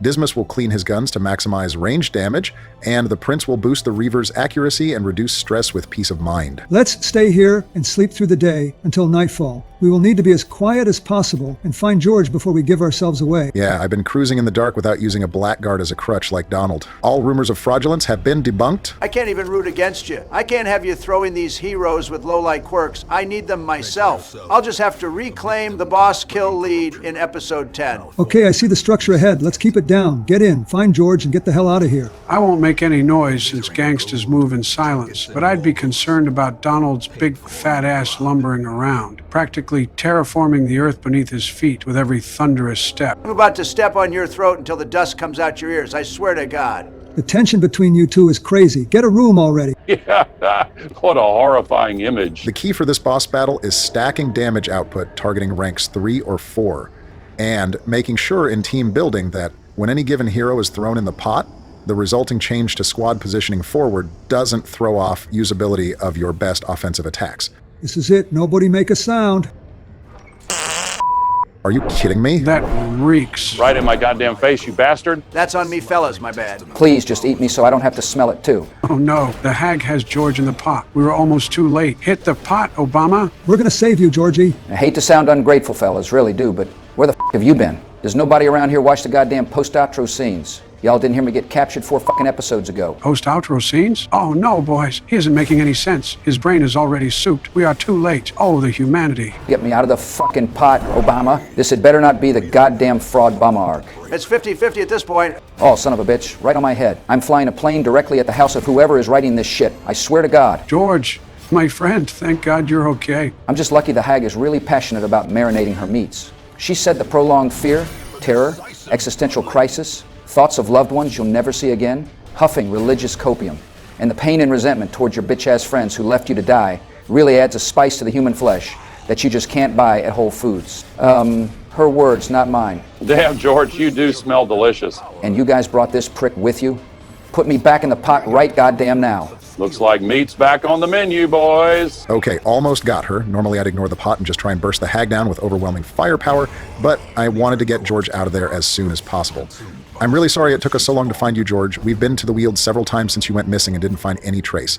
Thankfully, Bill was able to track you after we saved him from the siren. George, I had no idea what was happening to you, or I would have come looking for you right away. I'm glad to see you at least, Bill. I'm glad you finally got free from Hillary. Please, burn your rubber gimp suit. That thing is a war crime. No reason to let all this meat go to waste. Help me grab some, fellas. Oh, hold that pose so I can snap a pic. PETA is gonna love this. Food is a little light, but we are bringing home a focus ring, an amazing trinket providing accuracy and crit chance at the cost of dodge. George, do you think you can ever forgive us for almost letting you get eaten by that horrifying, high-calorie individual? Eventually, Obama. I'm just a little traumatized at the moment. I'm sure you guys were doing really important things while I was gone, and searching for me the best you could. Yes, you're absolutely right, George. All business, no goofing off whatsoever. Fellas, What in the hell did you asshats do to the Hamlet? Obama can explain everything, but first we got to do the stagecoach. Partner, you aren't doing the stagecoach like this is any old week. You stupid motherfuckers were bullshitting here, partying with Cuppy instead of looking for me, weren't you? Look at this shit. There's beer cans and lean everywhere. Screw you bastards. I'm gonna spend some time with the only friend I have that I can actually count on, Mr. Jim Beam. He likes that one because it has beam in the name, like a steel beam. Thanks for explaining the joke, Donald. Well, folks, we are going to spend the next week cleaning up the Hamlet and trying to convince George to forgive us.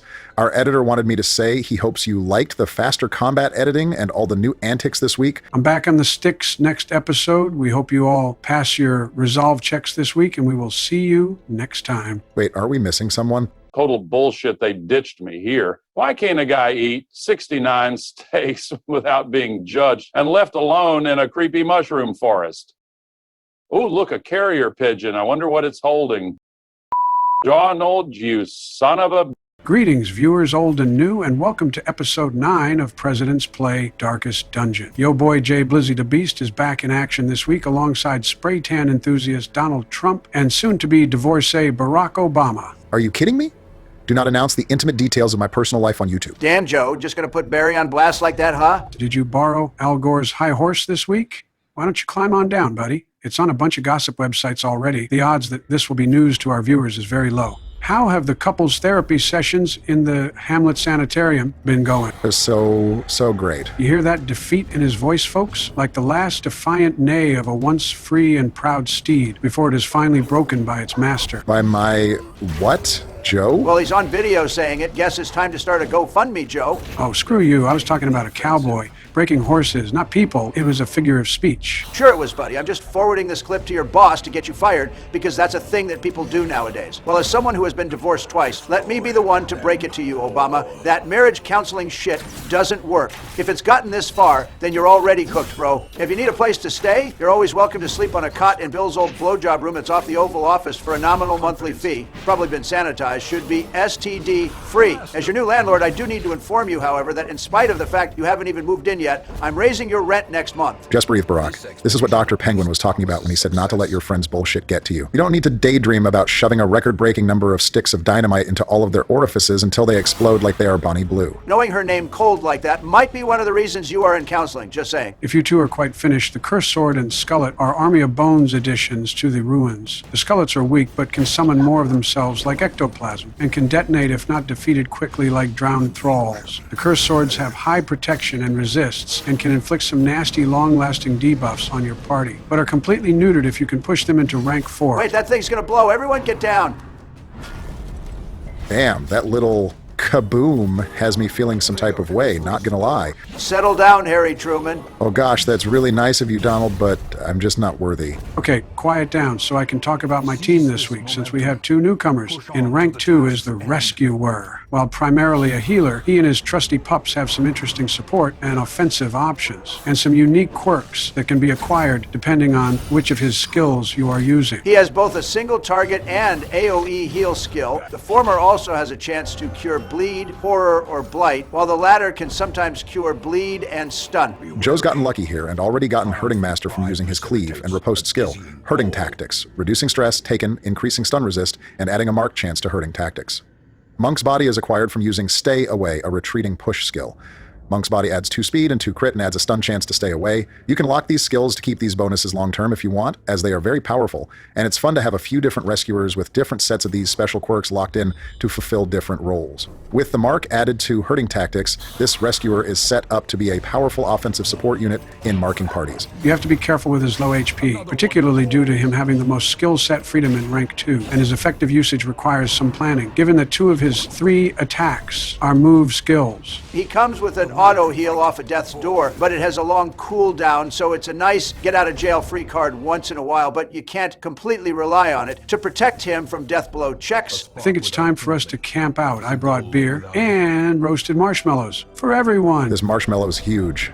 Wait just a damn minute. Did you bring a bag of Michelle's school lunches to feed to the rescuer's damn dogs? Yeah, that was my idea. Probably poorly timed since your marriage is on the rocks. But it took a lot of work to improve the formula to make that toxic sludge safe for pet consumption, so I'm not letting it go to waste. Can't believe kids were eating this shit, no wonder. So many nowadays are lazy slobs who cry on TikTok when they have to work 8-hour shifts at fast food joints. Just put the fries in the bag, bro. Hey, what the hell is this thing? Is that Rosie O'Donnell? She looks like she had some work done recently. Sometimes celebrity plastic surgeries turn out really harrowing, but I gotta hand it to her. I think this is a big improvement. Wait, you guys see those things? Mixture S and X? I remember reading the classified documents on these. They are booster shots. Yeah, no shit. Once Big Pharma got to booster number 99, they felt like triple digits would be a bad look, so they started using letters instead. Are you all seeing this, folks? When I said the jab would have unintended side effects, I was right. I just didn't realize the side effect was being an essential part of any age and beauty routine. She looks amazing. Huge improvement. Is this the day we get canceled? Hopefully not. We're just taking the piss. In all seriousness, the key to this fight is bringing straightforward damage for the back ranks and taking out both mixtures as quickly as possible. They provide the homunculus with some very dangerous buffs that make it a serious threat to your front line and are immune to all status effects. Mixture S provides the boss an extra action and a speed and prout buff, and Mixture X boosts damage output. The boss will grab heroes, marking and stunning, and then follow up with a body slam. So long as you take out the mixtures quickly, he isn't too difficult. But if you're running a team that deals with the back line with dots or stuns instead of direct damage, you might be in for a bad time. Stun and mark clears are also nice to mitigate some body slam damage. It's probably possible to try and stack damage to ranks 1 and 2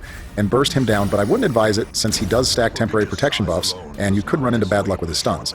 Taking out the concoctions right away is the tried and true strategy to simplify the boss fight. With Rosie sent to the Pfizer lab in the sky, we face off with another new monster, the walking meat corpse. While not all that threatening on their own, upon death they leave a corpse behind that blocks healing skills, like the Baron or Hateful Virago. I usually save them for last so they aren't preventing healing skills in the middle of combat, with several monsters left. And hold on to your butts, because there's a lot of new monsters this week. Up next is the Capering Boogeyman, the first monster we've seen from Golden Yak's Beyond Mortality mod. These things look super cool, don't they? Yeah, especially the dark. I really love the art style. I want to draw everyone's attention to the rank 1 hero, the Trophy Hunter. Florida Man here is a powerful offensive frontliner who can dance to hit all enemy ranks and has some awesome looking attacks. Hey everyone, watch this.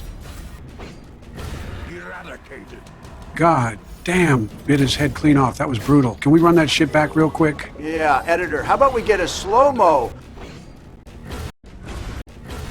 Eradicated. That's what I imagine Manshell does to Barack whenever he forgets to take the trash out. I'm about to slap the shit out of you like this is the Oscars, and you're an increasingly irrelevant comedian, and I'm an increasingly irrelevant actor who got cucked publicly by Charles Xavier. If the character was cast in a Netflix adaptation of X-Men, days of entanglements past. Well, it's been fun, loyal viewers. Who would have thought it would be Barry that got us canceled? Yeah, that was unhinged. And after Netflix paid you all that money to narrate nature docs for them, I hope you tell Dr. Penguin about this. You got a lot of issues to work out, buddy. Whatever, here we have the Bone Assassin, who starts battles with stealth and really punishes you for not having a way to deal with it. He ramps up his crit with each attack, so if you can't remove stealth and are forced to wait until it expires, you are playing with fire. And that kind of brings me back to the ghostly pirate skeleton in the cove that gets a stacking dodge buff. The Bone Assassin is a far better design in my opinion. I get that dodge and crit rate are both R and G rolls, but there's something about missing repeatedly, even with accuracy trinkets, that's much more maddening than having to deal with a pre-stealthed critical machine with a blight attack. And yes, that's even considering the 5-round duration dots get on crit. Next, we have the Necromancer Apprentice in rank 4. His primary job is summoning skullets and healing and buffing his allies.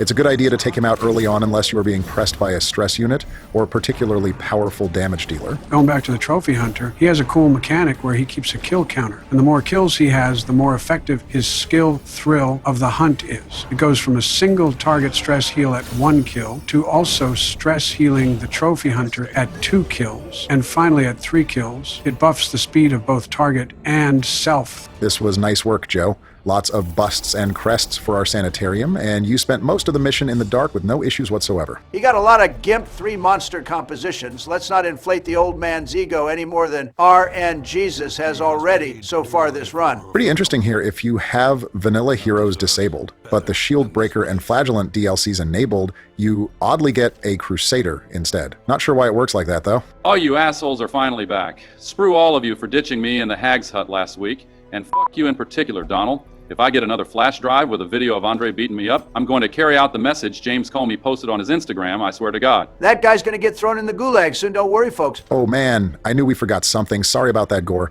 We were just so excited to see George, you know. Hey, why do you sound 25 years younger all of a sudden? Funny you should ask. Turns out the hag had a stash of adrenochrome in her hut. Some really incredible shit. But listen, I have some really important news. I saw something on my way back from the Weald, and, well, Maybe I should let George fill you in. Gentlemen, I don't really know how to tell you this, but, well, here goes. Gore has brought back some undeniable evidence, and I think there is a grave threat to peace on the horizon. And the United States of America, Hamlet, needs to lead the world in confronting this threat. I don't know how else to say it, boys, so here goes. There is a faction of brigands in the Weald who have weapons of mass destruction. You have got to be shitting me. You really think we're about to fall for that shit a second time? I know how this looks, boys, but you gotta believe us. Wait, hold the goddamn phone. The only person here who doesn't like Gore about as much as me is Bush. You mean to tell me you two are on the same page about this? Look, I know I've gotten off to a rough start with you guys, and I'm sorry. All of the man-pigs in the Warrens are partially my fault. But you have to trust me. Give me a chance to prove my commitment to the team. The brigands have weapons of mass destruction. I'm super serial. Oh shit. Everyone, he said the thing. Guys, we have to get our asses to the Weald right now before the ancestor starts experimenting with bears and we get hit with a cease and desist from Comedy Central. Joe, I'd love to accompany you guys to the Weald, and Gore should come too. There's no time for bickering over old rivalries and partisan politics. We have to take the threat of weapons of mass destruction seriously. If we don't act now, freedom itself will soon be under attack from these faceless cowards, and freedom itself must be defended. Simple folk are by their nature loquacious, and the denizens of the Hamlet were no exception. It was not long before rumors of my morbid genius and secretive excavations began to fuel local legend. In the face of my increasingly egregious flaunting of public taboos, awe turned to ire, and demonstrations were held in the town square. The smell of sulfur and gunpowder hangs in the air. The war machine is close. Fine, but if you're wrong this time, I'm personally throwing your ass in the gulag with James Comey. Imagine being the former director of the FBI and making this blunder, and then pretending you don't know what 86 means. What a moron, right?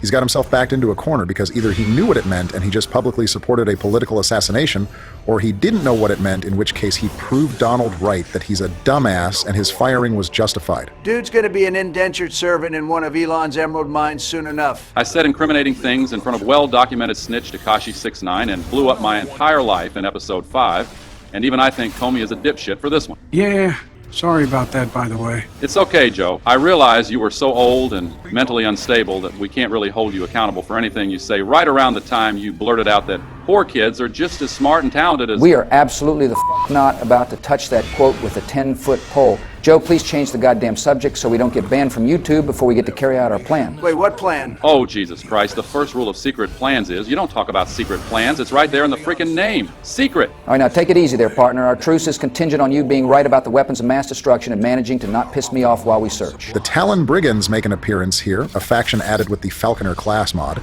If any of your heroes have the Marked by the Flock negative quirk, you will run into these brigands occasionally in dungeons. They have a few new tricks up their sleeves, such as that archer in the back having a powerful move skill to retreat to the back line if you pull him, as opposed to being pretty neutered up front like brigand fusiliers.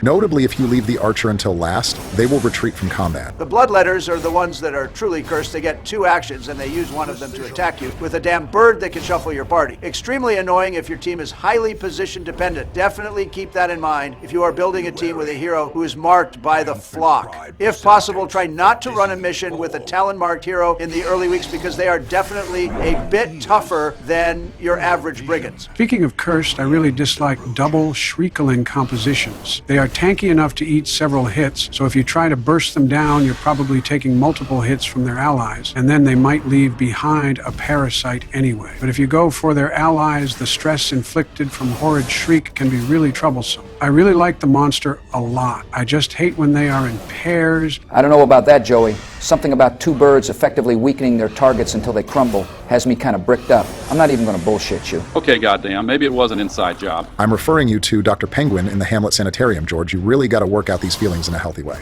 Your therapist isn't a pear-shaped gray alien in a costume, is he? And hey, wait, Jesus Christ, bro. Why do the parasites crit on almost every damn attack? A wild skill issue appeared. Joe used a coat ball. You're the only person in the chat right now who has a big fat 0 in the presidential election win column. Go sit at the goddamn kiddie table. The adults are talking. Wait, no beer and goofing off this camp out, Joe? No time for beer, lean, and pot brownies, you addicts. We are here to stop a terrorist organization. For once in your life, take something seriously.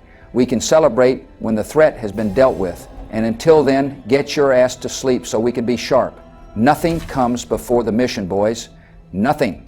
Okay, fine. Sheesh. No wonder the hag took so long to start cooking you. She had to really dig deep to find a recipe that called for 6 feet of buzzkill from a country bumpkin. I had to camp early due to the anointed low HP and some climbing stress levels, but under ideal circumstances, you want to shoot for accuracy-boosting camp skills, since the most important thing about the upcoming boss fight is accurately landing attacks against the guy about to press the big red button.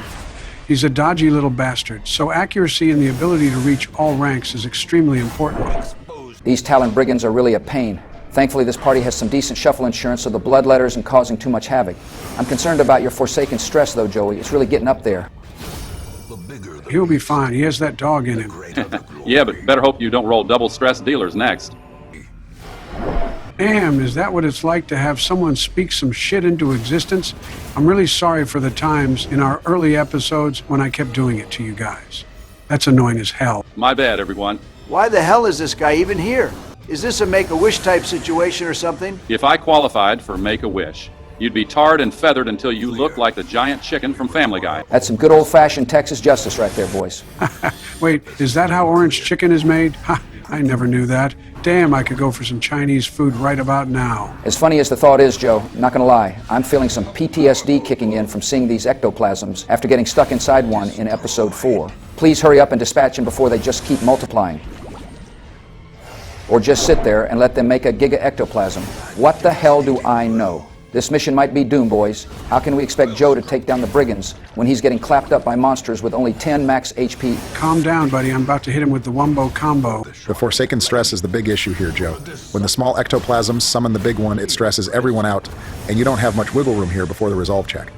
I appreciate the use of Runic Empowerment plus Death Coil to guarantee some critical hits so he can stress heal himself a little bit, but... Yeah, 1 crit on the Forsaken, and this is going to get interesting. If he gets afflicted, you'll have to plan around the possibility of him skipping his turn or using an ineffective ability, and managing your action economy to ensure you have enough attacks to take down the red button pusher is key. The fact this is going to be a battle of attrition does not bode well for you. This party has great reach to all ranks. The wizard can buff everyone's accuracy with lighting the way. The anointed has guarding and armor piercing to take down the machinery, and the acolyte of the sun can keep everyone going with AoE restoration. I think we will be okay. The brigand camp should be just up here, guys. Good luck. If you're wrong, we are leaving your ass out here a second time. Bet.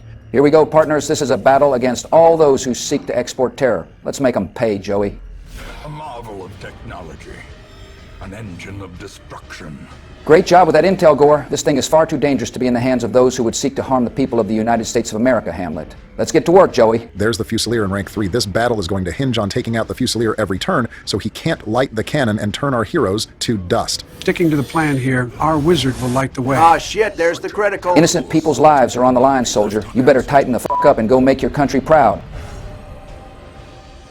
Damn, George's aura is undeniable today. That's my co-op partner right there. Clutch like a sea of penalty flags whenever the Chiefs are about to lose. Yeah, these brigands are toast. Powerful is a fantastic virtue for offensive classes, buffing damage by 25% and giving the hero a chance to buff a party member's damage by 15%. You guys know it's just RNG, right? The concept of aura eludes you because you have none, and you just outed yourself. This reminds me of the time Ben Shapiro admitted in so many words that he's never aroused his wife. Aren't you like 1 in 4 on resolve checks so far? Your only virtue was at the end of a dungeon with no battles left. Don't act like you're some sort of inspiring leader. Both of you shut the hell up. I am trying to focus. One misplay and the whole party could be sitting at death's door. Fun fact, after Obama had his big red button privileges revoked, I saw him send a group of heroes to fight the Pounder, and purposefully passed all 4 of his heroes' actions just so he could see the cannon explode. He didn't know I was there, and I saw him save the video to his phone and literally sprint to the bathroom. Don't know what for. All I know is he came out of there with a hop and a skip. Again, another shout out to the Immersive Backgrounds mod. This scenery is sick, but a different kind of sick than Obama's explosion perversion, of course. Picks or it didn't happen. This might not be a bluff you want to call, cowboy. Joe, you did a great job against that boss.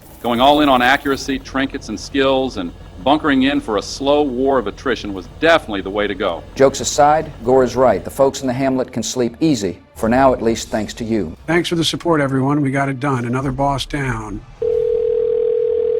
Oh, damn it, all the hell, it's Elon again. I swear this nerd is obsessed with me.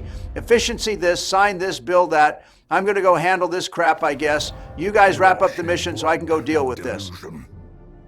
Yeah, I slipped Elon $20 to call Donald at the end of our video to distract him. You guys want to clue the viewers in on the plan for the next few weeks? Yeah, I'll grab the rest of the gang. Wonderful viewers of ours. We are now 3 turns through the order, and we want to do something special for you over the next few weeks. We wanted to put together a little 2-episode special where all of the supporting cast gets to take turns running missions with team-building choices and objectives based on our individual personalities. We want to get our chance to shine, and at the end of the second episode, we want to do something a little special for the people of the United States of America. Hamlet. My idea, of course. I initially wanted to tell Donald, but it'll be so much funnier if he shows up thinking he gets to play, and then I get to put his ass in the corner and play instead. He's gonna cry like a baby back bitch, and I can't wait for it. The only caveat is this little event is going to be more time-consuming to put together than a regular episode, so they will release every other week, those dates being June 4th and June 18th. We hope you all will understand the extra week we are taking to work on this project. There will still be plenty of Darkest Dungeon action. We just want to make sure we deliver a finished product we can be proud of. We are going to all run some missions over the next 2 weeks to diversify our roster so we have the heroes we need for these character-themed teams. And the gang will be taking on the Crimson Court, Farmstead Plus, Sunward Isles, and Vermintide, as well as adding in the Here Be Monsters and Home for Lost Monsters enemy variety packs. It's going to be gas, and we hope you tune in June 4th for part 1 of the side character special. We hope you pass all of your resolve checks this week. Or don't. I honestly don't give a shit either way. Oh, geez, this is going to be a disaster, isn't it? Partner, speak for yourself or not at all. We appreciate every single one of you who watch our videos, like and subscribe for more goofy content like this, and we will see you all next time. Hey, am I late? Damn, I am. I definitely wasn't in the brothel. I did not have relations with that pelagic hybrid, I swear. You guys believe me, right?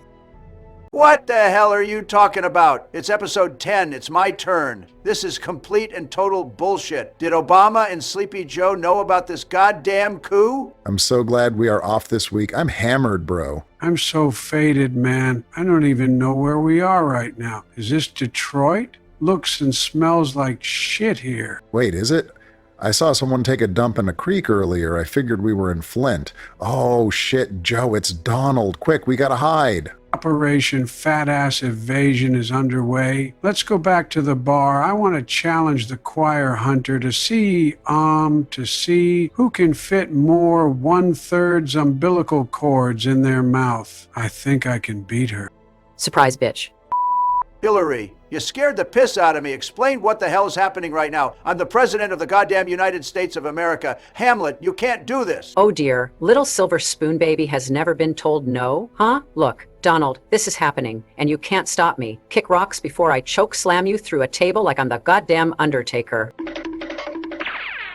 Welcome, viewers, to the side character special. For the next 2 episodes, we run the show. First up is Bill. Get your team together and head out. I'm going to slowly follow Donald around town like the STD monster from It Follows. Have fun, everyone. So let's go, everybody. I'm honored to get to go on this first mission with you, partner. Oh, hell yeah. I'm so excited, and I brought edibles for everyone. Dig in. Oh, I don't know, Kamala. Let's try and get a successful run under our belt first, maybe? And where are we even going, anyway? There's some great Crimson Court trinket available this week, so let's hit the courtyard. There's some stuff there that we need for our surprise in part 2 anyway. I'm taking this team of 3 fine young ladies and 1 leather daddy who knows how to use a whip, and we are going to try and not have our souls slurped out of us by all the Crimson Court bloodsuckers. Hey, there's 2 classes we haven't seen so far in our series. The Werewolf in rank 1 and the Falconer in rank 4. We will dig into some info on these heroes and some tactical analysis as the mission progresses. Nobody cares about that. It's time to party, baby. The courtyard and gardens surrounding the manor were once a point of pride for the diligent custodians I employed. Great banquets and lavish social affairs were hosted here under the stars. Despite the expectation of propriety normally ascribed to those in our position, we mocked the stoic melancholy of the moss-covered fountains and cherubic statues, our salacious trysts half hidden in the hedgerows, our morality slipping ever deeper into the mud.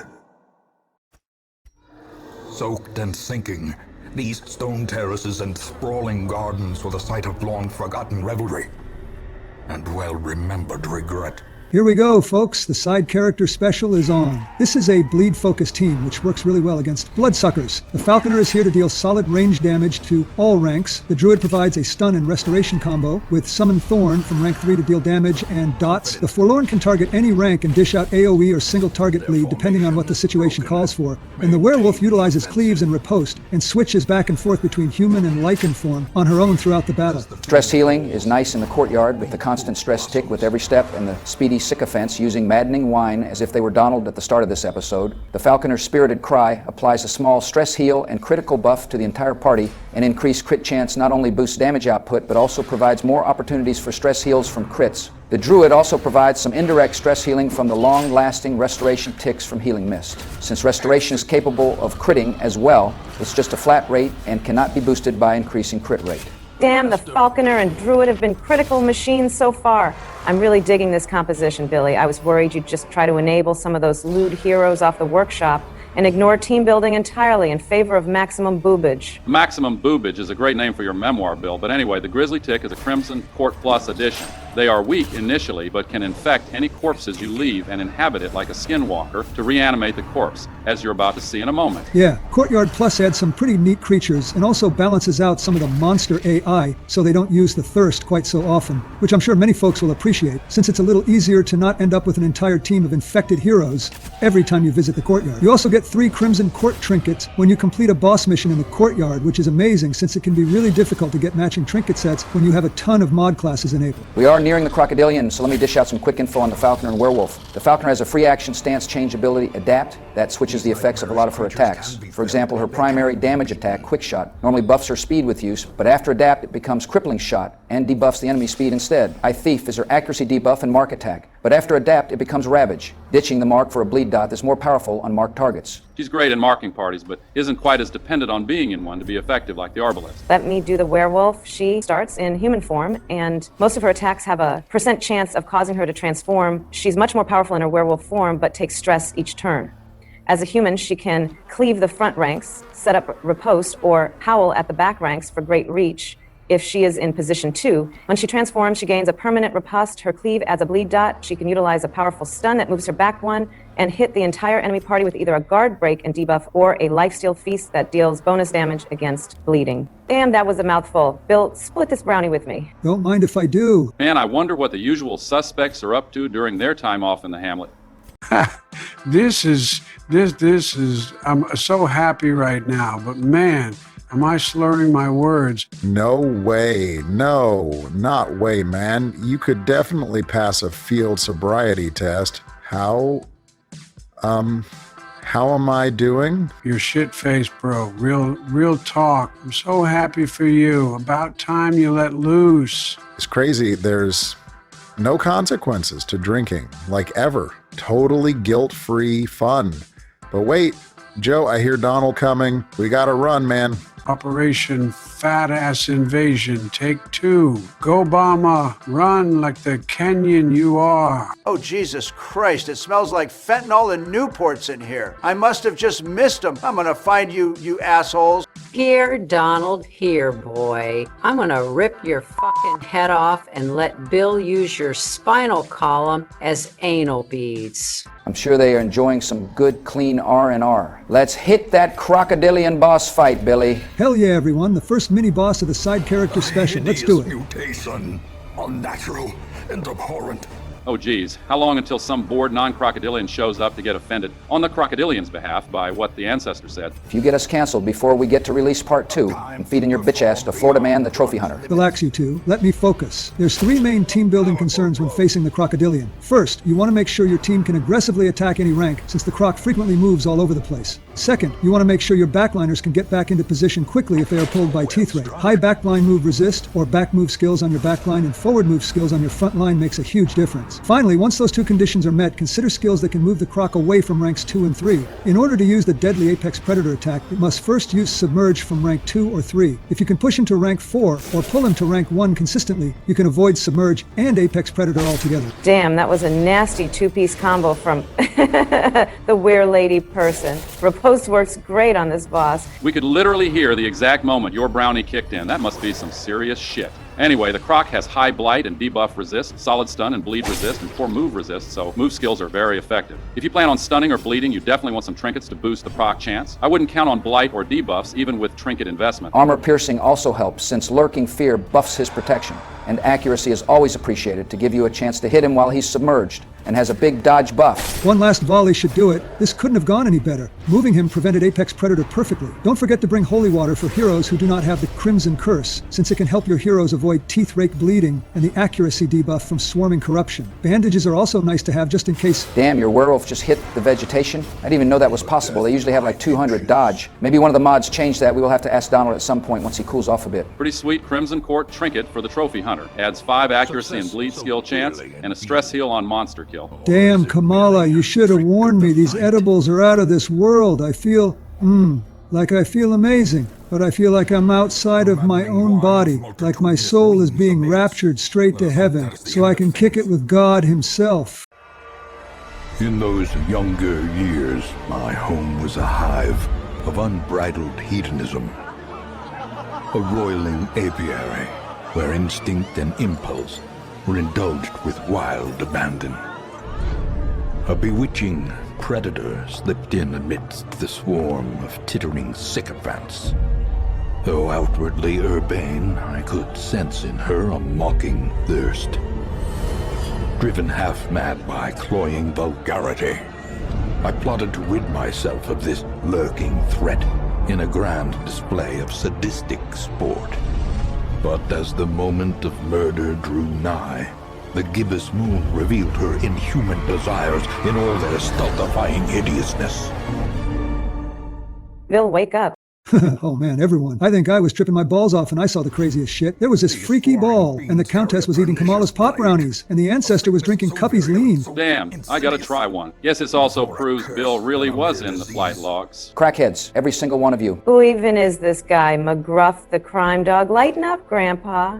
I think I need a family-sized bag of chips and a nap. You guys do the next one without me. Go sober up, you imbecile. Let's head out now, everyone, before Donald realizes we are back. I'm taking my turn next. Whatever you say, crazy lady. I hate you with every fiber of my being. Anywho, I've rounded up 4 of the most evil-looking heroes I could find, and we are going to go check out the Vermintide Mines. It's dark down there, so we will run a low-light team of a blackguard for damage, healing, and corpse clears, followed by a warlock to heal the party and drain life with vampiric assault. The Voivode has great crit rate and utility in the dark and can transform if need be. And finally, the Hamlet's new bartender, the Bone Courtier, will provide everyone all the liquid courage they need. Bill, you bastard, where is everyone else? Oh my God, he's seething. I'd almost throw my turn to get to see it, but I guess we should head out. But what about Bill? I've never met anyone by that name. Unmapped, unexplored, a risky proposition. Steel yourself.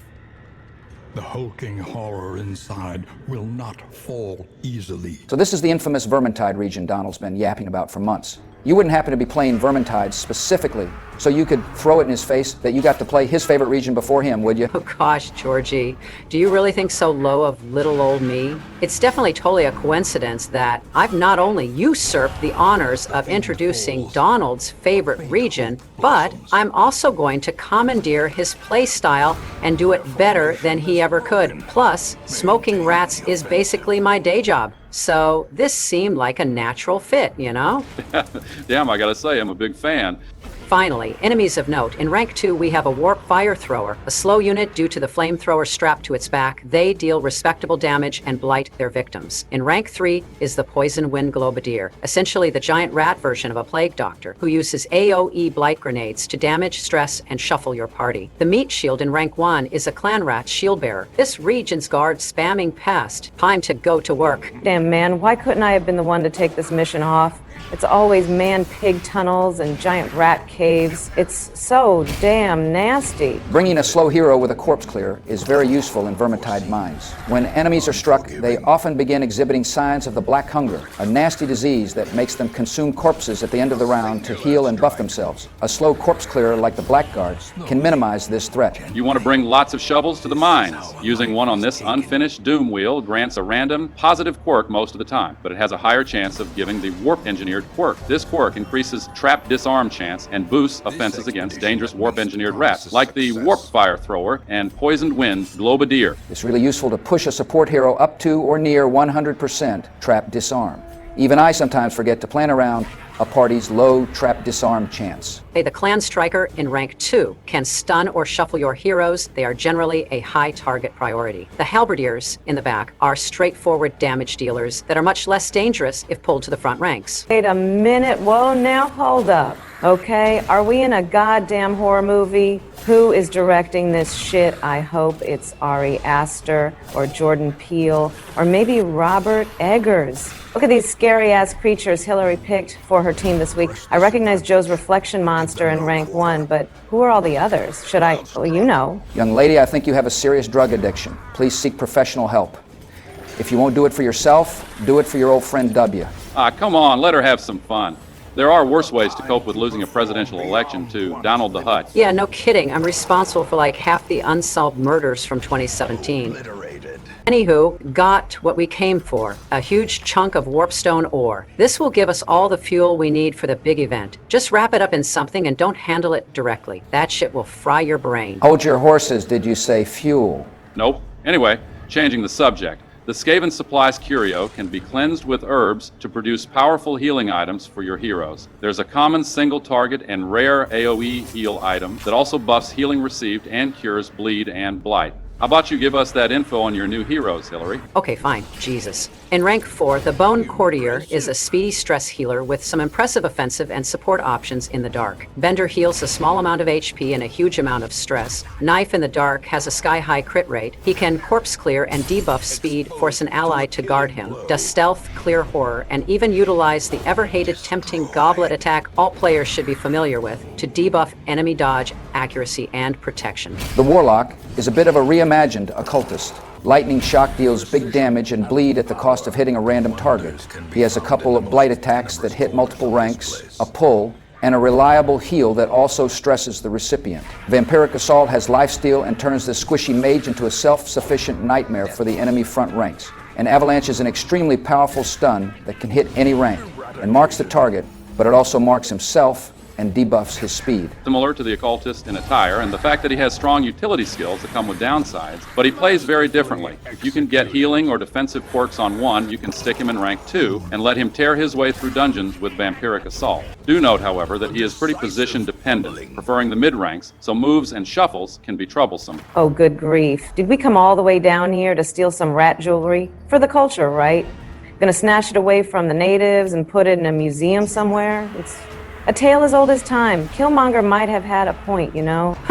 I'm just here to catch bodies. I don't care about the pendant. The game didn't make me take it. I'd grind it to dust out of spite. Hey, check out the Voivode's guard and riposte skill, Shadow Play. It boosts his dodge at low light, which helps balance out the risk of guarding, since the Voivode has middling bulk. Flock of Bats can target any rank, and though the damage isn't great, the critical rate is very high if the torch is low, so you can deal decent upfront damage with long-lasting bleed over time from the critical. The Voivode learned his Obey skill from me. It's what I use on Donald whenever he irks me, which is basically all the time. It's a no-damage, pull, and stun combo, though the stun is a bit weaker than average, so you'll want a trinket to bolster it. I hate to interrupt, but does that warp rat have a goddamn Gatling gun? Yes, the quote, rattling gunner is Donald's favorite Vermintide enemy. He loves puns and big-ass guns, so it was a match made in, well, definitely not heaven. A dirty-ass rat mine, I guess? Hold on now, Hill Dog. That shuffle has you in a bad spot. Oh, fuck. What in the hell is that? I've got to be tripping balls. No way I just saw that. Dude turned into a giant vampire bat creature, stunned and pushed the front liner, and retreated back to the back line all at once. Talk about shuffle insurance. Sorry I'm back. I had a little incident that in no way had anything to do with that transformation jump scare. I am super serial. Anyway, the animations and art for the Voivode are really some top-notch work. You can see the effects of allowing a rat with a black hunger to consume a corpse here. Heal plus restoration plus stun resist, speed, damage, and accuracy for the rest of battle. If at all possible, clear corpses with clear skills or directly attacking them, or prevent them entirely by slaying mobs helps with criticals and dots. And I absolutely agree. The art for the voivode really satisfies my affinity for the macabre. The stress penalty on the transformation is really high, especially in the dark. So stress prevention quirks and trinkets, or a stress healer like the Bone Courtier, can make it more feasible to utilize the transformation in battle. In my opinion, both forms are fun to play, and all skills are useful and frequently attractive, unlike the poor lame duck abomination who just spams his manacle stun in normie mode all day long because his transformation kind of blows. Well, that's another successful mission. Do you guys think we can manage to duck Donald again? Well, I did, until you mentioned it, asshat. Haven't you seen any of our videos? Don't you know what happens when we say shit like that? Elite foreshadowing. Finally! I've been waiting at the gate all damn day for you turn-stealing pricks. This is over with. I found Sleepy Joe's auto pen, and I'm about to sign a mountain of executive orders to make your lives hell. Everyone with blue hair and sub-zero self-esteem already say I'm literally Hitler. I might as well live up to the slander. I got this, everyone. You all prep for the next mission. Donald, I didn't want to do this, but you leave me no choice. As an olive branch for all this, what if I told you I know a way we can bankrupt the Hamlet casino and become zillionaires? Okay, I'm listening. Dismas showed me a way you can set the machines up over time to guarantee a jackpot. I'm not much of a gambler, but I know you love bankrupting casinos, so this is the perfect opportunity for you to win enough money to pay off all your lawyer's fees and then some. Nice try, libtard. Everyone knows Dismas is a cheater. His winnings aren't legit. This is a setup, you rat. Dismas is legit, dude. Him being a cheater is a liberal psyop schemed up by nasty Nancy Pelosi, so that good honest folk like you and I have to remain only semi-rich instead of completely rich as shit like her. I saw the classified documents on it. The liberal media and deep state are covering it up, but with a small loan of $1 million as seed money, we can become filthy rich. No, frickin' way. Let's get our asses to the gambling hall. I'm gonna bankrupt the shit out of that casino, and then I'm gonna be so rich I can fire Elon, since I won't need his money anymore. Get fucked, Emerald Boy. Come on, Gore. I can't believe that shit actually worked. Being a politician really prepares you for all the lies you have to tell in life, doesn't it? Wish me luck. Damn, girl, that threaded cane really hits the spot. Wait, did everyone already leave? How about one more for the road? Okay, gang, I think it's time to hit another mod region. Pack your toiletries because we are going to hop on a boat, travel overseas, and investigate rumors of terror in the Sunward Isles. Since I'm the most experienced of the bunch when it comes to invading foreign land, I'll take the lead on this one. You may be the face of American warfare in the 21st century, but I've seen the classified documents on your confirmed kills as Commander-in-Chief. You need to pump those numbers up. Those are rookie numbers in this racket. Ooh, I'm going to increase my kills to deaths ratio, partner. Don't you worry about that. And I've got just the team to do it. The new heroes to our channel here. The Seraph is a frontline soldier guarding against enemy fire and calling out targets with marks. The Salamander's an impressive and mobile war machine, dousing extremists in fire like she's the Iron Man Mark I. The Bombard serves as our backline artillery and damage dealer, specializing in explosive ordnance, IEDs, and Molotov cocktails. And finally, the Runaway will play the role of field medic and team support with marks and accuracy, buffs and debuffs. They all ready to head out? I am, but just wondering, what's the exact amount of grass you can have on you in the Sunward Isles before it's considered trafficking? Young lady, if we get hassled by the Sunward Isles TSA, I'm going to let them throw you in the gulag like Brittany Griner. Hey, sorry I'm late. I was taking a nap. By myself, of course. Privately just. Little old me, definitely asleep, all by my lonesome. I wish this boat would implode like the Titan submarine and take us all out, just so that in my final moment, I would know definitively that you would never breathe again. You know damn well he'd be into that. Don't unlock new kinks for this degenerate. Everyone just get on the goddamn boat. Damn, this place is a bit snazzier than I expected. Well, let's see. I think this machine looks good. Show me the money, baby. I'll get us some drinks. Go ahead and start playing. According to Dismas, you got to warm these things up a bit. Get rid of all the bad juju from all the losers before, you know? Makes sense to me. Let's bankrupt this motherfucker. Wake up, everyone. We are here after sailing an undisclosed amount of time. Let's burn it all down. I mean, minimize casualties and let's bring everyone home safely. Damn, bro, we really got to address this pyromania at some point. I am not a pyromaniac, you sex pest. Anywho, I'm happy to be running the very first fire attack team of our run. Inspired by the Runaway's burn status in Darkest Dungeon 2, all of these heroes have abilities that can debuff enemies to receive more damage from skills denoted as fire attacks. You and Bill are two peas in a pod, I swear. You're not a pyromaniac, and Bill didn't smell like Monica when he stood at the podium and called her, quote, that woman. Absolutely no Monica talk, or I'll pull a Zaid Masani and be the sole survivor of this mission. Looks like we got our first batch of extremists. The Kappa in rank 1 is a pesky healer who can inflict bleed. In rank 2, we have the Oni, a beefy and brutish attacker that can deal some serious damage when he crits. And finally, the wandering Yuri in rank 3 inflicts horror and debuffs by shrieking and exposing herself to your team. Exposing herself, you say? Man, I had heard the Sunward Isles was incredibly based, but that's a whole new level. Bill, are you still high? Did you forget your wife is right there? We're just gonna take her down and move on. I wish she would take me down and then move on. Look, you Neanderthals, we have 4 new heroes and a whole new mod region to discuss. Let's focus on that and leave the hijinks to the Hamlet cutscenes for the love of God. You're absolutely right, Hillary.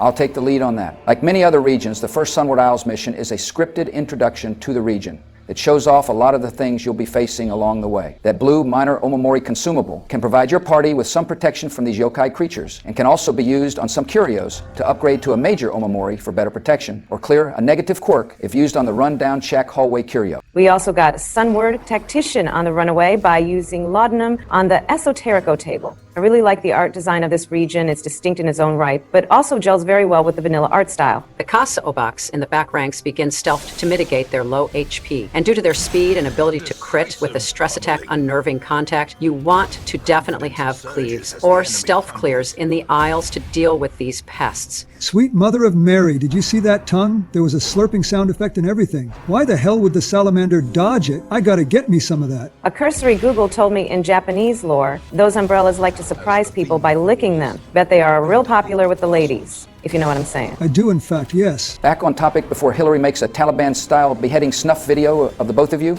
the strategy with fire teams is to use multiple heroes with fire attacks and stack the debuff on priority targets to really ramp up your damage. The runaway serves to set up big damage opportunities for fire or marking parties, and she herself can capitalize on the fire debuffs and marks she applies with her own attacks. You can let her dance around with a few of her move skills, but it isn't necessarily a requirement to use her effectively. Notably, her heal skill Cauterize can also cure bleed and heals additional HP on bleeding heroes. She comes with a nighttime ambush prevention camp skill and various self-buff skills to spend your respite on. Quick note, the Shogaru in enemy rank 3 is usually a priority target. They can give riposte to the entire enemy team and have good protection, so you want armor piercing, stuns, or overwhelming damage to eliminate them quickly. Oni ripostes can really hurt. It can also heal allies. You definitely want to take them out ASAP. Next, we will discuss the Bombar hero, who got shuffled to rank 1. He's a devastating damage dealer with some quirks to his skills that require some thought to get the most out of him. Reaching Charge, or in our case Molotov Cocktail, deals high upfront damage but has uses limited to 3 per battle. I like opening with Concussive Blast to debuff the whole enemy team's speed, crit, receive, chance, and stun resist, then pepper priority targets with Cocktail. His most infamous attack is Kaboom. The Bombard prepares a glorious explosive device which lowers his own dodge to 0 and sets up a riposte that you do not want activated, as it deals great damage but also damages self and lowers the Bombard's max health points temporarily.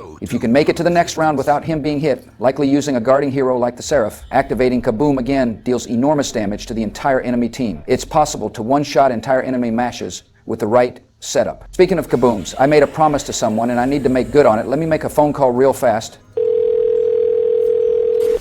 Hey George, how's the war against the extremist yokai going? Has Bill tried to have a Diddy party with the Casa Ubaki and Yurei yet? Dan, that's a great idea. Not yet, but it's inevitable, like death, taxes, and Thanos. But hey, I'm about to do the thing. I just wanted to let you know, buddy. Oh hell yeah, man. Everyone keep it down a minute so I can hear it. Another abomination cleansed from our lands. That shit hits the spot every single time. Please tell me you got it on video. Bro got a party-wide stress heal on himself, and y'all think I'm the freak. I sure did, partner. It was the least I could do after you took down Osama for me. It was a huge political risk to your reputation, and you took on that risk for the good of the people of the United States of America, Hamlet, which is pretty goddamn based of you if I do say so myself. Hey, Obama, is that George and the gang on the phone? Put them on speaker. The Obama and I are about to boot up Night Rain for the first time. I'll probably have it beat by the time you guys get back, since I'm just goated like that. But anyway, good luck with your occupation of the Sunward Isles. Sure hope it doesn't drag on for years and years. That's enough phone time for you. Hey, Joey, glad you two are having fun. Where's Donald? Has he realized Gore was pulling his leg yet? Actually, Donald bribed the Warrior of Sunlight for luck-boosting trinkets by saying Elon would take him on a spaceship to visit the sun up close and personal, which is total nonsense. But it's actually worked out pretty well since Donald hasn't lost his shirt yet in the casino in spite of the fact he's gambling round the clock. Damn, are they at the Eisenate. Better let them go so George can focus. That thing's a menace. Probably a good idea. Talk to you guys later. Damn, what the hell is that monster? I'm really scared of sharks. Get that thing away from me. How the hell is it floating in the air on dry land? Are they shooting Sharknado 7 in the Sunward Isles?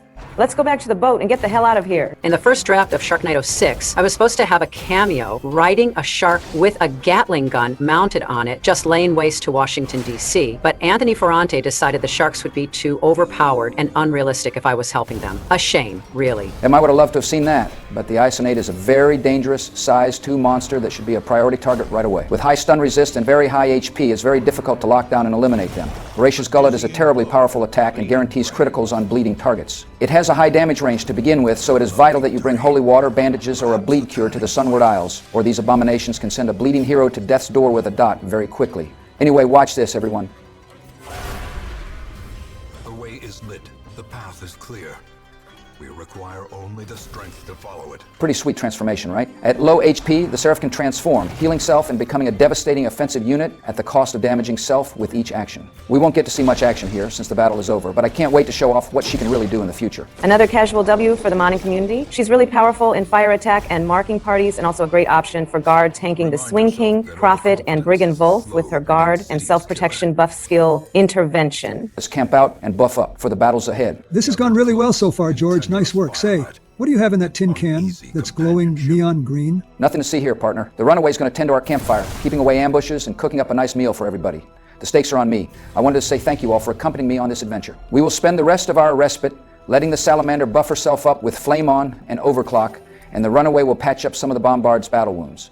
Meanwhile, the Bombard will work up some ablative armor plating, a consumable that busts protection just in case we run into trouble. A full pack often attracts unwanted attention. The struggle of a woman with assets. Am I right, Ancestor? Nobody said anything, Kamala. Put the damn... Lean down, you're hallucinating. The voices in my head are all usually having a, quote, hear me out debate all day long. I don't know who they are trying to convince. It's not like I've ever said no anyway. Anywho, the Hickey Crab in rank 2 is fairly weak in the front ranks, but has a dangerous leaping attack from the back line. It will often use Benthic Whip to retreat and stun a hero. Then Cephalocrustacean Leap punishes stunned heroes with a big damage bonus. If you can keep him in rank 1, his offenses are neutered, but take them out quickly if possible, since the stuns are really irritating. And finally, we got to talk about the little shoddy in rank 2, the Salamander. She might be the freakiest hero on our roster. As her lore states, she's really into body modification. You know, I almost didn't agree to do this when I heard we weren't using any lewd mods. You gotta live a little, you know? Chemical castration might be your only hope for salvation, brother. But anyway, the Salamander has some move skills that let her dance. Otherwise, she works best as a mid-rank damage dealer in fire attack parties. Flame Gout provides reliable damage output, alongside a few bleed attacks, Sweep Kick, and Lacerate, to deal with high protection monsters. Salamander's breath is a deadly cleave of the front 3 ranks, but inflicts some self-damage due to the sheer heat it gives off. You can use Steam Vent ahead of time to debuff enemy accuracy and reduce this self-damage. Really impressive that all that fuel doesn't melt any of that metal suit she's wearing. Oh my god, what in the hell is that? It's some sort of ghastly goat, cow, Frankenstein monster with eyes all over its body. Wait, am I seeing things again? Maybe I do have a problem. Maybe rehab really is the right call. Hakutaku is a benevolent being that provides a hero a speed and accuracy quirk, or a quirk that gives them a chance to stress heal the party and debuff monsters. Okay, whew, at least it was real. I can kick that can down the road a little further. Finally, we have an optional boss encounter here, the Bake Kujira, a size 3 creature, supported by a Shoguru in rank 4. Ideally here, you take out the Shoguru before it gives the Bake Kujira a riposte with retaliating rhythm. As far as the boss goes, it uses area of effect attacks, so riposte strategies of your own will work very well. Yeah, I fumbled that here, but we should be fine. I'm going to have the Salamander keep spamming Steam Vent to debuff his accuracy, so hopefully his AoE attacks and frequent ripostes will miss more often than not. It gets a few blocks whenever it guards the Shoguru, which will drag this out, but I'll use this time to stack as many fire attack debuffs as I can, so I can hit him as hard as possible when the blocks fall. A fairly easy encounter so long as you aren't running a heavily bleed-reliant team, as the whale's resistance to bleed is very high. It also resists stuns, so blight and debuffs are the way to go if you aren't running a team that just stacks straightforward damage output. Damn, you guys were hitting some big numbers there at the end. Those stacking fire attack debuffs can really pulverize a single target if you can gang up on them. And with that, the intro to the Sunward Isles is complete. Our first mission is a success. We drew first blood against these extremist yokai scum. Now, let's get back to the Hamlet and prep for the next mission. Okay, finally, it's my turn, right? Let me go grab Cuppy and the Hexer, and let's go check out the farmstead. I heard the miller grows the finest kush in all the land. Not so fast, Kamala. This video just hit 32 minutes and I'm cutting you dickheads off for the week. I may not be able to stop this sideshow circus bullshit, but if this video goes any longer, our editor is going to get put in the doghouse for the week. I'm calling this coup off for the time being. Sorry we couldn't talk him out of it. Next week, Kamala and Gore will run their missions, and we will finish off the special with a big party in the Hamlet. That's the surprise we've been working towards. We kept it a secret for anticipation, but all of the work in the Hamlet the last several weeks and the missions we've been running so far have all been about gathering the supplies we need to have the big blowout everyone in the Hamlet deserves. It's going to be lit, fam. Tune back in June 18th for the side character special finale, and after that, our time in the apprentice tier missions will draw to a close as we bang out the last few bosses in our way and take the plunge into veteran tier expeditions. Well, I guess this is as good a place as any. From all of us in the United States of America, Hamlet, we hope you all pass your resolve checks this week. And we will see you next time. Greetings, viewers, old and new, and welcome to a very special episode of President's Play Darkest Dungeon. And it's about to be a banger, baby. The party of the year is happening right here in the United States of America, Hamlet. I can't believe you guys are throwing me a surprise birthday party. I'm so excited. Kofefi for everyone. Nobody cares about your birthday, dipshit. Yes, Donald, it's definitely for your birthday partner, really, for sure. Anywho, it's the side character special part 2, and we are so excited to bring you some more Darkest Dungeon modded content. Donnie, Joey, and Barry are going to be organizing the party prep while we accompany Kamala and Gore on their expeditions. Pamela and her posse of degenerates are going to lead us off, and I can't wait to see where she takes us. It's finally time for Cuppy and the Hexer to shine. We are going to knock out the Farmstead intro mission so we can open up Farmstead Plus going forward. Let's go, boys. Lead the way. Blight had struck the harvest again that year, and the miller was desperate. He came to me, hat clutched tightly in filthy fingers, stinking of sweat and manure.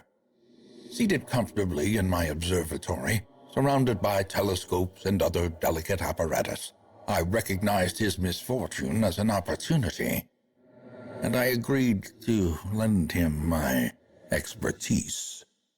And I'm so honored to lead things off today. And a huge shout out to my biggest fan, viewer, Joey9426, who commented on the boys' Elden Ring video asking for more Kamala baby, time to give the people what they want. You must be faded already, because that's definitely not what he said. Does this mean Joey9426 is canon now? You know, speaking of becoming canon, someone else was made canon this week in the world of Cuppy. Oh, God. It hadn't occurred to me that without Obama or Bush, I am going to have to be the responsible one on this expedition. Burdening me with babysitting responsibilities while I am on vacation is such bullshit. I mean, look at who I'm stuck here with. I mean, look at this lineup. Kamala Harris, Bill Clinton, and Al Gore. It's like the setup to a bad joke, you know? Something like a crackhead, a pervert, and a performance art vegan walk onto a farm.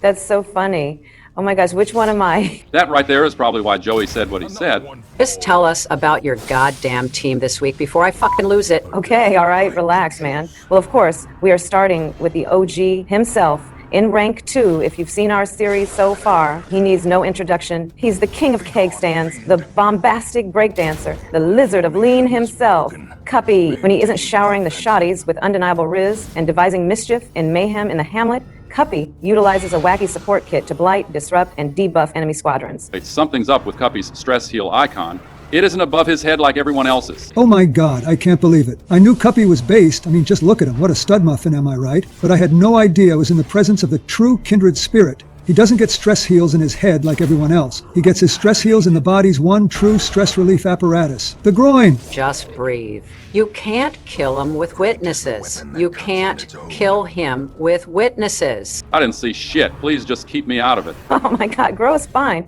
Anyway, in rank 3 is the Hexer. My other partner in crime from back during my time as Joe's VP. He casts a variety of powerful party-wide debuffs on the enemies that each ramp up the power of his stun attack Malform, which can be deadly after the first few rounds of combat. He can also buff the entire party's resistances to bleed, blight, debuff, and move, which is fantastic in dot-ridden dungeons like the Warrens. Damn, I almost forgot that you and the Hexer know each other outside of the Hamlet. When I heard you bought a Joe Biden voodoo doll from him to try and take Joe out so you could backdoor your way into the Oval Office, I was really disappointed in you, if I'm being honest. Damn, that is just diabolical. On the contrary, I was a big fan of the move. It's one of the most relatable things you've done your entire career, in fact. I mean, what American hasn't daydreamed about their boss coming down with some unexplained malady or stroke of misfortune? I think if you had made that a focal point on your political platform instead of just parroting everything Joe said, you might have won. It was a dark time, all right? You have no idea the mental toll changing Joe's diaper can take on someone over the years. Oh, good grief. You sound like you're gonna cry. I did not sign up to be your therapist or emotional support assassin, all right? Keep that shit between you and Dr. Penguin and leave me out of it. The waterworks aren't going to make Joey 9426 like you. Get your shit together and tell us about the other two new heroes in your party. I don't know, Sugar. It works for people on Shark Tank all the time. I've been seeing Dr. Penguin as well ever since Joe and Tekashi69 ruined my life, but does anyone else feel like there's something kind of off about that guy? Is talking about characters we haven't introduced yet bad for the content? I don't give a shit, but I'm sure someone does, probably. Jesus Christ. I just choked up a little talking about my trauma and got zero empathy from any of you. Sorry, it's just not the particular kind of quote, choking up, that really resonates with me. With friends like these, am I right, folks? Anyway, in rank 2, after a shuffle, is the Privateer, a swashbuckling and rum-chugging pirate with a versatile kit. He has solid offenses and range, can buff your team for additional HP and stress healing received with Drunken Shanty, has 2 solid AoE debuff skills, and is even kind enough to share his rum with the party to heal them at the cost of a little dodge. So, let's see. Kamala's team is a lean-drinking imp, a cannibal voodoo man addicted to edibles, and Jack Sparrow if you bought him from Team U. And let me guess, Birdman in rank 1 is the designated driver? You know it. Every group of partygoers needs ADD. The Anointed has the amazing ability to guard and heal his allies simultaneously, which is a great way to keep the team healthy and protect squishy heroes like Cuppy. He has great self-sustain and decent damage output with Sacred Blade and can do massive damage and pierce armor with Zealous Ire. Notably, his attacks are much more effective while he is marked, and he can mark himself if need be. Condemnem can self-mark, de-stealth, and pull 3, which is an insanely powerful counter to Pelagic Shamans, Bone Courtiers, and Nasty Wheel Crumps. It looks like that was the last KO we needed to complete the mission. But I haven't found any of the goods yet, unfortunately. Did you see any, Bill? I haven't seen any at all. What are we going to do about the party? We have no party favors. I heard a rumor that the radiation from the comet lets the Miller grow the trippiest ganja and shroomies in all the land. And I was hoping to find his grow, but we came up empty. Hunter's having to lay low at the moment after that lady of the night he used to have orgies with got charged with manslaughter, so he can't get us any goods. This was my one contribution to the party, and I blew it. What are we going to do, Bill? One of the craziest parts about this series is sometimes I can barely tell the difference between in-universe lore and real-life news. Hey everyone, welcome back. Kamala, did you get the goods? I can't wait to try those magical Miller mushrooms. Actually, Joe, I'm really sorry, but we couldn't find any. The party is going to be so lame without drugs, and I feel like I let everyone down. I'm a failure. Soon everyone will hate me just like Joey 9426 does. Maybe Donald was right and I should have deported you when I found out about the voodoo doll. Speaking of Donald, is he still getting smoked in the Hamlet casino? I kind of feel bad about lying to him about Dismas being a cheater. Guy has to be out of money by now, right? It's been weeks. Holy shit, I did it. I'm rich again. Suck it, Elon. Wait, no way, that's real? I gotta see this. Well, if it isn't Sleepy Joe and cackling crackhead Kamala and my best pal Al Gore, I take back all the times I called you a fear-mongering climate cunt. You're amazing, man. You were totally right about Dismas. Guy really is legit. Wow, this is crazy. These mountains of gold are reminding me of something, but I can't put my finger on it. It's probably nothing, Joe, and yeah, Donald, I definitely was right. I totally knew you could do it. I'm really happy for you, buddy. This is cool and all, but it doesn't solve the biggest problem facing the Hamlet. We still don't have any party favors, and nobody will deliver to this shithole town. I'm finna crash out. Wait, Cuppy, what's this? Oh my gosh, everyone, it's Craig's phone number. The party is back on. I'm so honored, Cuppy. Thank you so much. Who the hell is Craig? Craig is a legend. This party's about to be lit, baby. I'm so rich now I'll even pay for it. Let's cash in all this loot. You think if I withdraw this much money all at once it'll crash the local economy like the Great Depression? Man, I really hope so. Your ability to be both wholesome and a dickhead simultaneously needs to be studied. Say, where the heck are Obama and Bush? I haven't seen them since we got back. Wait, only 20 crates? This can't be all of it. Where's the rest? Buddy, I got like 4 more birds on the way. I've never seen someone order this much at once. Is this for a sporting event or some kind of party or something? Don't worry about it, man. You have the address for the invoice, right? Yes, sir, I sure do. That's 725 Fifth Avenue, New York City, to the attention of Mr. DJT, right? Yep, that's definitely me. Thanks, man. I really appreciate this. Damn, I should probably clean this place up. It's starting to stink like a pig pen in here. I wonder what day it is, anywho. I think it's been about 3 sleeps since I started playing Night Rain. Holy shit, it's been a week and a half. I gotta get my shit together right away. I'm supposed to be helping get the party ready. Joe is gonna kill me. Well, then again, it would probably be okay for maybe just one more round. Bill, what the hell are you doing? Get the goddamn wine out of here. Haven't you ever played the Crimson Court? Don't you know what happens to the people who drink that? I should have known better than to let you go to the courtyard without supervision. Get these bottles out of here right this very minute, and under no circumstances should anyone drink any of that shit. Do you understand me? But honey, I'm just so thirsty. Yes, we know, asshat. It's like 90% of your fucking personality. Get rid of it right now before I kill you and make my own wine out of your blood and bodily secretions and gift it to anyone that mildly inconveniences me so they contract whatever strain of super chlamydia you're renting this week from the brothel skanks like they are a fucking blockbuster video. Damn, baby doll. That's gotta be the most vile and reprehensible shit I've ever heard. I love you so much. I hate you in every timeline. Get rid of the wine. I have to meet with the exterminator about the Hamlet's vermintide rat problem before he reports us to D-Hack. And this whole town gets quarantined and nuked like Raccoon City. Darling, that wouldn't happen to be him standing right behind you, would it? Dan, did you hear that? A huge wave just hit the docks. We should go check it out. Fine, but if this is a dumbass ruse to get me all alone on the beach, I'll use your testicles to bait shrimp. No, that was unusual. We need to see what that commotion was. Trust me, if anyone knows how to interpret squishy and squelchy and splashy sounds, it's definitely me. Let's grab the gang and go. Dang, the dock is damaged and I don't see the boat anywhere. I wonder what happened. Bill, I'll probably get hate mail telling me to uninstall Night Rain after I had to leave the match in the middle of day 2 for this shit. It had better be worth it. Been following this guy around since 1971. I can tell you, it's never worth it. You look kind of strung out, George. You okay, man? I don't have a problem. I can quit whenever I want. All right. Sure thing, buddy.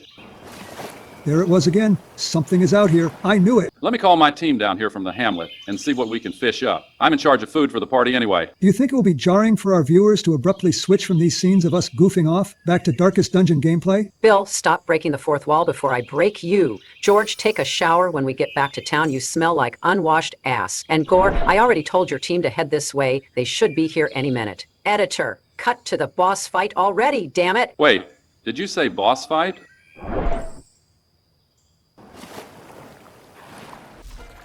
Oh my God, look at this gigantic catfish. We are gonna feast like kings. Gotta be some kind of record. Crazy part is you can't even take credit for catching it, Gore. PETA would be all over your ass for this. Here, take a torch, everyone. I saw the classified documents on Onamazu. The sun is going down, and these bastards are very dangerous in the dark. Since you've seen the docs, George, why don't you tell us about the Onamazu, and I'll discuss my team choices for dealing with it. Watch out, everybody. That wave soaked my torch. Hey, that's usually my line, but I suppose it's 2025 and women can have torches also. The Onamazu gets 3 actions per round and uses one of them to summon up a tidal wave to deal AoE damage to your party and reduce the torchlight. As the torchlight falters, these creatures get bonus blight and critical chance, with high resist to everything except bleed.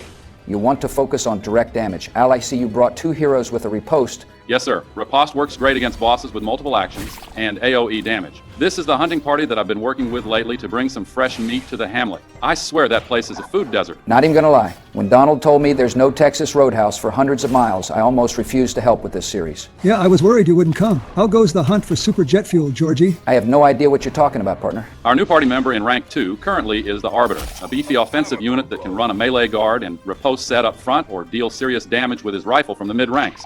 His most interesting skill is Lightning Hands, a free action quick shot that can generally only hit marked targets. If you can set up a mark for him, his DPS can get pretty crazy, pumping out multiple actions per turn. He's going to finish off the Onamazu here, and then we need to get it back to the Hamlet and prepare it for the party. I think that's everything we needed to prepare, right? Bill got booze from the courtyard, Hillary got some warpstone to power the grill and appliances, I got the food, and George disrupted the yokai operations in the Sunward Isles, so we don't have to worry about any unwanted guests. Did we forget anything? I feel like that's everything. Can I go back and play Night Rain now? I got some intel that the Nox and Nakleto may be working alongside the Dark Drift Knight to sponsor terrorist organizations, and I need to investigate right away. There you guys are. I've been looking all over for you. We need to get to the Cove to meet Craig. Cuppy set up a deal to secure the party favors. We, and by we I mean I, desperately need since I came up empty in the farmstead. I am absolutely the fuck not about to go help you with a drug deal, young lady. Yes, you are. Gore needs to deal with his catfish, and I think I've figured out what's been going on with you lately, George. Just know that I know, so quit your bitching and do it. Bill and I need to pick up some things from his shack anyway. I have no idea what you could be referring to, but okay, I'll come along to help Bill, and just stay away from whatever degenerate shit Kamala is up to. Hell yeah, bonus mission, baby. Take that, Joey 9426. Prying eyes had become a nuisance along the old road, and so I undertook to receive my most curious deliveries by way of marine shipments. A sheltered jetty was accessible by a narrow stone stair off the back of the manor, and a discreet system of pulleys could hoist even the heaviest prizes up the rock face from a securely tied dinghy below. The poor devils, chained and drowning for eternity. Damn, that sounds like an absolute dream. Keep going, Ancestor. I'm almost there. Oh, hell nah. I'm taking my ass back to town. Oh, damn, is that Paul Watson from Whale Wars? Sheesh. 6 months in a Danish prison after a Japanese red notice really took a toll on him. He looks like shit. I don't know, he looks the same to me. Cut him some slack, Kamala. Your crash out of choice is pot brownies. His is abandoning basic hygiene to become a scaly fishhook barnacle freak. Those things are equal. We should all have some empathy for the way other folks cope. Politician switches up. Classic. That didn't happen so much in real life and in this series that it might as well be our channel catchphrase at this point. I think the benthic deckhand is from Here Be Monsters. And check out this face transition. Some Resident Evil looking shit, right? Gotta say, I'm a big fan. Phase 1 is pretty straightforward. He's weak to blight, like much of the Cove. But in Phase 2, he becomes pretty dangerous and disruptive. The Undertow is a party-wide shuffle. Deep Sea Lure is a pull, mark and debuff. And Abyssal Nash can hit single targets hard and inflict bleed. His shuffles are the primary concern. He isn't particularly bulky, and you can burn him down quickly if you have a team with flexible targeting or dance capabilities. But if you're using multiple position-dependent heroes, all the movement can really spell trouble. Thankfully, this party handles movement very well. They've all been taking dance lessons from Cuppy in the Hamlet. Move skills provide great shuffle protection, which can be especially important if you are doing low-light runs, since party surprise chance is higher the lower the torch is. And you'll probably want a dancing party if you run into the Shambler. Scouting chance is also a nice layer of protection if your party is position-dependent, since you can't be ambushed and shuffled by a scouted battle. We have a few more new monsters to talk about in this next smash. The Shielded Urchin is from Home for Lost Monsters. It has low HP but high protection and begins battles with a riposte that causes bleeding. You'll want to hit it with armor piercing and blight, or bleed if you must, to limit the number of times you are coming into contact with it. Meanwhile, the Sea Slater is from Here Be Monsters, and also has respectable protection and starts battles with a riposte. It is capable of guarding its allies as well, but thankfully Slaters are very susceptible to stuns. Stun monsters have their guards nullified and cannot riposte, so you can shut it down and control them pretty easily with stuns. The good stuff in our inventory is Cuppy's favorite brand of brewski. We are going to be getting back to the Hamlet right as the party is starting, so we need to pregame. I brought some for you guys too. Oh, you gotta be shitting me. The good stuff has a chance of a small health and stress heal, and gives the drunk quirk, which comes with some debuffs, but who cares? Because having a good time is way more important than fine motor skills and the ability to legally operate motor vehicles. Am I right, folks?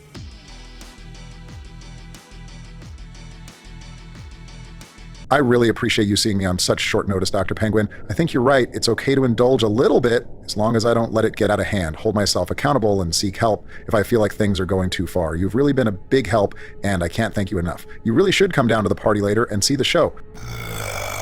Oh, sorry, did you say something? Okay, everyone, the party is tomorrow, so let's liven this place up with some decorations so we can forget, for just a moment, how goddamn depressing it is to live here. Kind of crazy that aliens and eldritch horrors beyond our wildest imaginings always attack pitiful small towns in the middle of bumfuck nowhere, isn't it? Sounds like a liberal black ops scheme to suppress conservative votes to me. Nah, probably just the safe and logical choice to go after the backwoods hicks that vote for you. There wouldn't be any room for a storyline if the ancestor pulled up to St. Louis and got shot immediately. Okay, we hit our quota for idle musings and political jokes this episode. Let's get to work. I DoorDash some Mickey D's for everyone now that I'm the world's first gazillionaire. Let's make this pisshole great again. The dreaded quad grouper mash is no problem for Cop Daddy. Hit him with a keg stand, big dog. And what a powerful AoE attack. That's it. Keg Me is a single use per battle attack, but deals solid damage and inflicts a powerful blight on all enemies. It's not without its caveats, though, as enemies who survive receive a buff to their critical hit rate, fueled by the transcendent power of lean. Dan, bloodsuckers outside of the courtyard. We are really going to have to head back there to try and quell the infestation soon. And the hell is that freaky looking thing in rank 2? I don't think I've ever seen it before. I actually can't recall which mod that thing comes from. It's a Crimson Court version of the usual deep stingers in the Cove. Damn, our first hero catches the Crimson Curse on Kamala's watch. And there's a second one Your throwing Kamala Joey 9426 was right about you all along. Easy now, Georgie. This is an inevitability, really. At one point or another in a campaign, some of your heroes are going to come down with the Crimson Curse. Honestly, I got lucky getting out of the Crocodilian mission without anyone contracting it. At least the Prince is a nice option to take on courtyard runs with his access to bleed skills, you know? Besides, the Prince kind of did it to himself. He got a low damage roll, then missed the relatively easy bleed proc on that jellyfish. The positive spin you put on shitty situations makes my stomach churn. And I just noticed the Vermintide music took over the usual Cove ambiance. I think there's a mod that can prevent this from happening. I'll have Donald look into it. Okay, the dock is just ahead. This is where Craig is going to meet us with the goods. Then we can get back to the Hamlet just in time to party. Hang on, take a look down there.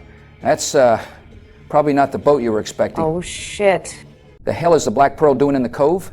Nothing's ever easy and straightforward around here, is it? The world would be boring without conflict, George. Besides, this ship is pretty gnarly. I love the aesthetic. The organizers of 70,000 tons of metal really need to up their game and contract a real vessel like this one. No reputable drug dealer is going to pull up with this thing looming over the shoreline. We are going to have to deal with this one way or another. All right, we can do this. Let's investigate the ship and see what we can find. Maybe a boss takedown is just what I need to get a little respect around here. Press X to doubt.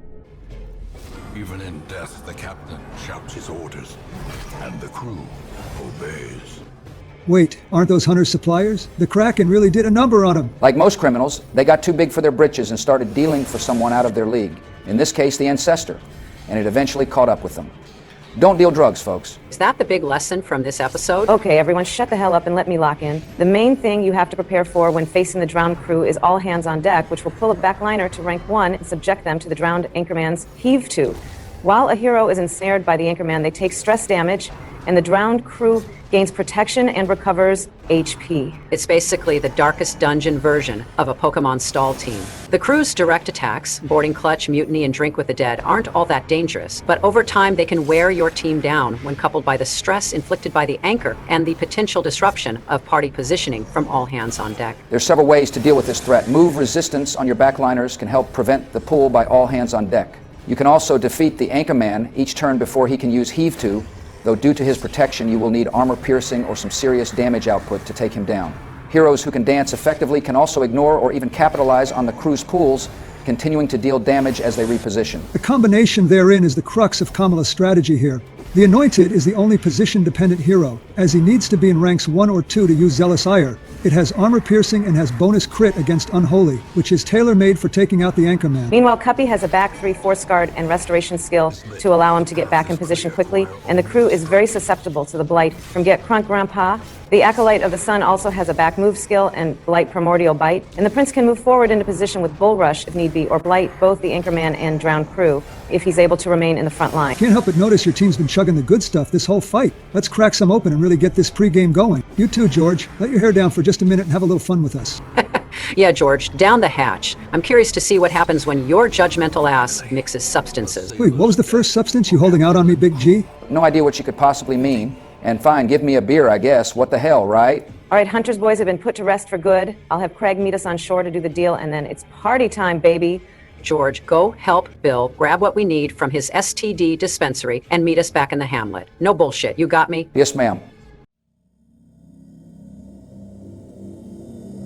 I have made the necessary arrangements, Supreme Leader. Everything is in order. We are ready to move on your command. Those assholes in the United States of America, Hamlet, are no match for you, Supreme Leader. Are you ready for your daily pampering? Your wish is my command.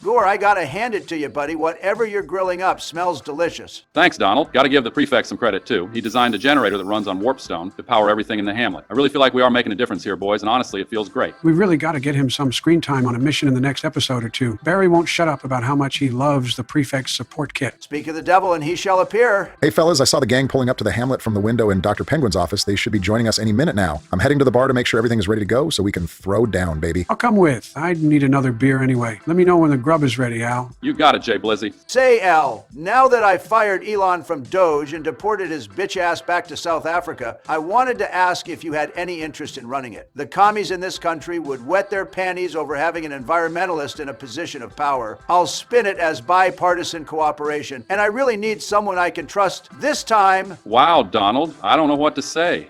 That's really kind of you to think of me. Give it some thought and get back to me. And buckle up, folks. I'm just getting started. I see the early birds are already here getting started.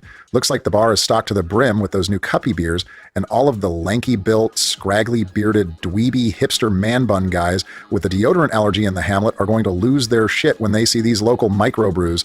Say, Joe, I couldn't help but notice you're looking a little pale. Are you feeling okay? I've been combating my fentanyl withdrawal with some good old-fashioned alcohol tampon boofing, just like our Mayan ancestors intended. But still, I've had a persistent migraine all day. It's so bright everywhere I go. I imagine this is what Donald felt like when he got photographed intentionally staring directly into an eclipse. No fucking way did I hear you just say, on a hot mic no less, that you've been boofing.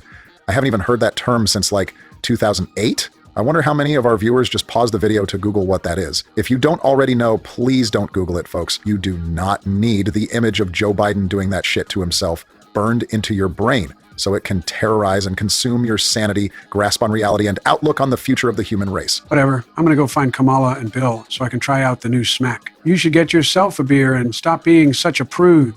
The Hamlet looks nice with a little bit of color, don't you think? Good thing Donald isn't here, or he would have turned that comment into a DEI joke for sure. Something really distasteful about how we already had the arbalists, so we hit our quota. Still looks like the slums to me, like putting lipstick on a pig. I got to grab something from my apartment real fast. I'll be right back. He's been acting really strange lately, hasn't he? Hadn't noticed. Anyway, who cares? Let's party. Just going to take this little shortcut back to my apartment. Surely nothing unusual or foreboding will happen, and I can keep everyone none the wiser. Hey, Mrs. Clinton, I wanted to let you know that we are all good to go on blocking the release of the Epstein files. Flirting with World War III in Iran went perfectly. Now work through the material I prepared for you on your social media accounts about the staged assassination attempt. Claim God saved you specifically or something, then hit them with the report on the phony Treasury surplus. That'll buy me time to squeeze Ghislaine's neck a bit to make sure she stays in line. In Minecraft, of course. Yes, creature from the Black Lagoon. I swear to do all of those things. In Minecraft. Say, you ever get the feeling we are being watched when we have these talks? For your sake, I sure hope not. Some people are never happy, no matter what you do for them. Am I right, folks? Hey, this is where the real party's happening, huh? I slid the barkeep a Benji to let us use this back room. We should be good for the night. Look at this lovely crate containing Las Drogas. Even the packaging is so professional and inconspicuous. Craig really is on another level. I bet this shit is going to be life-changing. But wait, I forgot to ask him for a piece. What can we use as a bong? God damn it, I love this town. All right, just a little re-up for the party. Wait, what the hell is going on here? Where the hell are my goods? And my PS5 is gone too. Someone ransacked my apartment. This is bullshit. Man, I'm feeling good. Maybe Joe was right and I just need to loosen up a little bit. Hey, Obama. Looks like you're having a good time so far. I definitely am. Hey, I wanted to say thank you for letting me be the one to push the big red button to drop those bunker busters in Iran. That was pretty cool of you. I really appreciate it.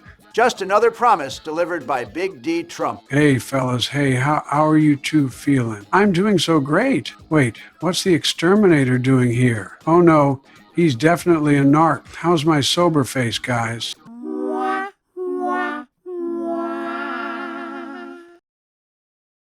It's 7:27 p.m. and you are already completely ripped. Come on, you and the degenerates most definitely have the munchies. Let's go check on the food. Obama, get the exterminator out of here before he tries to shut us down. I don't know that I'm the best guy to take advice from on this, but if you really feel that way, you should just tell her. Don't rush things. Don't try and take her back to your coffin right away. Don't send her unsolicited pics of your eternal goblet. Just tell her how you feel and do something thoughtful. Hey, Al, is the grub ready yet? Everyone could probably use a little food on their stomach, given the volume of substances that have already been consumed. Almost. Why don't you guys round everyone up and bring them down here? By the time you get back, it should all be ready. Oh man, you mean like a quest? Just try and avoid the Hound Master and the Exterminator. They are definitely narcs. Don't worry about the Hound Master. He's a United States of America Hamlet cop, so bribing him was a piece of cake. The Exterminator is kind of a problem, though. Say, Gore, how about you get started today on your new role as head of Doge? For your first action as chairman of public sector ball busting, I need you to shut down D-Heck. Shut down all of D-Heck? Seems a little extreme, Donald. Why not just furlough the Exterminator from D-Heck until the end of our Darkest Dungeon series to remove his authority, and then hire him off the books as an independent contractor to go in and spray the tunnels himself? Whatever you say, Elon number 2. Wait. Oh my God, are you guys seeing this? What the hell happened to Donald? When you're a star, you can do anything. Grab them by the pussy. If Ivanka weren't my daughter, perhaps I'd be dating her. This has been the worst trade deal in the history of trade deals, maybe ever. If Hillary Clinton can't satisfy her husband, what makes her think she can satisfy America? People love me, and you know what? I have been very successful. Everybody loves me. I have a great relationship with the Mexican people. I'm a believer in the polls, by the way. Rarely do you see a poll that's very far off. A certificate of live birth is not the same thing by any stretch of the imagination as a birth certificate. I will build a great wall on our southern border, and I will have Mexico pay for that wall. Mark my words. The concept of global warming was created by and for the Chinese in order to make U.S. manufacturing non-competitive. To be blunt, people would vote for me. They just would. Why? Maybe because I'm so good looking. Romney? I have a Gucci store that's worth more than Romney. Just tried watching Modern Family, written by a moron. Really boring. I look very much forward to showing my financials because they are huge. Why would Kim Jong-un insult me by calling me old when I would never call him short and fat? I could stand in the middle of Fifth Avenue and shoot somebody and I wouldn't lose voters, despite the constant negative press. Go Pfeffy! Oh, what the hell are you guys looking at? Damn, these drugs are incredible. I don't know. Looks the same to me. Whatever. Look, our quest, as Bill put it, is to get everyone down here to eat. Can you three clowns handle this? Splash some water on your faces and lock in for like 5 minutes, and then you can go back to pulverizing your brains with psychedelics. Deal? So, well, that's really the long and short of it, Dr. Penguin. Someone stole all of my supply and, well, I feel like I might really crash out if I have to quit cold turkey, and those nerds at the pharmacy won't give me any more without a script. Is there any way you can help a guy out, just this once? All right, we don't have a lot of time until the food is done and they come looking for us. Let's do what we need to do and get out of here. No mistakes. I have the Exorcist on speed dial. Have I made myself perfectly clear? Everyone check out these dope-ass dance moves Cuppy taught me. One day, I'll realize my dream of representing the United States of America Hamlet as a breakdancer in the Olympics. It's my one true calling in life. I look really cool doing this, right? All right, buddy. Not long now until it's our time to shine. I had to call in a lot of favors to get the supplies here, and I'm trusting you to bring the shock and awe. There's no other hero I'd trust with this task, and I just know you'll pull it off. Let's make this a night to remember.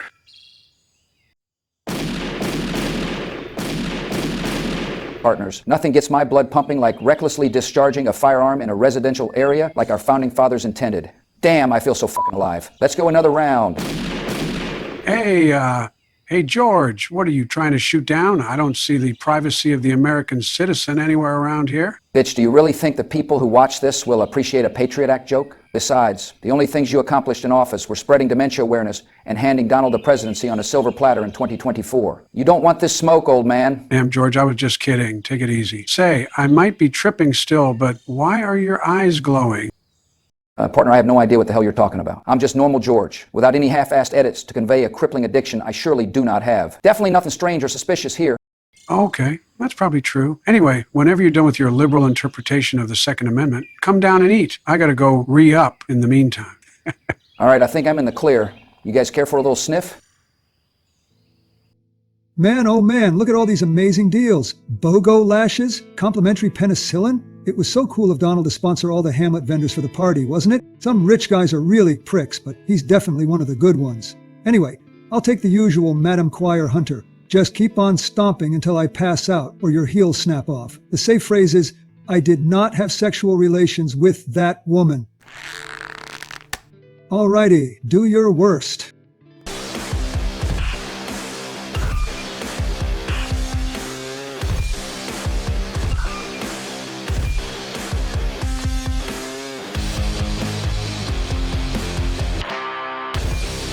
Everyone, stop immediately. You all saw that shit, right? This is what we've been preparing for, people. Make appearances at the party in your designated rotating shifts to avoid suspicion while the others begin the necessary preparations. No fuck-ups. Now, get your asses moving. All right, everyone should be here any minute. You know, I really think this turned out pretty well, all things considered. I think I can finally relax a little and crack open a cold one with the boys. Donald, I need to speak to you immediately.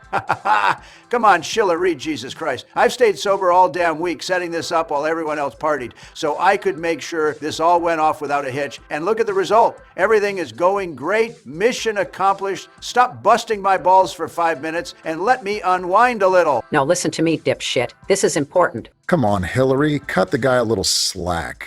It's just one night after all. What could go wrong? A fucking lot could go wrong. Come on, Hill Dog. Even I think you're kind of being uptight. Grab a steak and a beer and take a little break from being an evil mastermind and just live in the moment, just this once. Fine, live with the consequences then. I don't give a shit. Hey, thanks for sticking up for me, fellas. I really appreciate it. But please tell me you're not wearing that to dinner. And what's with the camera anyway? You really want evidence of this shit? I've been taking photos all day to document our antics, since I'm pretty sure we are all going to black out at some point, and then we can look at them all together tomorrow to help us remember, the hangover style. That does sound pretty fun, actually. Anyway, I'm totally baked. Let's go eat. Everything ready for your big finale, Barack? I hope the boys from SEAL Team 6 got everything here without any issues. Yep, everything should be in order. The Bombard is making the final preparations now. I'm really excited for it. Hell yeah, partner. You worked hard for it. You deserve it. Hell, everyone here has done a really great job putting this all together. Nothing could possibly ruin this night for us. Because every little thing is gonna be all right. Baby, don't worry. Hey, strike a pose, everyone. Damn, Al, I gotta say that burger was absolutely delicious. Nobody, and I mean nobody, can grill like a guy society bullied into giving up meat. Am I right? Thanks, buddy.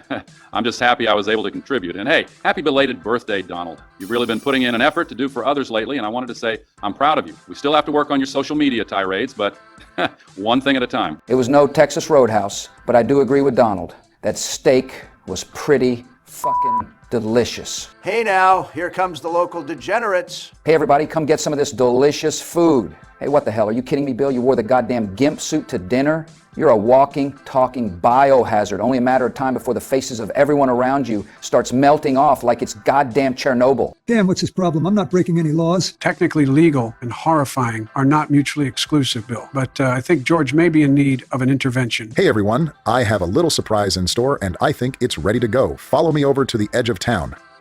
And here it is, everyone. Thanks for coming. I wanted to do something special to celebrate the Hamlet's progress, Donald's birthday, and the channel reaching 100 subscribers. Yeah, all right, buddy. You sure you just didn't want to blow some shit up? I happen to remember you purchased these a couple months ago before this party was even conceptualized.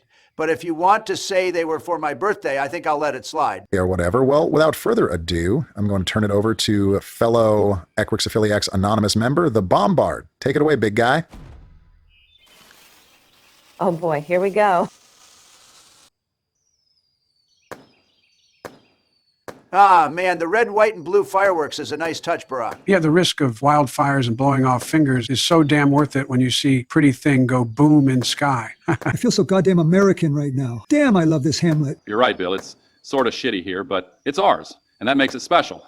I'm Super Serial. Dang, I wish George and Hillary were here. They are really missing out. While we celebrate how far the Hamlet has come, I also wanted to take a moment to thank all of our viewers and subscribers and commenters and everyone who spends time here hanging out with us. The channel just passed 100 subscribers and that's really awesome. I'll tease Barack for getting choked up later, but he's right.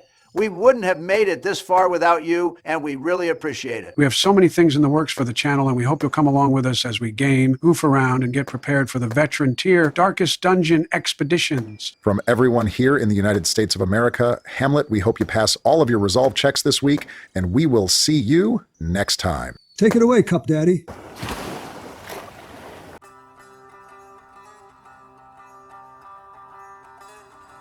God damn it, my head is killing me. Did I sleep here last night? Jesus Christ, I don't remember anything. George, how you doing down there, buddy? You stupid son of a bitch. You got drunk last night and tweeted that Pam Bondi should release the Epstein files. If she has to end up in a Colombian necktie over this, I will club you to death with all of the dildos thrown onto the WNBA court. In Minecraft, right?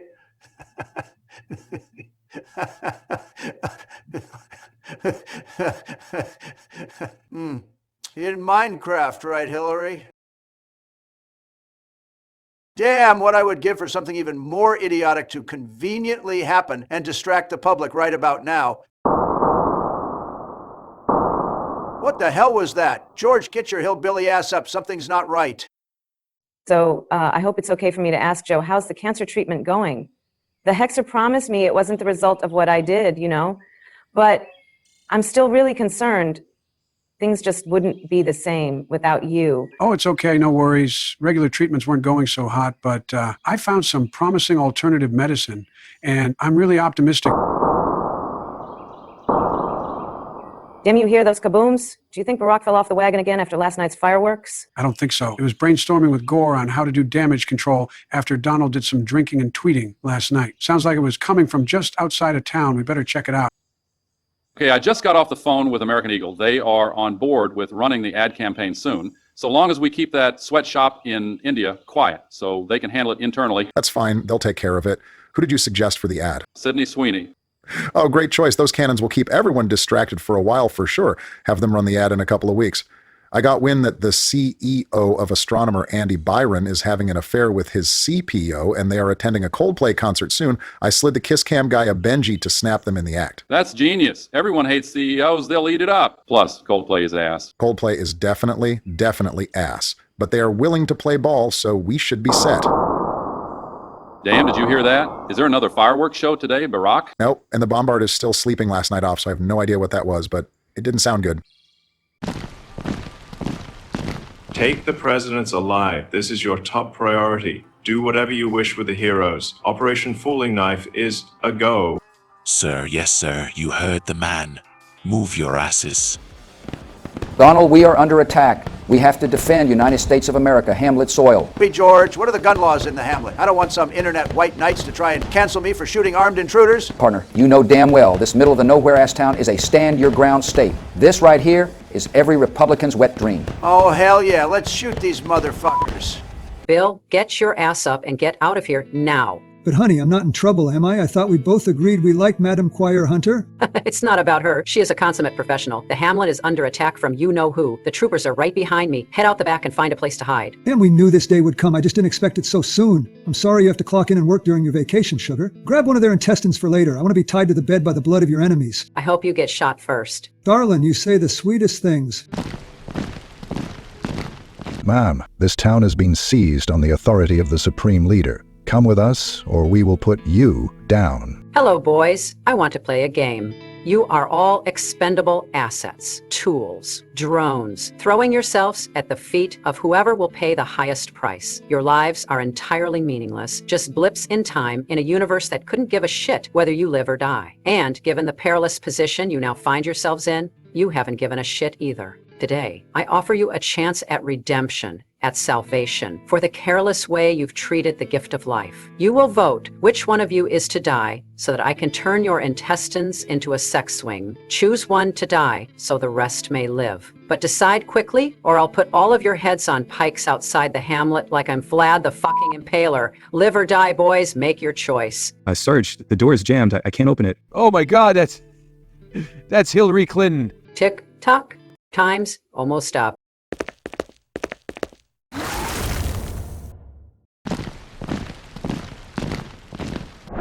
Well, hello there, young lady. Why don't you surrender, nice and quiet like, and we won't hurt you, we promise. What the hell is that? Joe, Kamala, thank God you guys are all right. What the hell is happening? I saw Elon Musk's bitch-ass roll up with a huge squad of Cobra Command-looking goons. They are trying to take the Hamlet by force. We need to take cover and get out of the line of fire right now. Let's duck into the back room at the bar and try and wait it out. Quick, everyone, get moving before they see us. God damn, our heroes are beating their asses. I mean, look at them go. It's really a spectacle, isn't it? I wonder where everyone else is. We haven't seen them all morning. I really hope they are okay. I'm sure Hillary is eating them for breakfast, and the two Republicans are probably having the time of their lives. Let's just get to safety so we can regroup.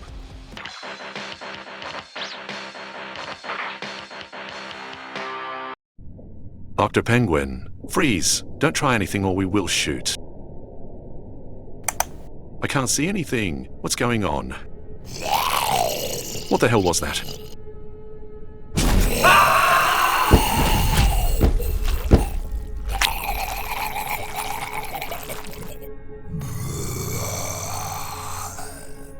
Oh, hello, gentlemen. Don't mind me. I'm just a little damsel in distress looking for my knight in shining armor. Take a good look. Anyone trying to save that ass? Hell no, I think that's Slick Willie Clinton. Stay the hell away from me, man. Was this scene really necessary? Who the hell is writing this shit? Oh, sweet Jesus. His gimp suit has an ass flap. I saw his plug. It's enormous. I think I'm gonna need counseling after this. I don't know about you, but I don't get paid enough for this shit. Let's get out of here. You know, I'm glad that worked and all, really I am. But they didn't have to run away quite that fast. Kind of hurt my feelings a little if I'm being honest. Quickly, everyone, get inside. Look out, behind you. Destroyed. God damn, dude. That was amazing. Do it again. The way he just quietly stands there like it's totally normal, he just ripped that guy's fucking head off, is pretty menacing, isn't it? Hey, get your asses in here. Boy, am I glad to see you guys. I was concerned you might try and tell the bad criminal men that their weapons aren't legal, and then just expect them to neither acquire nor use them. I'm glad you're okay too, so I will gloss over debating you on gun laws. Have you seen Bush or the Clintons? Haven't seen the Clintons, but Bush and I took out like 100 of those goons in a big shootout. Then he snorted a line of some bright green powder off the barrel of his revolver and ran off. Guy is honestly a hell of a shot. If this was Call of Duty, he would have already hit the tactical nuke and sent these invaders packing. Hey everyone, glad to see you're all okay. Looks like together we're going to make it through this without too much trouble. Oh, goddamn it, Bill. Come on, Billy, rookie mistake. Don't you know what happens in this series when we say things like that? Well, well, well, if it isn't the Presidents of the United States of America, Hamlet. You gotta be shitting me. Editor, when I said I wanted more Republicans in this series, this is absolutely the fuck not what I meant. Fine, I'll put a shirt on. But Donald, I'm elated to see you, old friend. In fact, everyone has you to thank for everything that's happened today and for everything that is yet to come. Cut that dweeby-ass space bitch theme music. What the hell are you talking about, Emerald Boy? You see, Donald, when you fired me from Doge and tried to deport me back to South Africa, I was contacted by someone and offered asylum in exchange for information on your whereabouts. But how did you find me? I sure as hell didn't tell you where I was going. Well, I'm a bit embarrassed to admit it, but I put a tracking chip in your half of our friendship necklace. Called it. Pay up, Bill. Dang, your gaydar is pretty impressive, Barack. That's a violation, you bastard. I know, but it sure came in handy, didn't it? But Donald, I want to offer you a chance to make this all right. If you can show me that you still wear your half of our friendship necklace, I'll call this whole thing off and we will leave the Hamlet peacefully. Well, go on, Donald. Show him the necklace so we can move on. Okay, with any luck, this flash drive will wash up on shore at Gore's feet one day, and this gaudy-ass emerald necklace will sink to the bottom of Davy Jones' locker. Kobe! Well, hey there, little fella. Say, how would you like to help me pull a prank? Well, I guess we are just boned then, huh? It doesn't matter, Joe. Elon doesn't have the authority to stop this anyway, and he knows it. He's just a lapdog. Here, boy, here. Why don't you fetch your master for us, and I'll reward you with a $5 footlong on the house. Fine. Behold, imbecilic former presidents of the United States of America, Hamlet. The grace and glory of our magnificent supreme leader. Wait, oh no, is that... Oh, give me a break. Get me the hell out of here. I am so screwed. Elon, how could you do this? Your day of reckoning is here, motherfuckers. Bow before your supreme leader, Nancy fucking Pelosi.